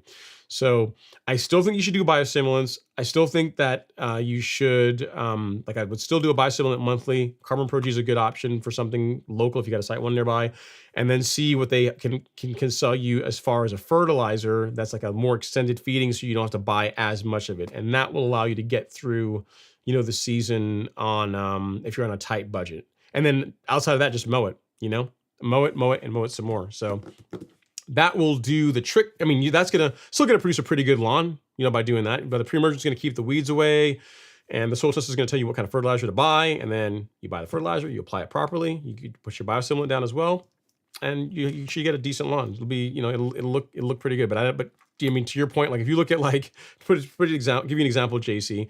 If you go to like our blog and the post on how to get a golf course lawn, so like on page 3 and the very first article, like this guy here, and then you go and look at the month-by-month schedule at the very bottom, like this is what I teach the Golf Course Lawn Academy. This is what most of the people that shop at the Golf Course Lawn Store do. This is what I do on my lawn. You cannot do this for $300 a year. You know what I mean? So it's not practical. It's just not doable. So you're going to be with that kind of constraint, you're going to be doing a lot. You're going to be buying products locally, so you're not paying for shipping, and you're going to be using more extended feeding products is what you're going to have to end up going with. So good question. Hope that helps. And if you have any friends or family or that is on a budget and looking for ways to keep their lawn looking nice on a budget, that's an option. I would still get a soil test done. I would still use pre-emergent, and I would still add a biostimulant monthly. and then use fertilizer, get like an extended release fertilizer, and mow your lawn, and then away you go. That should produce a fairly decent result. All right, Ed Bonet's up next. He says, "Hey Ron, I'm in New Jersey, or I'm in Jersey. Soil temps are 44 to 46 degrees. Can I mow the lawn at those temps? Thank you. Is the lawn growing? I mean, I would say this most. I mean, 44, 46 degrees. The lawn, if it's growing, it's not growing very quickly. So the question is, if the lawn is actively growing, right, then yes, you can mow it. But if the lawn's just kind of sitting there not doing anything, just waiting for warmer weather, then I mean, you could, but you'll mow it one time. The next time you mow it, nothing's going to come off. So I would wait until temps get a bit warmer. You know, 50, like mid 50s is a good number or good temperature to go by as far as to start when you want to start mowing your lawn. Even if it hasn't fully greened up yet, you can start getting out there and you can start mowing it to start simulating some of that growth. The low 40s, mid to low 40s, that's the grass probably isn't doing very much at those temps. So if it's growing, mow it. If it's not growing, don't mow it. That's what I would tell you. So, okay, next up is JC105. He says, I have neighbors that aren't willing to spend what most of us do. Yeah, so what I told you, just have them watch this segment of the show. So what are we, 2 hours, no, 3 hours and what? 3 hours and change into it. So have them watch this segment of the show. So right before the 4 hour, or 3 hour, whatever, almost 11 o'clock, yeah. So right before the 4 hour point, have them watch that segment and just tell them, get a soil test done, apply pre-emergent, I use a biostimulant, and get like an extended feeding fertilizer, and mow their lawn a lot, and that's gonna produce a reasonable result. Again, it is not gonna look like this. It's not gonna look like this, but I mean that, but they don't want that. You know what I'm saying? That's not their thing. So yeah, they can still get a great, on a budget. You can still get a fairly decent lawn. The thing is, at $300, at $300, like you'd be hard pressed to even pay. Like I'm thinking, if you've paid a service to come out and treat your lawn, like you'd probably spend more than that. Like if that's your budget, I would almost say don't even bother doing it yourself. Like just pay a service to do it and just mow it. You know what I mean? Like because they're going to come out, they're going to spot spray for weeds, they're going to do pre-emergent in the spring and the fall, and they're going to have the equipment to do those applications. Like if you have a budget of only $300, like you're going to have to still buy a broadcast spreader to spray, to apply the products. You're still going to have to buy a sprayer of some sort to spray your pre-emergent. So, easily you're going to exceed that amount. You know what I mean? So if that's a hard limit, and that has to also include like tools for doing the application work, you're better off just paying a service and just mowing the lawn. You can just mow it in between when they come out and do it, and just doing that. I don't think that practically you're going to produce a much better result for that on that tight of a budget. You know what I mean? All right, next up is Justin Judkins. He says, assuming I'm cutting at the same height, 1 1/4 inch, is there a benefit to using a manual reel versus a gas-powered rotary Time Master? Only considering this for the front lawn, so time size is not an issue. So you're cutting at 1 1/4 inch. Yes, even 1 1/4 inch, a push reel mower is going to produce a great cut. You're gonna be able to tell the difference. You'll be able to tell the difference between a lawn that's cut even with a push reel mower and one that is cut with a rotary mower. There's going to be a visual difference in the lawn at 1 1/4 inch. Because here's the thing, even most rotary mowers at 1 1/4 inch, you're likely to get some scalping. Unless the lawn is very smooth, you're likely to get some scalping with a rotary mower at 1 1/4 inch. Whereas a push reel mower, you should be just fine at 1 1/4 inch. So yes, there should be a visual difference in the appearance of the lawn between a push and a reel at 1 1/4 inch. And as you go lower, the difference is going to become even more apparent. Now, if you ask me what the difference you're going to see if you're mowing at like 2 inches, there's going to be less in it at that point. And mainly because reel mowers don't perform as well at higher, at taller cutting heights. They really are designed for cutting short. So, but as you go shorter, 1 1/4 inch, you're going to, the reel mower is going to do better than the rotary will. All right, next up is untrained and unrestrained. It says, Hey Ron, thanks for answering my question this week on the recording last week. Definitely going with the McLean 25-inch. Congrats, nice. I think it will be a good way to upgrade prior to buying the higher end ones. Yeah, dude. Here's the thing: you might get the McLean and you may like throw a grooved roller on it, and you may love it because there's people that have had McLeans for years and love them. So I mean, don't. I guess what I'm trying to say is, not everybody has to own a greens mower. Not everyone has to have one. I mean, does it cut better than a McLean or a True Cut or a trimmer? Yes, but they're also a lot more expensive. So they should cut. It should be better. You know what I mean? So when people ask me, should I get a McLean or get a Greensmaster, or should I get a True Cut or get a Greensmaster? Like, you're comparing two different things. Like, it's like asking, should I get a Volkswagen or a Porsche? Yeah, they're both technically cars, but they're both very different price points, and they're designed to do very different things. So a greens mower is designed to be like the ultimate machine, no compromises for cutting grass. Like transporting them is a pain in the neck. You know, changing the height of cut on them is not easy as it is for like the consumer mowers. But all they're designed for is if the only thing you care about is the best possible cut, that is what a greens mower is for. Like, you're not going to beat a greens mower for that purpose. But there are trade-offs for getting that as far as living with it every day. But I say all that to say that your McLean could be just fine. You may start using that, and you'll absolutely love it. You know, so don't think that you're gonna have to upgrade to a greens mower. You might because it is better, or the cut is better. But I mean, it's still with a McLean, with you mowing a couple times per week. If you're mowing more than your neighbors with a McLean, they're still not going to be able to match you as far as how your lawn's going to look. You know what I mean? It's not like that's going to be the difference between your neighbors catching you or not. All right, he says, other follow-up, he says, since it will be brand new, should I use it to do my season scalp? Oh man, I don't know. I wouldn't do that. I wouldn't take a brand new reel mower and scalp along with it. No, I wouldn't. It would pain my heart. Probably will maintain it an inch to start. Can't you get like a rotary and do that? Like, go run a rotary mower to do it and scalp. I mean, could you, if you're going to scalp with a McLean, I'll tell you this. If you're saying you're going to maintain it an inch, if you can be disciplined and not be one of these people who are like, you know what, I got to keep going lower and lower and lower until I hit dirt. If you can be disciplined and set it up to where you're cutting it like 3/4 of an inch, right? So 0.75, so just below at the height you're trying to maintain it, then that would be okay. But if you're gonna be like your name, untrained and unrestrained, if you're not gonna show restraint and you're gonna drop the mower all the way down and see, like dirt, here we go, then I would not do that with a brand new mower. So, but if you can keep it at 3/4 of an inch, then that is less bad. I feel I got less heartburn about that. But don't take a brand new mower and then make it eat dirt, man. Like, go rent something, or go get a rotary. Go rent a rotary mower to do that. Your grass doesn't care whether it's scalp with a rotary or scalp with a real mower. Just, I would have a hard time scalping a lawn like really low, like to the dirt, or getting into the dirt with a brand new real mower. That would be very painful. If you decide to do it, plan to get it sharpened after you're done, though. So, I mean, the mower will tolerate it just fine. But if you do that, just know you're gonna have to sharpen it after you finish doing it. So there is that. All right, MB says, also, I have never seen the volume of earthworm castings that I have this year. I am hoping this is an extremely healthy lawn. Yeah, earthworms or worm castings in your lawn are a good sign. Earthworms are like nature's natural aeration. So yeah, I mean, I get earthworm castings all through my lawn. I don't do anything to try and get rid of them. I don't go out there with a special time to knock them over. Whenever I mow my lawn, the roller runs over or mashes the casting down. I just mow my grass. So I don't do anything special to get rid of earthworm castings in my lawn. And I really don't recommend that you do it either. All right, next up is No Name. He says, still 137 here. Hit that like button, hit that thumbs up if you haven't. I appreciate that, No Name, leading the charge. Thank you so much, sir. Let me check here on the Instagram. You guys are quiet tonight, man. No questions, just kind of hanging out here and just relaxing. I'm good with it.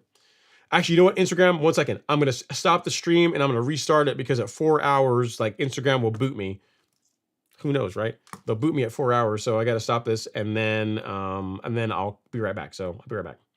So that's gone, and we will share it, and then I'll start another stream here really quick. I guess it's kind of a sign, right? 4 hours, you should be packing it in. All right. So next up, while I get the Instagram restarted, Shelby Amos says, so glad we figured out it was rescue grass in my lawn in Fort Worth. I see it all over now. Certainty. Nice. So you're gonna go knock it out. I dig it. Yeah, I'm glad that we got to the bottom of it, Shelby. And that's the thing, man. Between like some of the apps you can find online, like the Picture It app, or picture this, or just simply take. Here's the thing: just taking a picture. If you take a picture of your grass or of the problem weed that you're trying to identify, and you take that and you put it into Google image search, like most of us use Google from a standpoint of just like searching for like text search, but Google's image search is actually pretty decent. So if you have a grass or a weed in your lawn, you're trying to figure out what it is, take a picture of it, like, and then crop down just to the weed and upload that to Google's image search. And it does a pretty good job of saying, hey, it could be this, or this, and you can get some close-ups, and it'll put you in the right ballpark as trying to figure out what weed you are dealing with in your lawn. That is what I would say. That, or get like the Picture of This app, which is also really good, but it's a paid app, or just use Google image search. So happy that helps. And the next up is No Name. He says, side note, how about that merch? Yeah, man, I got you. We have merch, guys. For those of you that want to represent the golf course lawns or some Ron Henry merch, there is the merch store, which is now in the chat now. So if you want to get some merch, you can absolutely grab some right there. And your way to go. Instagram, I'm about to start this back up, so give me 1 second. Every time I upload the video that I just did, it always fails the first time, so I gotta do it a second time. All right, next up is Jermaine Battles. He says, at Ron Henry, I sent you a picture of what I think is nutsedge. It's probably POA. Nope, that is nutsedge. That doesn't look like nutsedge. Yeah, that does look like nutsedge. Yeah, that looks like it's definitely not POA. It doesn't have the flower. Yeah, it looks like, there we go. So hang on 1 second, guys. Let me restart the stream for the Instagram folks. And there we go. And back on, and we are live. Cool. All right. Cool. Yeah, I'll let me take a quicker look of it, a better look once I get done with the show. Jermaine, I don't believe it's POA though, based on the picture that you're seeing. If you have a picture of it closer, because it's kind of a little bit far away, if you have a closer picture of it, that would be ideal. But I should be able to, once I get done with the live stream, to crop in a bit more and get a close up of it. But you're right. I don't think that is POA. It looks like a sedge of some sort to me. What's going on, guys? Thanks for coming back.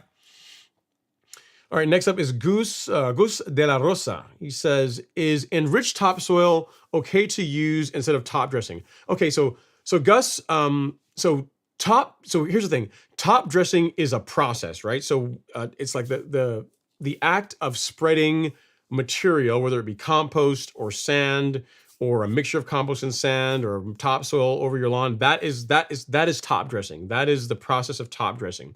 Now, whether you top dress, you can top dress with soil, you can top dress with compost, you can top dress with a mix of compost and sand. There's all kinds of blends of different mixes you can use to top dress your lawn. So, but top dressing there's not like a top dressing. How can I explain this? Top dressing is the process. What you use to as part of top dressing can vary. So like I said, you can use topsoil, you can use anything else you want.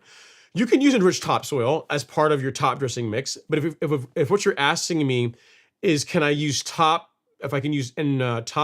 for leveling as part of top dressing, I would say no. If your goal is just to improve soil quality, introduce more organic material, and you want to top dress and just do that, that's absolutely fine. That'll be just fine. But if your goal is to level, you really want to have some sand mixed in there, because sand adds structure, like it hangs around, and the topsoil or compost is just really organic materials. So a good way of thinking about this is like all lawn leveling involves top dressing. Not all top dressing is lawn leveling. Does that make sense? So if you're putting compost, you can be top dressing with compost. You can top dress with topsoil. You can top dress with whatever material you want. But lawn leveling is the process of it's top dressing with the goal of smoothing out uneven areas of your lawn. So lawn leveling is a form of top dressing, and it depends what your goal is. If your goal is just to add organic material, by all means, go for it with the enriched topsoil. If your goal is to level, I would not use enriched topsoil, because it's not going to do a great job of leveling the lawn as enriched topsoil mixed with sand would do. So Hope that helps. I mean, I was trying to read between the lines of what you were trying to ask, and I think that's it. If not, just ask again, or give me some clarification, and I will revisit it.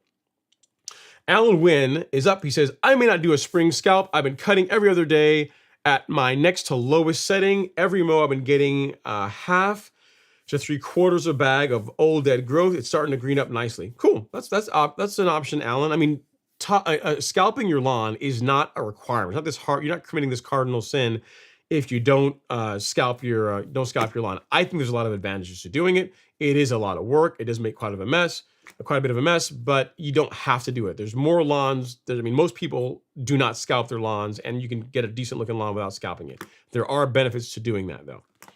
But it sounds like your process of just mowing relatively regularly and at a low height, and you're getting a lot of debris up that way. So if that's working for you, by all means, stick with it. Okay, Jeremy Lancaster says, what's your recommendation for wild onions? I believe Celsius will kill that. I get this question pretty often, and I know Certainty will do it. I believe Celsius will do it as well too. Now, Jeffrey, you didn't tell me what kind of grass you have, which is important to know, but let me look here. I'm assuming you have warm season grass, because that's how I'm answering the question. Yeah, wild onion. I thought so. Celsius will kill wild onion, and the rate you need to use for that. Let me make sure that I'm giving you good advice here.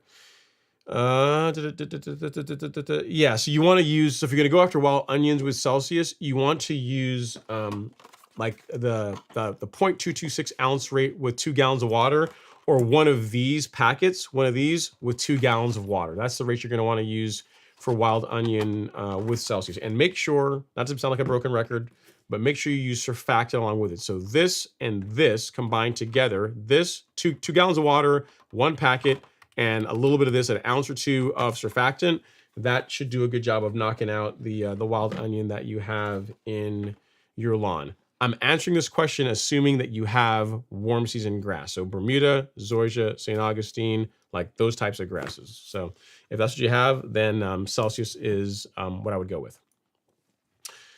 Next up is Roshan. He says, I live in central Arizona. What's the best way to deal with weeds on gravel in backyards? I mean, you can spray them the same way you would deal with them on grass. So if you have, I'm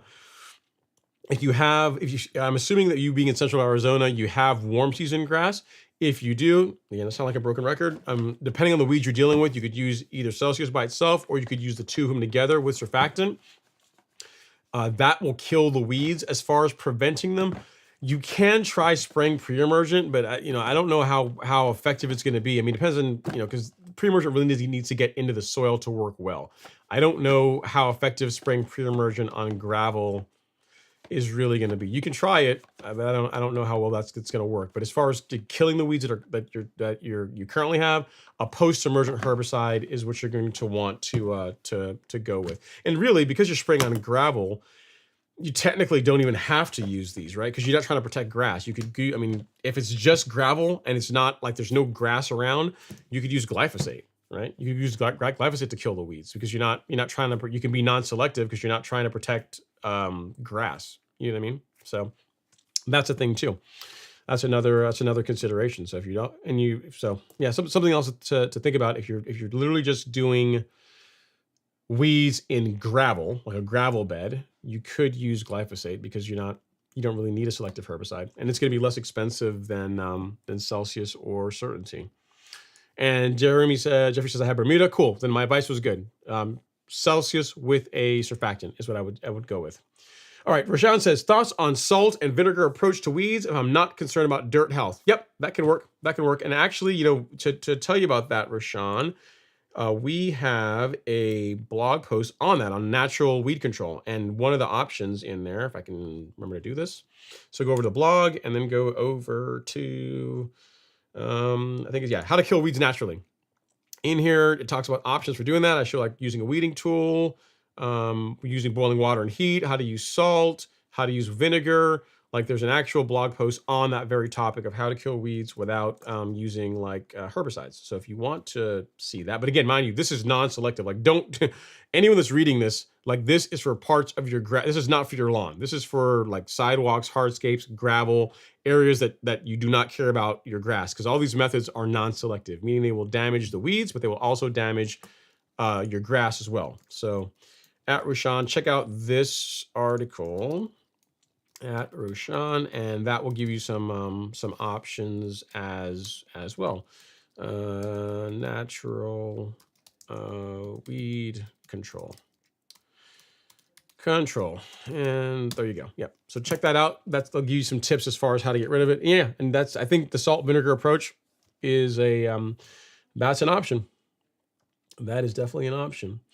Okay, Tom and Latanja are having a sidebar, so I can let that. You guys can do that. And LaShawn says, bro's 2 hours behind on the chat. I finally caught up, man. I told you, I try to go faster, but it's just, I want to make sure that, that I answer the questions. I don't want to give people like a halfway answer. So, so there you go. All right, next up is, I don't need to answer that one. I need to answer that one. And then Tom Weber said, I've been told to try MSMA for post-emergent herbicides for crabgrass and Dallas grass. Any thoughts? Yeah, I would not do that unless you're spraying like commercial property. MSMA is not rated, unless something changed here recently. It's no longer rated for use on residential lawns. So I would not spray MSMA on residential turf. You are correct that it will kill Dallas grass, but you're not supposed to be spraying it on residential lawns. So with that said, the best way to get rid of Dallas grass is to dig it out, like physically, like get like one of these hand weeding tools and just physically remove it. That's going to be your best bet. And for crabgrass, use quinclorac instead. You can use Celsius for crabgrass too, but it really works better if it's young crabgrass.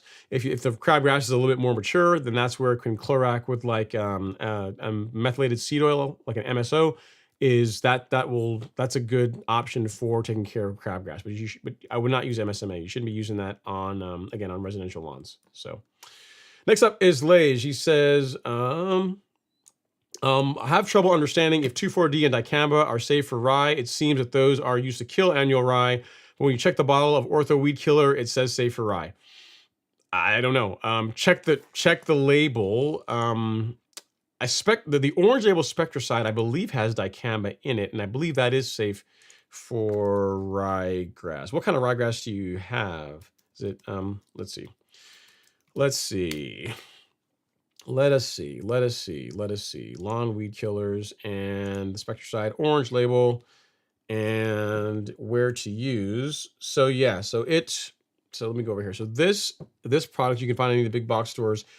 It's safe for Kentucky bluegrass, ryegrass, fescue, and and then obviously Bermuda grass, buffalo grass.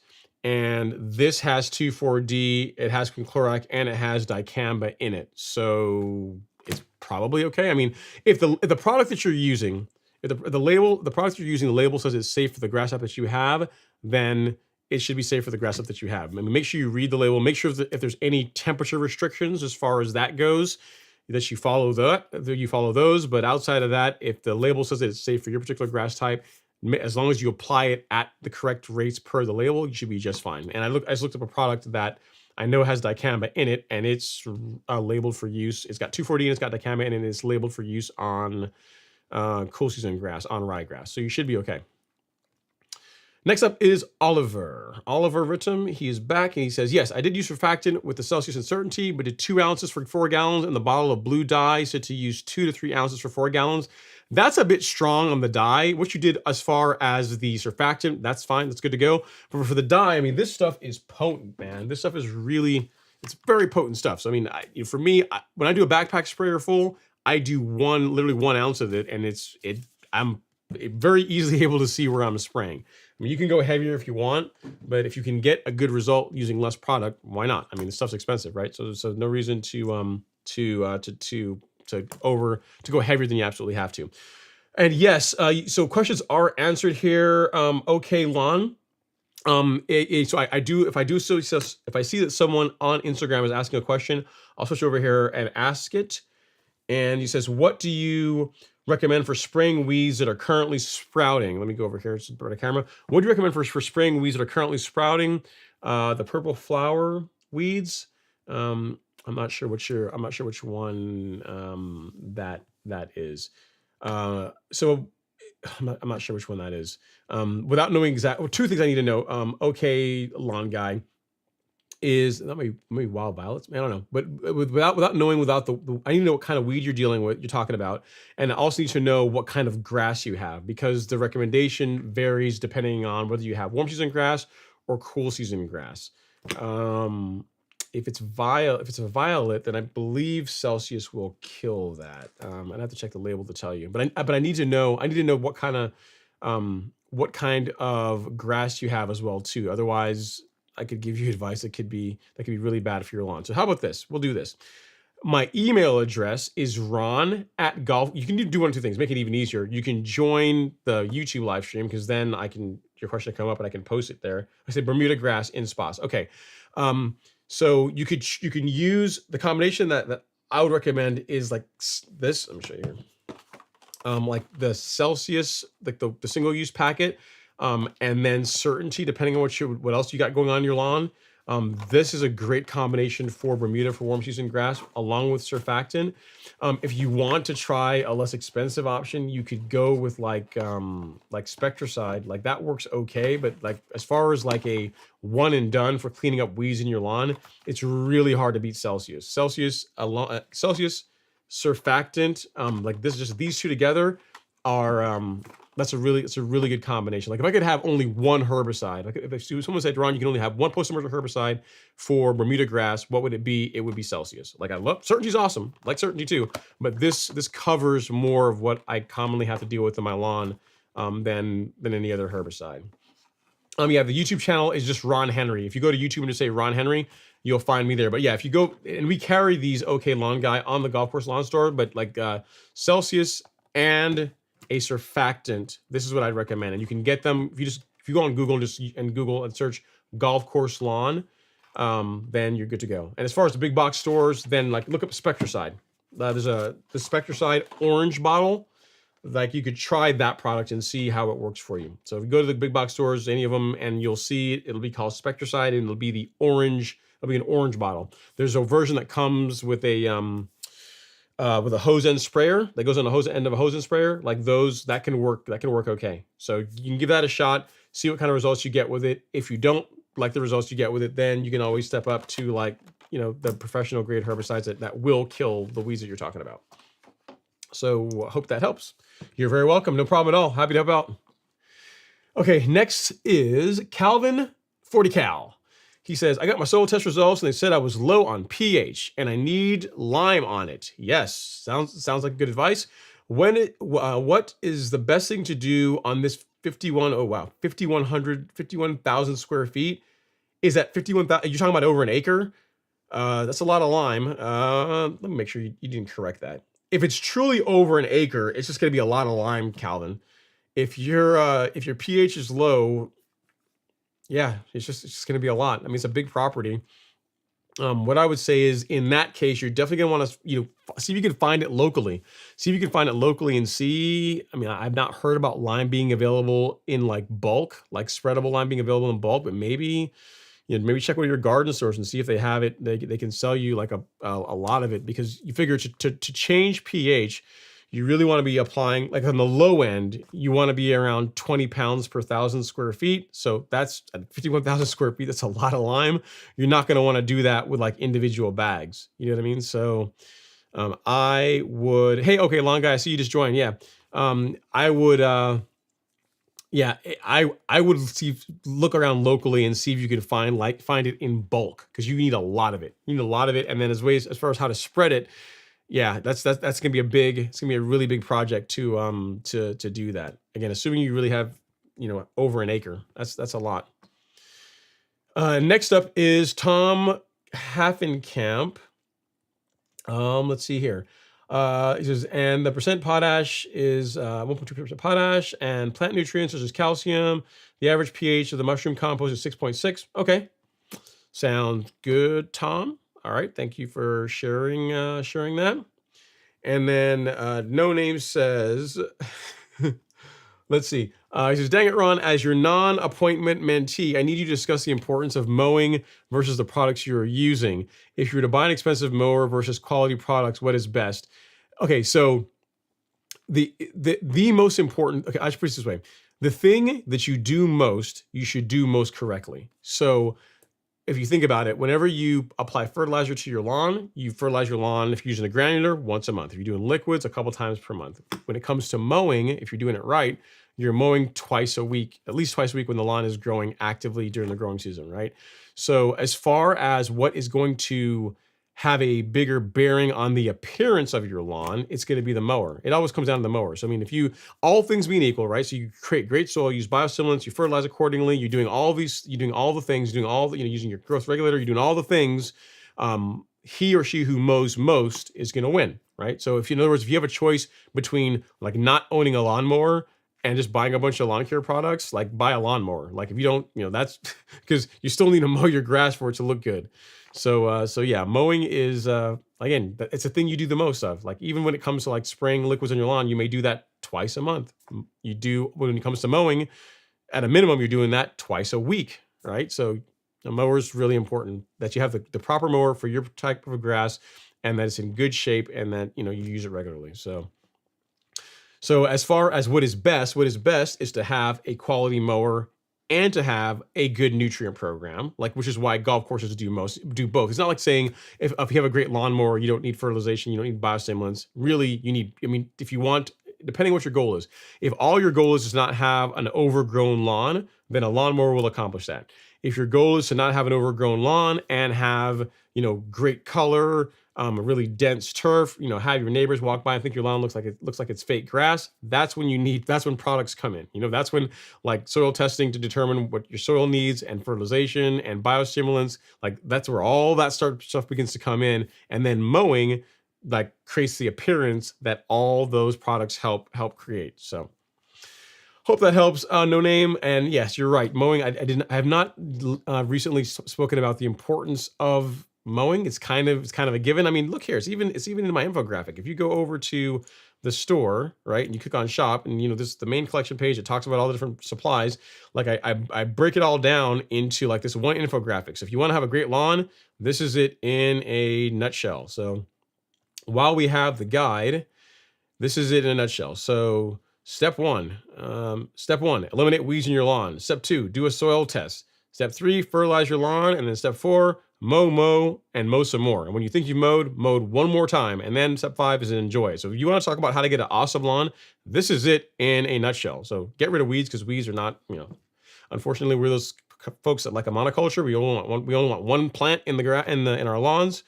So do that, get a soil test, buy the fertilizer based on what the soil test says, and then mow your grass a lot. And then, if you're really trying to take it to the next level, integrate biostimulants into your lawn care program, because it's going to allow you to use less fertilizer. You're going to create better soil, and overall your grass is going to look better if you do that. So there you go. I do think mowing is important. No name. You can't call me out like that. I got it in my infographic. I even say it, mow and mow some more. Super important. All right, next up is Ryan Wofel. He says, I'm in Texas. I was trying to spray my Bermuda scalp over a few weeks, with the weather heated up now and the yard is growing fast.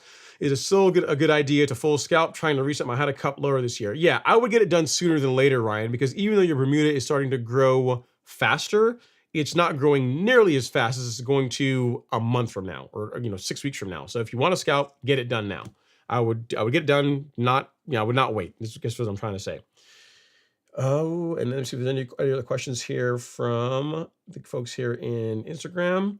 Heartfelt Fashion says, do you think this cold snap will set us back? The green up was on point. I was leading the pack in the neighborhood. You're still going to be fine. I mean, here's the thing. Heartfelt Fashion, the cold weather doesn't just affect your lawn; it affects everybody's lawn. It's almost like whenever you have a competition and they put something that is like a handicap, like you got to carry a weight or something. It's not just you have to do it; every other athlete has to do it too. So yes, even if there is a slight setback, it's a setback for everybody's lawn. So if you're, with everything you're doing with the scalping and just all the work you're putting into it, your lawn will should still green up faster than the other lawns that are not having all that stuff done. So again, I wouldn't worry about it. You're still going to win. Is that what you want to hear? You're still going to dominate. You're going to win. You're not going to be behind. You're not going to be behind. You're not going to lose in the long game. That's what you want to hear. I just told you. You're going to be good to go. All right, and nothing else on Instagram at this point, so we'll move back over here to YouTube. Turtles Turf Fire Lawn says, hello and happy to be back. What's going on, man? I haven't seen you for a while. You guys, it's been a year since you guys have, some of the regulars are showing back up, which is cool. Next up is Lati8026. She says, I sprayed some weed killer on my lawn and now my lawn has brown spots because of that. How can I make it green again? Okay, sorry about the brown spots in your lawn. That's never fun. So I'm not sure what weed killer you sprayed, but here's the thing you got to realize is when it comes to spraying weed killer or more correctly, herbicides on your lawn, you really like the application rate, like how you apply it is very important. So even if you go to the big box stores, right? Even if you go into to one of the big box stores and you go buy like Spectracide or one of these other products that are supposed to be safe for your grass and easy to use, like a big thing that I'll see people do, right? Let's say like this soil test kit are like weeds on your lawn, right? Whenever you're using one of those products, like say you have like something that's connected, that's in for Instagram, you guys can see here too. This is our weed plot. Whenever you are, we'll switch over this camera. Whenever you are spraying weeds on your lawn, whether you're using Celsius or Certainty or something you get from the big box store that connects to the end of your hose sprayer, the thing that you cannot do, you really can't do, is if this is a big plot of weeds and everything that's around here is grass, is you want to make one pass. So at a medium rate, you want to make sure the weeds leaves get wet, but you don't want to do this. You don't want to go like back and forth, because what happens is you'll watch people do, they see them spraying their lawns and they'll like spray back and forth a bunch of times over the weeds, over the section. And what you've done is that's one application, that's two applications, that's three applications. So you're over applying the herbicide. So you just make the pass at a reasonable pace to where you're adequately covering the weeds, to where it's like it's wet, but not to the point to where it's like dripping wet to the runoff. And if you do that, you're going to get a good result. And that applies to the big box store products and to the professional, like Celsius Certainty, the products, the more professional grade products that I talk about. So if you got some brown spots where it killed, if the brown spots are from you killing your grass or from over applying the herbicide, then there's not a whole lot you can do other than just wait it out. If the brown spots are from where the weeds used to be and the weeds are now dead, and the brown spots are like pretty much dead weeds, if that's what you're telling me, then it's just a time thing. What you can do is you can remove the weeds, you can the dead crusty weed, you can pull it, you can get rid of it.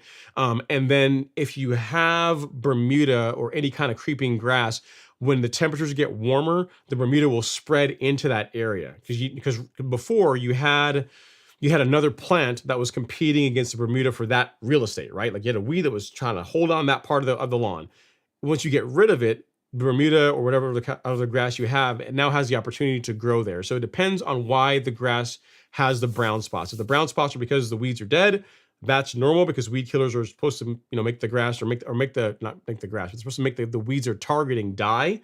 And you can have brown spots in your lawn because of that. But if the brown spots are from over application of herbicide, then there's not a whole lot you can do other than just wait it out. The lawn will likely recover from it, because especially if you're using like one of the big box store products like those, to permanently kill your grass with those, you really got to try hard. So it's just, in both cases, it's going to be time. It's a time thing. But hopefully what I was telling you about the proper way to apply them is that makes sense. Whenever you're making a pass, like even a reasonable pace, just a nice, not necessarily slow or fast, just a nice reasonable pace to where you wet the leaf of the plant, not so much to the point that it's dripping wet, but you definitely don't want to go back and forth like this. You're doing this kind of stuff, that's a recipe for bad things to happen in your lawn, because you're over applying the product. So hope that helps. Hope that helps, Lati8026. Sorry you're dealing with that. It kind of stinks, but your lawn will recover. It will bounce back. Don't sweat it. All right, next up is Michael Evans. He says, let's see here. My grass is still green in West Michigan, even with all the snow we've had. Is scalping still necessary? You don't have to scalp your lawn. What I might do is this, Michael. If you are, if you're happy with how your lawn looks, and if you're mowing it and everything's looking good, and you want to take the opportunity at the beginning of the season to do like a light turf raking to clean out debris and just the garbage that gets in your lawn over time, that would be fine. But you don't have to scalp it. Like scalping is not a mandatory thing. So I'd say if you don't want to scalp, just turf rake. That's a less aggressive way of removing thatch and again cleaning out the debris that's in your lawn. So hope that helps. Next up, JC says, my budget question earlier was for my neighbor. I've already spent way over that with you this year. Well, I was being honest, man. I wanted to, I just want to say, hey, listen, if you're trying to spend $300 a year, then outside of a soil test kit and pre-emergent, you probably don't want to shop at the golf course lawn store because you're not going to be able to do an entire season with the stuff that we sell. It's too expensive. You're not going to be able to do that for $300, unfortunately. So next up is Triple UT Doc says, hey, Ron, have you tried out the Hudson Star manual reel mower? Any thoughts on it? I know you're an outlet guy. I have heard about it. I've seen videos about it. I have never used one myself. It looks like a cool concept. I think it's like a $2,000 manual push reel mower. So hopefully it cuts really good for that. In the videos that I've seen, it looks like it does a reasonable job cutting, but I've not even seen one in person myself to be able to form an opinion about it. But I imagine for what it costs, the build quality is likely top notch, and it probably cuts pretty well for that much money, I would imagine. Next up is Untrained Unrestrained. It says, thank you, Ron. You shared alternatives for turf utilizing the Sunjoe. What about verticutting? Ooh, I don't know. Oh, for verticutting, man, that's a good question. I don't know if I don't know what you can get in a verticutter that's going to be not expensive. Like verticutting, like you can get a dedicated machine to do that, but that's not going to be inexpensive. Like there are people that'll take a dethatcher and try and use it as a verticutter, and I would not recommend doing that. You're going to destroy your lawn doing that. Verticutting, I don't have a whole lot for you on that one, unfortunately. Untrained and unrestrained. What I could say this, if you don't have access to a verticutter, if you can make regular turf raking part of your process, like you do it at least weekly, you just do that to manage thatch levels, that's going to get you a lot of the way there. The problem with where verticutting really becomes important is if you're reel mowing, especially at lower heights, if you're reel mowing like under an inch, what's going to happen is if you don't thin out the lawn with verticutting or a mid-season scalp, you're going to start having cutting issues because the lawn is going to get so thick that the mower, instead of the roller like riding on the turf or on the surface like it's supposed to, it's going to begin floating on top of the turf, and you're going to start getting scalping problems. So, the ways to prevent that are you can scalp the lawn mid-season. I'm not a huge fan of that because it looks kind of ugly, or you can verticut, which is a less aggressive or less ugly way of thinning out the lawn and preventing the cutting issues that happen when you reel mow grass at short heights regularly. So I would go with the turf rake. I would stick to that because the only inexpensive options that I can think of are going to be like dethatchers, and that's not something that I would recommend doing, especially mid-season. It's going to be too hard on your lawn. You're not going to like what it does to your turf. So sorry I don't have a better answer for you, but I think we have a path forward. I think we got a path forward with the turf raking. Lance F says, happy Friday. Lawn Care Nut said in one of his videos, you can top dress with here we go. He said you can top dress in your lawn and level your lawn with play sand. I thought it was not good to do. I thought you need to use a coarser grade sand to level. I'm not a fan of using play sand. I'll put you this way. There are people that use play sand, but if you look at what golf courses and professional sports fields use, they use a coarser sand, like the USGA, like USGA sand that they use for top dressing. It is a coarser sand. It's not as fine as play sand. If you look at the stuff that Supersod sells, like their leveling mix, it is USGA sand. It's a quartz sand. It's a little bit coarser sand and compost. So I would not recommend using play sand. I'll just say that. I haven't seen the video where Alan said to use play sand to top dress, but it's not something that I would recommend. And there you go. See, if he did in fact say use play sand, the person that said that YouTubers agree on everything, there's one thing we don't agree on. So if he said that, I disagree. I don't think you should use play sand to it, but he probably has his reasonings behind it, and that's fine. See, so there you go. So we don't all agree on everything, and we don't all say the same things. Point proven. All right, next up is Rob Loon. He says, I have a yard that is super thin with Bermuda, uneven, currently treating with weed killers and plan to renovate and level. Should I wait until the grass is actively growing, even though I'm going to reseed with Monaco this summer?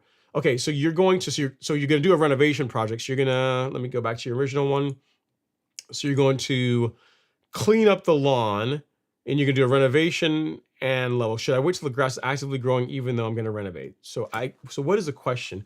So you're currently treating with weed killers, and I plan to renovate and level. Should I wait till the grass is actively growing? Yeah. So here's the thing: if you're going to renovate and reseed, if you're going to reseed the lawns, if you're going to kill the existing grass and you're going to reseed with Monaco grass seed, I would wait to do the reseed portion of it until when temperatures are higher. Right now, it's too cool to do that, unless you're to tell me you live in like South Texas or Florida.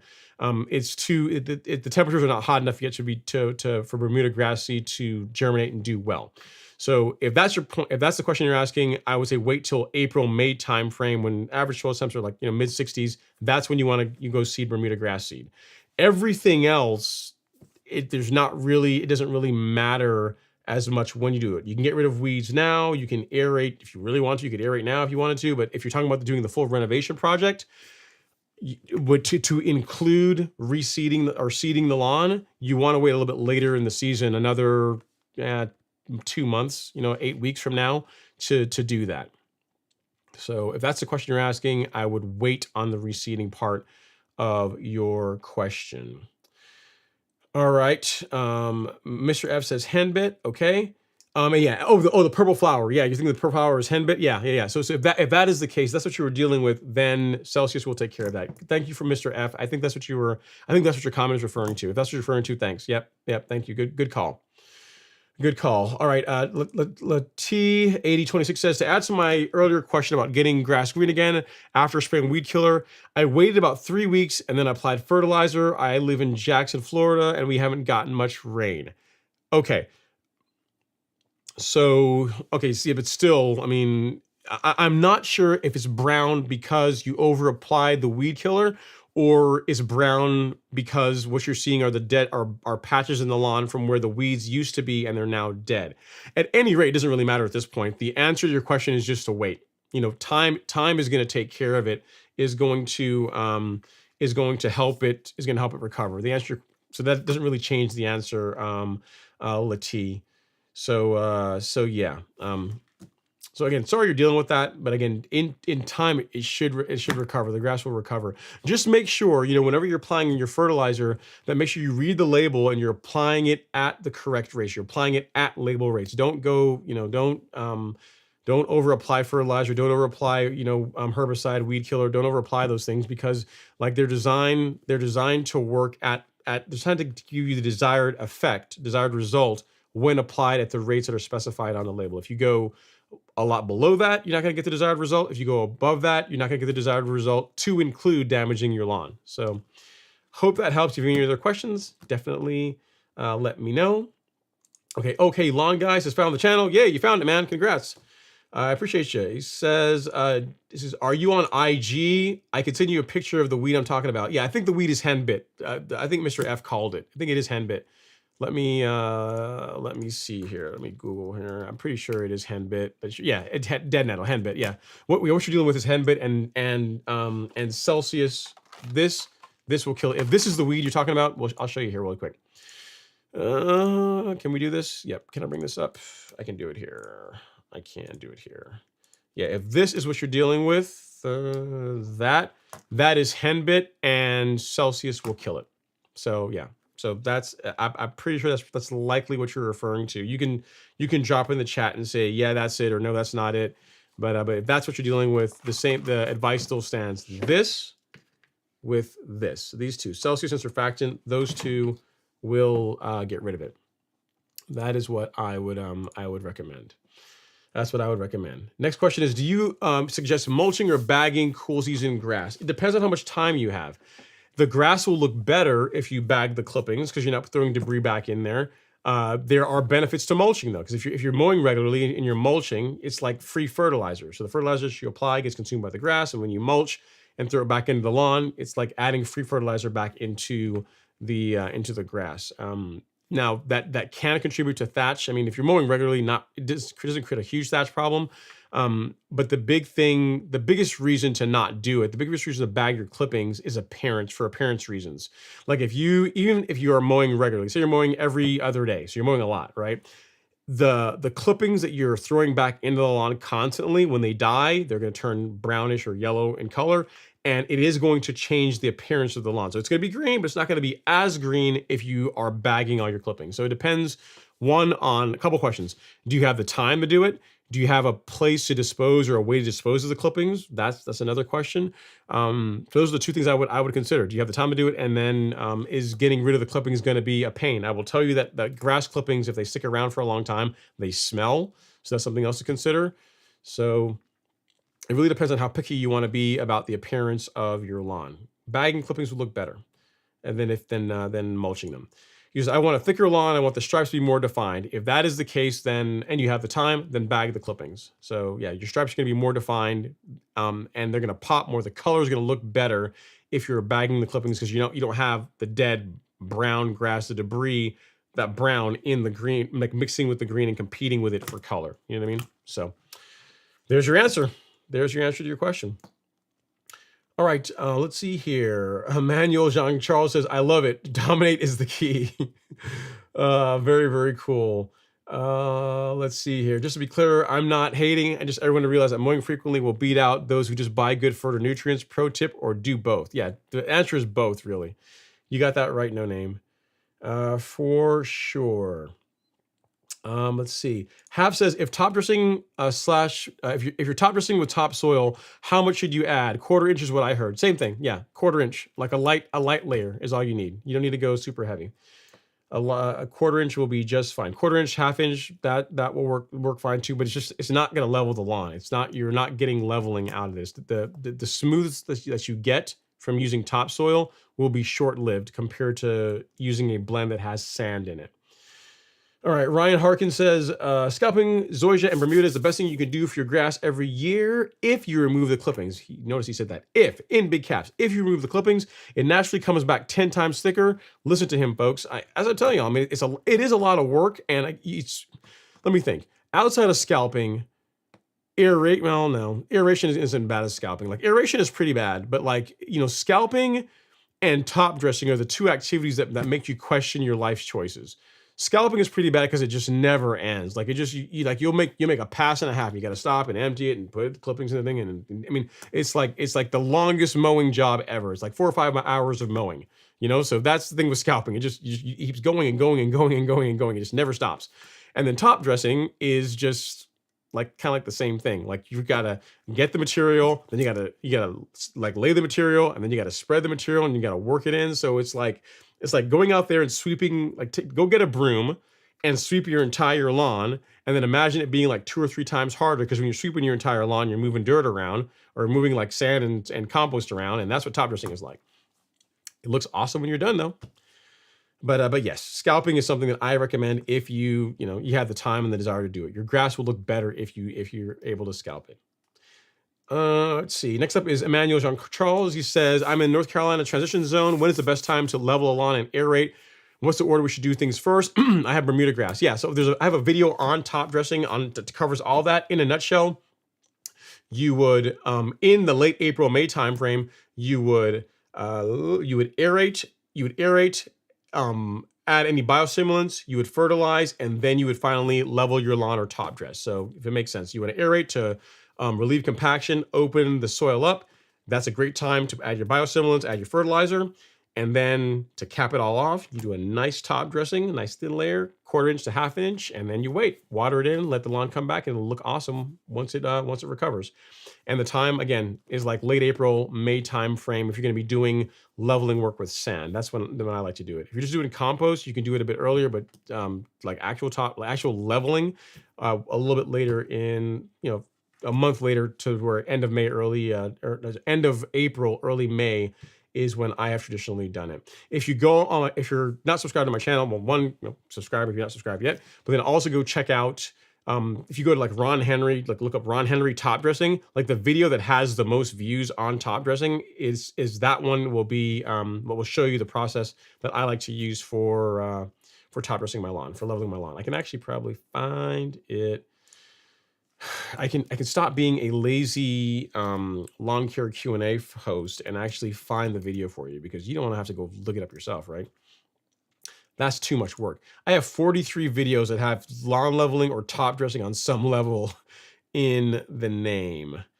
And that to include live streams. Yeah, so there's a whole lot of them. So let me see if I can find it here really quick. And it's buried in all of these. Hang on, let me see if I can find it for you really quick here, Emmanuel. But just if you go to my channel and look up like this lawn leveling, you should find this. You should find the video. Like this is one from last year where a service did it for me. I'll show you that one. So this is from last year where a service did it, but then just go to my channel and look up just look up Ron Henry lawn leveling. There's literally 43 videos that have lawn leveling or something along those lines in the yeah, this is the video I was looking for. I found it. This is the one that shows the entire process, soup to nuts. And let's see, Emmanuel Jean-Claude top dressing video. That one. So watch that video. That covers marking your sprinkler heads, covering, marking your sprinkler heads, covering them up to make sure you don't ruin them when you top dress, whenever you level the lawn, doing the aeration, doing the biostimulants, doing the fertilization, actually doing the top dressing work. It shows everything. It shows the entire thing from soup to nuts, and it's only 13 minutes. So it's a relatively short video to show all of that. All right, next up is No Name. He says, the Hudson Star is glorious. It's great if you have a small lawn, similar to a putting green. It's not really feasible if you're cutting a 4,000 plus size lawn that isn't level. Probably not a good idea. Cool, thanks for that. I appreciate that, No Name. And he says, I just looked up the weed and feed. It's henbit. Yeah, it's not my lawn. It's a lawn I mow, wanting to give them a cheap option. The lawn is covered in henbit. Just use Celsius, man. Like Celsius is going to take care of it. Like you can go out, you can, here's the thing that's going to save you. It's just time. You could go out, you could go buy, here's the thing, an inexpensive option, okay, lawn guy. Like, I don't know what Spectricide goes for now, but like this, you can literally buy this for like $22, not super expensive. You can buy this for like 20 bucks. So like for 40 bucks, you're all in. And this is going to kill the henbit, versus, getting Spectricide. It may or may not work. Like Celsius and Surfactant, these two, this is a cost-effective way to get rid of that weed. That is the way I would go instead of going to the big box store products. A 3-way will do it. And then, yeah, Ryan Harkin is chiming, says any 2,4-D product will kill it. So again, the big box store products will do it as well too. I would use Celsius personally. All right, let me see if there's any other comments, questions. We are winding down. I think that's pretty much it. I think that's pretty much it, guys. Ryan Harkin says, I'd like to meet you. We could have some long talks. I have a treatment company with around 750 residential and around 60 commercial properties. I'd love to pick your brain on some things. Yeah, man, no problem. I mean, here's my email address. It's ron@golfcourselawn.com. If you want to chat sometime, just reach out to me. Let me know. We can make that happen. No worries there. And guys, gals, everyone else, I think that is it. I'm looking here and I don't see any more questions in the comments. You guys have talked me out. As promised, we did not get to 5 hours tonight. We just got to 4 hours and 48 minutes. So there you go. It's not 5 hours tonight. It was shorter than last week, which is good. That's progress, right? Because I'm talking faster. Not much faster, but a little bit faster. So things to keep in mind, guys. The Turflex, Bloomplex, Greens Plus, and Nutrizolve are back in stock on the Golf Course Lawn Store. Be sure to check those out because we didn't get a lot of them. We did not get a lot of those quantities, all of those products. So if you want to get them, get them. Do not wait because they are going to sell out again. What else? Last other thing I had for you is that, again, the new packets, the new small packets of Celsius are available. So feel free to pick that up if you're looking for a cost-effective way to get rid of weeds in your lawn. And then finally, the last request that I have outside of continuing to watch the content and get out there and do something awesome in your lawn this weekend is if you bought anything from the store and whether you like it or not, like go to the store and please leave a review. It really does help out. And I think that's it. Thank you guys so much for watching. I will see you guys next weekend. Take care, and until next time.